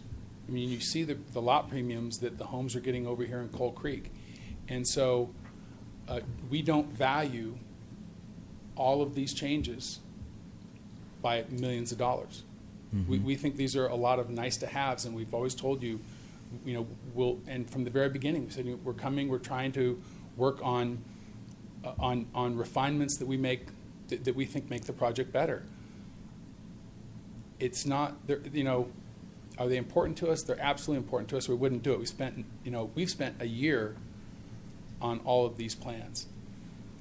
If at any point along the process we were told that, by the way, there's going to be a quid pro quo, if you want to make the project better, you're going to have to give up these lot premiums for your southern, deep lots, we would have stopped right then and there.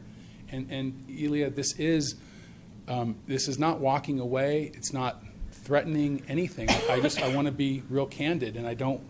The only reason I was sitting here thinking, I could just not say anything and just go down the road, and then we just won't execute the PD. But I just felt like that wasn't fair to you, and you were about to go into closed session with your counsel. I think there are some. I would agree. I think there's. Well, anyway, your counsel described the situation best, and you were, we're kind of just going down this path, and I thought that I owed it to you to explain that I really don't see these changes as being so valuable to offset the values of relocating the town plaza. I mean, Sandy, I've said this earlier on. It's not like we had a bad plan and we're taking like a failing plan and making it, to a successful plan. We're talking about, great places. You've been all studying since we've been talking about Superior Town Center. Probably for 15 years, you've been thinking about Town Center. Probably every great place you go to. I know, Sandy, you take notes and you think about what makes these places great, and it's always on the it's the little things. And it's on the margins, the difference between some place that kind of just seems like almost just okay and a place that just really feels great. We're trying to make those minor improvements to make the place great. We feel great about what we put together and the plan that we have. We thought we owed it to ourselves, we owed it to the town, we owed it to the citizens to make every effort to make a refinement. We had a lot of conversation about should we even go down this effort. We hired 3 planning firms, paid each of them to come up with a concept, to review our plan, to kind of tear it up and say, would you do something differently? Is there something we've left out? And this is the result of that effort. But it's not because we felt like we failed. or created a bad plan. It's because we thought there were opportunities to make it better. And I value your time, Ely. I value your 4.5 hours and probably the hours you spent reading the packet and the prior Board of Trustees hearing. I just really candidly can't see the ownership accepting these dramatic, sort of extractions to relocate the town plaza. And as I see it, we've made some great progress tonight. And we all want to see a better town, town center. And so I do not want to throw away the last 4.5 hours. I don't want to discount all the work that you've done and we've done to get to this point. We clearly need to get some legal advice before we finish with conditions. And I would suggest that we finish our list of questions and discussions, and then we will discuss a continuation to a date when we can review the conditions and hopefully move this forward. And I'd also ask just for 10 minutes because if Jordan Scott's still interested, I hope you are. This is just minor stuff. I'd like to show you his hotel plans to see if we can move him forward with the hotel plans too. Randy, if I can hark back and sort of merge what Chris said and what I said. I live in a pretty expensive house in Rock Creek South. My backyard's 26 feet deep. And we've just talked about having 0 setbacks rather than 8 as that minimum requirement. So 26, the 24 I don't have plus the 8 setback that might become 0 is 32 feet. That if you, and I am not in a highly dense urban environment where the expectation is not for much green. I'm in a single family housing thing that you want green, right? So already we've accounted for 32 feet, and I want you to be maybe a little slower in jumping to conclusions because I feel the same way that Chris apparently feels, that with some of the concessions we're giving here tonight and agreeing, smaller properties with less setback, and there's no need for 50 feet deep yards to command quite a premium in a dense environment, a very dense environment, which Superior Town Center is. I think you can make it work if you just sit back with your architects and sort of think about this, several considerations we've discussed here tonight. So I just ask you to pause and reflect. And you're talking about 50 feet, not 10 feet. Huh? You're talking about 50 feet. You're talking But about I've already- eliminating those backyards. Here's my math. 50 feet minus my 26 feet means you don't need 24 feet Can of I- that. I- Plus 8 Yeah, for the let's- hold on. setback is 32. And you've got a smaller property, which might bring it to 40. So you're not far off if you just sit back and think about all the considerations and put them together. I think you can make it workable. Kendra. I'm just going to recommend that we not talk about the backyards anymore until we have an exec session. Okay, I agree. Let's put it to rest for tonight. Okay. Okay. So the final items that we wanted to talk about was understand that vesting rights do not change. The vested rights do not change in this PD Plan Amendment 3. They're the same as they were. The times and That's correct. everything are all the same. The 25 years or the 5 years and everything all started back when it was approved. And this PD Plan Amendment does not change that timing. That's correct. And it actually does not mean that we're actually approving them again. They've already been approved. They've already been approved. Yeah, Okay. so they just So You're- that's not part of this. They just Well- move over into this document. Whatever you approve in this document, that's what will be vested then. But it doesn't change any of the timing. Timing. It doesn't say the start of the vesting rights. Exactly. It just changes what's kind of vested. What is vested, What is exactly. vested. Does that meet with what you understand, Randy? It does, and I'd like to offer a clarification that would address that, your point. The conditions here under vested rights created, both under the vested rights created, the 5 years and the 15-year extension, it says created for 5 years from the effective date approval of the PD plan. And here it says within 5 years of the effective date approval of the PD plan.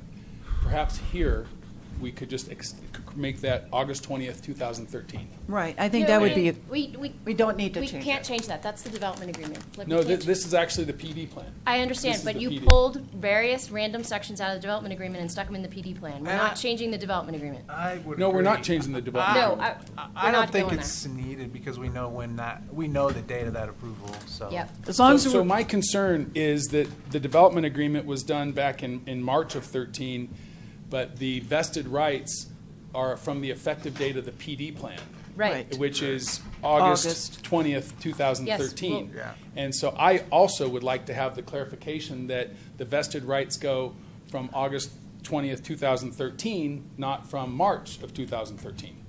That they go Okay. from the effective date of the approved That PD was, plan. that was always my understanding Yeah, anyways. August 20th. that's correct. That's We're mine not as gonna well. go back and change the development agreement.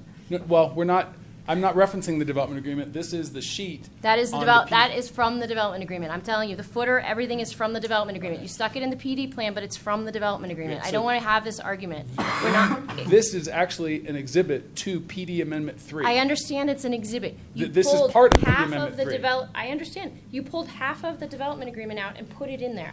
I never understood where that came from. Well, so this is an exhibit that's a part of the approved PD, right? It's from Say it 2013, again. and it references the date of the approved PD. Why the board wants clarification that we're not renewing this. I mean, candidly, with this language in the PD, I mean, perhaps it was an oversight, but this is part of what's before the board tonight. So if no, this no, the language- PD plan is the original PD plan, not, and that's the This- August. This is in.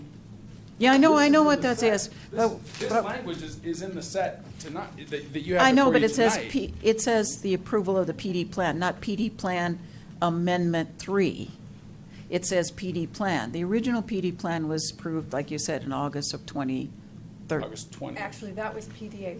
That was PDA 1. Okay. So, I mean, this has been referencing, I just think we all know it references August 20th, 2013. Why not make that clear? Can we have that in the ordinance or some other You can thing? put it in the ordinance. That's, if Okay, you just perfect. let me, yes, we'll Perfect. put There it you in the go. ordinance. Good mind there. Put it in the ordinance, okay. So I just want we all understand the same thing, and now we'll clarify it in the ordinance. Yes. Which, okay. Block 12, there's a lot of discussion about this, but I'm not clear where we're at, because Block 12, which is where Boulder Valley Ice and eventually Medical Office Building will be situated in their parking, but now it's not included in this PD plan anymore, which doesn't make sense to me, because all No. of it was part of the original PD. All of it was part of PDA 1 and PDA 2. And the other thing that is missing for me is Lot 3 is still owned by the developer, I believe, which will have the parking garage on it. Block 12, Lot 3. So if that's thrown out, how does it get thrown back in to be considered when the parking garage is determined? So block 12. Lot 3. Yeah, well, let's So start with all Block of block 12. 12 is governed by PDA 1 and 2. PDA 3, everything we're talking about now, governs everything except for block 12. So if you ever have an issue with block 12, you look at PDA 1 and 2. If you ever have an issue with anything other than block 12, you look at PDA 3. But I thought This you is just were- doesn't relate to. I thought you were asking that PD 3, Amendment 3, throws out everything in No. PDA 1 and 2. That's what I No, thought, too. it just references the legal description of all the property we own, which excludes block 12. But you still We- own Lot so- 3, don't you? We own it, but it's subject to a use agreement with. I thought the whole point of Okay. why everything was put into one PD was so that we weren't going back through all these different ones. We just don't own, we have a contract for Lot 1, Block 12, Lot 2 has been turned into 2A, 2B, and 2C. They have loans, and there's, just all types of things that make Block 12 an independent deal that relates to PDA 1 and 2. Right. So, it's just very simple. Anytime you relate to, if it's Block 12, you look up PDA 1 and 2. If it's anything but Block And 12, it has block 12, for lots, well, it has an FDP approved on it as well. But not for Lot 3, though. That's Lot 3, yes, Lot 3 is included. The parking, future parking garage would have, Future would have to come back as an Right, FDP amendment. right. But it is included in the FDP. Only for surface parking Right, in, exactly. until such time that the And then parking that would come back structure as an is amendment. built on there. Well- But who owns Lot 3? That's what I was just going to RC Superior owns it, but it's subject to a use agreement by BVI. Okay, so then the documentation I read about this is not exactly correct, because it said that you didn't own anything of Block 12, but you do still own Block 12, Lot 3. Well, we also own Block 12, Lot 1. Okay. I think what it said is that they're subject to contracts.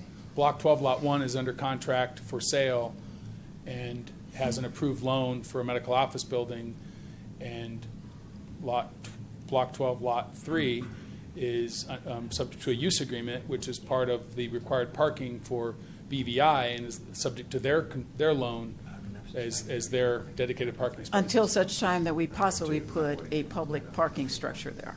Well, there is provisions in the use agreement, but it's not we. I mean, Or till such time you come back to put, as you propose, Okay. the possibility of parking. Okay, So, staff had a solution to this. I don't know there was a correct? solution. It Or- was to put it back in, wasn't it? No, I sent you a memo on this. That my original recommendation was to put it back in. I spoke with the developer. They don't want to put it back in. They claim that it will affect all of these agreements that he was just discussing. So the other solution is to simply amend all the sheets to now say, instead of saying this completely supersedes PDA 1 and 2, say it supersedes PDA 1 and 2 except for Block 12. And then that has to go on every single sheet. Because we're going to need to be clear that Block 12 is now going to be subject to entirely different zoning. So, and then the design guidelines will also need to be updated to reflect that. So that would Okay, that would solve it. It's not that would ideal, it's but not ideal, but it would solve my issue. My issue was legally if this completely superseded PDA 1 and 2, then Block 12 isn't zoned anymore. So that was my legal issue. And so I was trying to resolve the legal issue. Again, whether the board wants to do this is entirely up to the board, but the legal issue that I was having an issue with was, where's the zoning on Block 12 if Block 12 is not in here and this is allegedly superseding the whole town center? That legal issue would be resolved if we change all the sheets to say we're not superseding. okay. And So, All when we sheets, look all at- 30-some Everything. sheets? And when we Everything. look at Block 12, you're not going to go back and look at PDA 1 and 2. You're going to go back and look at the FDP.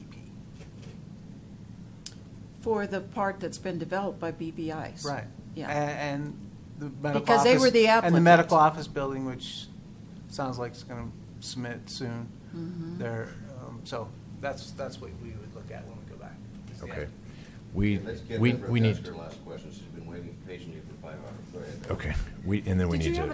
have was that number We don't 8? have any more questions. Oh, we're done with 8. I'm down to my last 4 items. This is documenting all of these changes and in different areas. Like, for example, so this, we're done with the 8 Okay, items. Deborah, go ahead and ask your question, please.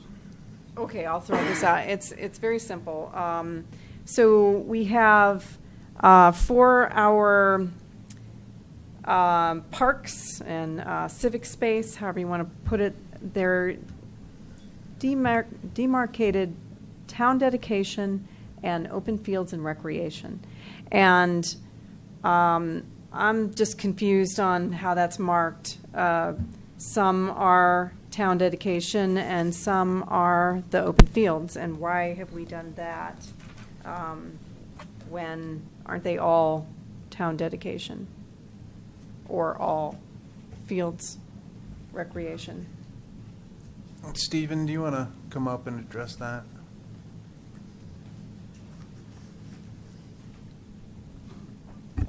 Stephen Williams, staff planner. As I recall, and I mean, if you want to reference a specific sheet, we can address it sheet by sheet.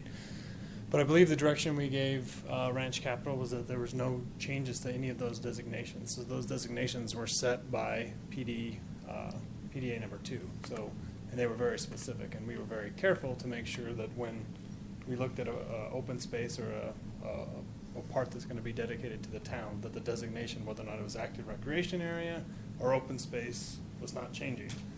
And I don't think any changes have occurred, but Randy can confirm that. Okay, so based on that, why is tract B1 not town dedication? Yeah, well, that one, right there. And why is tract E not? Tract E is Town Square? Town, No, Village Square? No, yeah, the village. Village Square. down here. Yeah. So I mean, Down. We're just let's saying start that with B1. B1 is right here, and Uh-huh. if we go back to the last PD, it should be exactly how it was shown before. So there was no changes proposed to how those labels came out. So I don't it's think not a it doesn't town-dedicated property? No, it doesn't preclude it from being a town-dedicated property. It just, I don't believe that the direction I had was that those changes shouldn't be made, or any changes to that regard shouldn't be made. It was discussed when you were going through the approval of the PD Plan Amendment 1, the Right. first one. Yep. And there was a desire to have fields identified separately from parks. That I understand. And the town that's fine. dedication, as my memory serves, was for lots 1 and 2 of Block 1.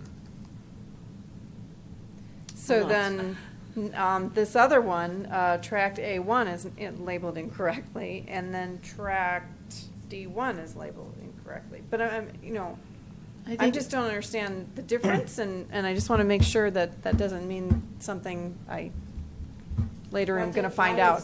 Why does tract A1 label? It's still labeled as Tract A1. I mean, before it was labeled as Tract A. But is it, And now it's it's Tract. fields and, It's No, it's not labeled fields. as, it's crosshatched as town dedication under the land use plan. I think that what you have to Do you not get. understand where I'm coming from? I understand where you're coming from, but let's think about it this way. If we want to talk again about private property, all of this property is owned by Ranch Capital. Now, what Ranch Capital has said is they'll create parks and open space as a requirement of the approval of the development, because there's a requirement for open space and green space in any development. Okay, And so wait. that was all determined, and then Okay. it- All right. it'll start out as being owned by the town, by the development, by the metro districts, actually, and then eventually it will be turned over after the right amount of time to the town, dedicated to the town, and it's up to. Okay, my bad. I'm sorry, I've just been notified that this is actually the cross hatching for Civic. Right. And So again, I don't recall any changes in this regard either. So you're looking at these two sheets essentially, and this one's harder to read than the proposed one. But we have Tract A and Tract B, and then you have this coloring. And they you look slide like the over same here. coloring, actually, so that's Yeah. why I'm confused why they're different colorings now. So there's a civic, and then there's a town dedication that's dedicated here. Okay, There's I get additional the- notes that were removed, and that's where I guess I'm maybe misleading the conversation, was that there were open space and park dedication notes that were proposed for additional clarification, and we didn't want any changes to these parks as far as the dedication goes. But they are shown here as land uses, which is separate but probably not terribly distinct. And I don't recall any changes to these designations. We can look at them side by side. Okay. But over here, this is the proposed sheet, and the dedications that you're talking about, active recreation is labeled here, and then we have open fields and recreation as the external green hatching. so Stephen, we can shortcut this. If Block 1, Lot 1, Block 1, Lot 2 are the only town That's dedication correct. parcels, then we're good. Then move That's- on from that. that's it. My Yep. real Yep, question. yep, yep. Okay, we can move on from that, but my real question is why we designated all the parks civic space separate, different. They're not all cross-hatched the same. That's a whole discussion about what's park versus civic versus community. I mean, I don't Okay. think we need to go there. Just- Yeah, just- because that. It will become what it will become, and it'll get dedicated to the town as appropriate. Dedicated, I don't mean dedicated in the sense that Because we're we not- own lots 1 Yeah, and no. 2, but Okay. turned over to, or what do you call the official word for that? We're given to the town. for management, dedicated. eventually, Dedicated. someday. Dedicated. Dedicated, yeah, so. Okay, Well, so all let's, right. Okay. Fair let's enough. talk about where we go from here. So are we at the point of closing the public hearing, or do we want to keep this I would open? to continue it. Continue the public hearing, okay. Can I ask my last two questions, just for the last two that we had here? Okay. Okay. The design guidelines then will remain as a supplement to this PDA Amendment 3? That's how it's proposed right now. Okay. And are you okay with that? Staff and attorney? We'll have to we'll make sure that they, There'd be a lot of changes, but yes. Well, that would be my question. Do whatever's we- approved here has to be reflected in the design Okay. guidelines. All right, and then the changes, does this PDA Amendment 3 prompt changes to FDP 1 Phase 1 and FDP 1 Phase 2? They just come as a normal course? Yes, yeah, I mean, because if. Main Street has to change? Right, the plaza would move, so you would see an amendment to FDP 1 Phase 1 come back to the board.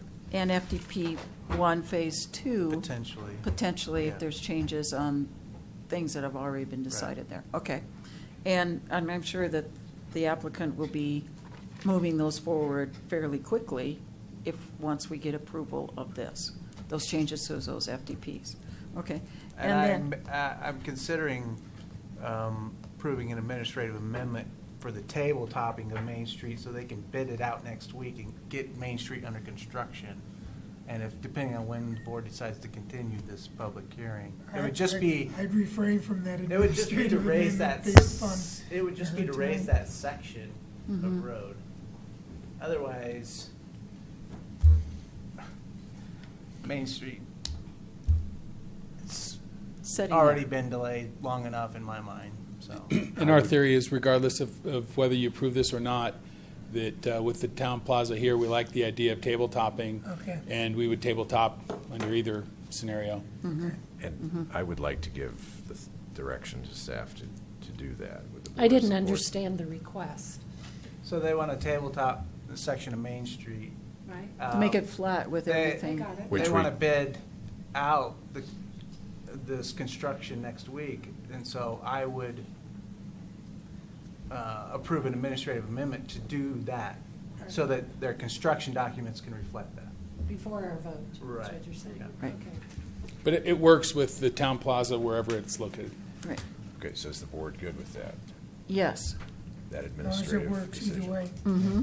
Okay, so we've given Rita, that are you direction. done? I have one question to ask. My last question I is, have what two is the questions. completion date for FDP 1 Phase 2 as it stands now?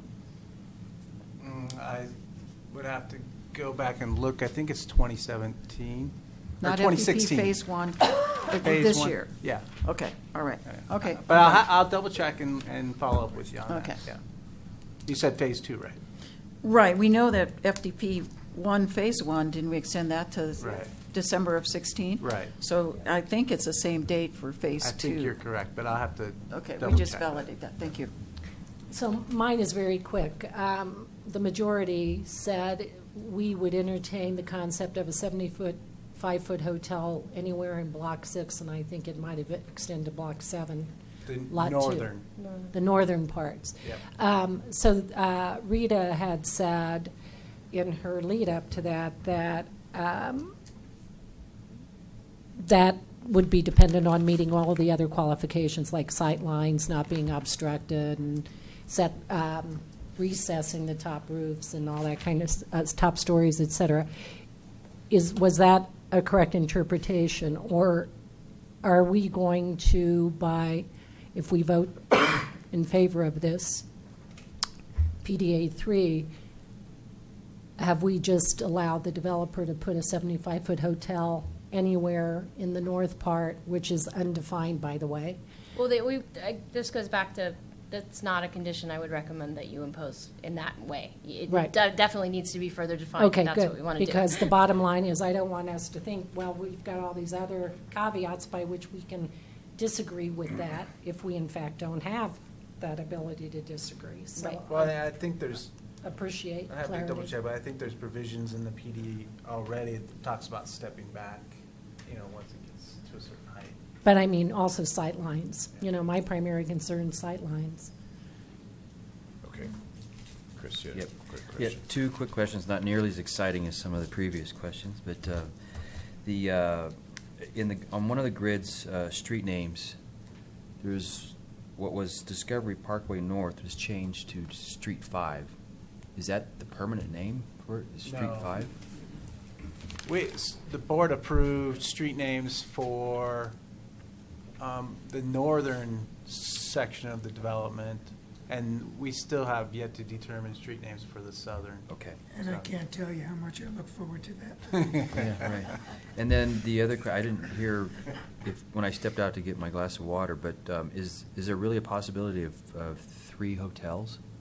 Because we had discussed a boutique hotel and a full-service hotel. Jordan Scott texted me that he's still watching, so. Okay. Now's the From time, my huh? perspective, that's good news. Good segue. And he has 2 hotels, and then we're working with a high-end, full-service hotel to be in the town center. But We'll Randy, continue tell to work us on that. where those 2 that you're talking to the person. Can I in give the you air. Jordan Scott's Yeah. presentation? I think we And- should and do he that. might text me some questions, so I'm Are gonna- we done? I'm going to text I him don't have that, to I'd like to see it. I want some whiskey. Can we authorize that? We should all had some of that before we started. is it okay to go through that? If you could maybe shorthand it for us. I will. I bet you Where'd it can't. go? We saw it earlier. I mean, the title, but no. Yeah. Is it the presentation? Oops.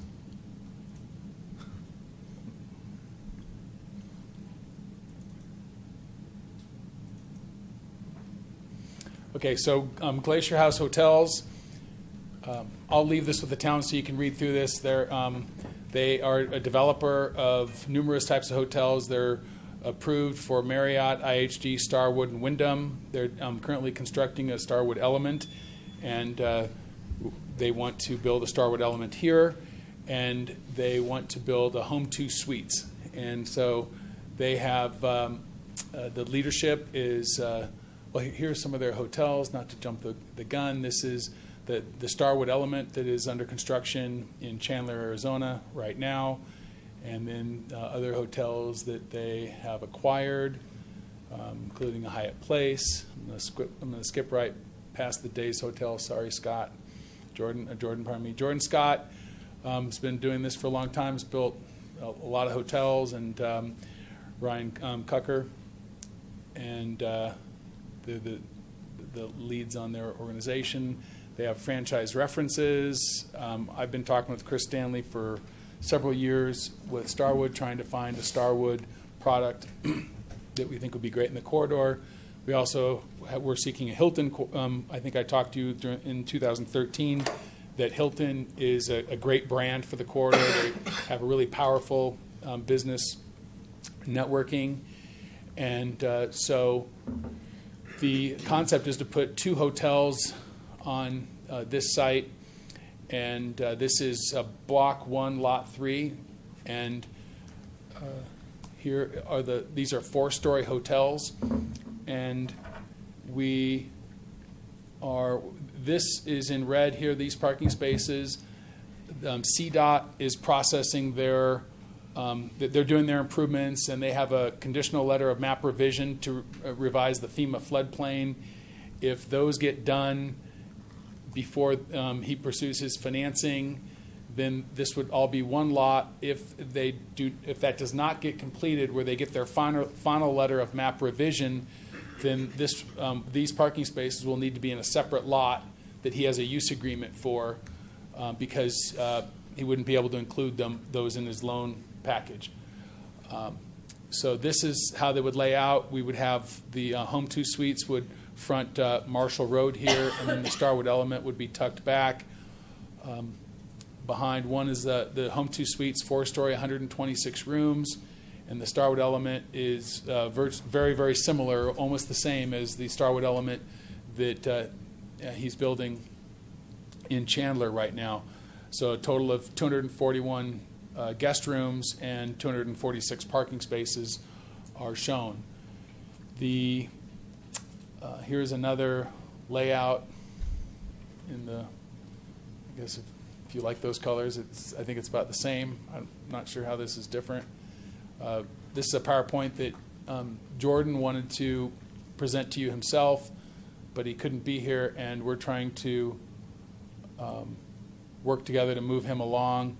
This is a concept rendering of a Home2 Suites to have an idea of what might be facing Marshall Road with different materials and different architectural features that I think gives it a really nice professional look, very distinctive from anything that's on the 36 corridor. It satisfies the 4-story height, where this block is allowed to go 5 stories, or is it 6 stories and 90 feet? I'm not sure, whatever we agreed on, but certainly more than 4 stories. We've agreed that's what's there. This is another elevation of a different Home2 Suites. Jordan said to tell you he's not thrilled with either of these. He thinks they can be better and be enhanced. And this is their Starwood Element, a rendering of the Starwood Element that they're building in Chandler. It might also make this sort of boulderize this, Coloradoize this a little bit. Superiorize it. Superiorize it, make it superior. No palm trees? Yeah, Jordan, I don't think you're going to have the palm trees out here. So that's the concept that he'd like to hear your feedback on, and if so, then we'll enter into a contract this week, and the plan is for him to prepare and submit his FDP this month, or in March. And so he can move around. The goal is for us to deliver a finished lot and for him to be able to break ground. He would be under construction about a year from now, as soon as the winter's over next year.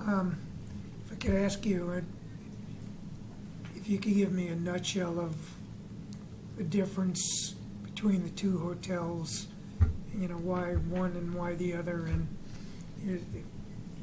I'm not all that familiar with them. So. The Element is the easier one to describe. There's a Starwood Element down in, I think it's Castle Rock. I actually went down there and stayed at the Starwood Element, even though it's an hour and a half away from here, just to spend the night there and see what it's like. The Starwood Element is really cool. It's every room is a suite, has a kitchenette with a small dishwasher, microwave, a stovetop, a desk that is a high bar desk, and then it has a wall kitchen counter. It has a nice big lobby. Breakfast is included, and it has after 5 o'clock happy hour and things like that. The Starwood down south, or the Element, they told me that their average length of stay is 4 days. Yeah. That people check in Monday and check out Friday, and they have great occupancy. They have great room rates. I think it'd be a real feature in the corridor here. I think it'd be great for the town. And the Home2 is, my perspective is a price range below the Element. The rooms are not all suites. It's an extended stay without the in-room kitchenette. Now I'm going to read what Jordan's texted me and see if I'm right. He'll tell me if I'm right. 2 brands, 2 reservation systems are very important, so he gets maximum occupancy. Starwood is being purchased by Marriott, so it brings Marriott Reward guests as well. Very strong brand. Home2 captures the younger millennial demo, sports, teams. And they are all suites. So I've never stayed at a Home2. But I guess the younger demographic for the Home2 and the focus on sports That's very teams. helpful. Right. Okay. Could you move back to the one that shows them the layout on the lot? The first one, not the yellow one. Yeah, this one. So my only question, I guess, I like the concept. We always like the idea of having a hotel there, and I don't have a problem with two nice ones that, actually, I think it would serve the Boulder Valley Ice community very well to have two options like this, especially for suites. My question is, why wouldn't some of the parking, and I don't need an answer now, but why is all the parking in the front rather than, and along the park, rather than in the back, along 36? And that's just a question that came up, and I don't need an answer right now, but to me, I'd like to be able, instead of having the parking right along. My sense is it's maximizing the parking and the accessibility. Yeah. So people are closest to the hotel. The challenge here has been, so the hotel developers want to build what they've already been building. They want to replicate it, and they know they have a much higher confidence in their costs, and they can make minor refinements and things like that. So the value here is that Jordan has actually built this Starwood element and has built many buildings that have the same really sort of structural layout as the Home 2 suites. The challenge was finding a developer that had this product and then could get the parking and have 241 rooms. Okay, So, let's get other opinions from. I am curious why, here he is allowed 90 feet. So I'm curious why he's not going up 5 or 6 stories. it's a surface parking competitive market, so it just doesn't pay to put in the structure, and it just changes the whole cost structure of these hotels would From have to be. a town perspective, I actually like the placemaking feature of the height there along 36 as a marker that this is Superior Town Center. So I actually like that more height. If you, so he's heard you, and Thank you, Jordan. One thing is that in our design, in the PD, we talked about with our overall shared parking formula, we can go to 0.8 spaces per room. And so I have talked about that with Jordan, and his concern, one of his main concerns, was that the town was not receptive to 5 stories. So if the board tells him that you're receptive to 5 stories, he may reconsider that. That was his biggest concern, because this is a manufacturing business that he wants to get in. He doesn't want to waste time on places where he can't get things built.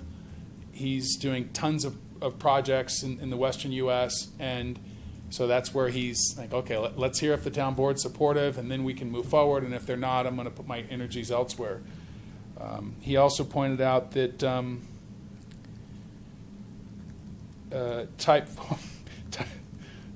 sorry, I'm just reading this list. Type 4 construction, and I think he can do type 4 construction at 5 stories.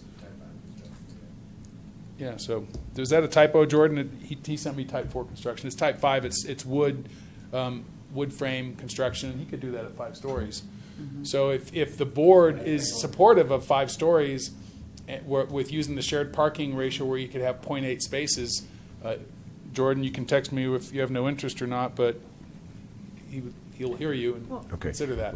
Let's get a quick thumbs up. I was just going to say that we agreed to 90 feet height max here, and always agreed to that, and I have no problem with that.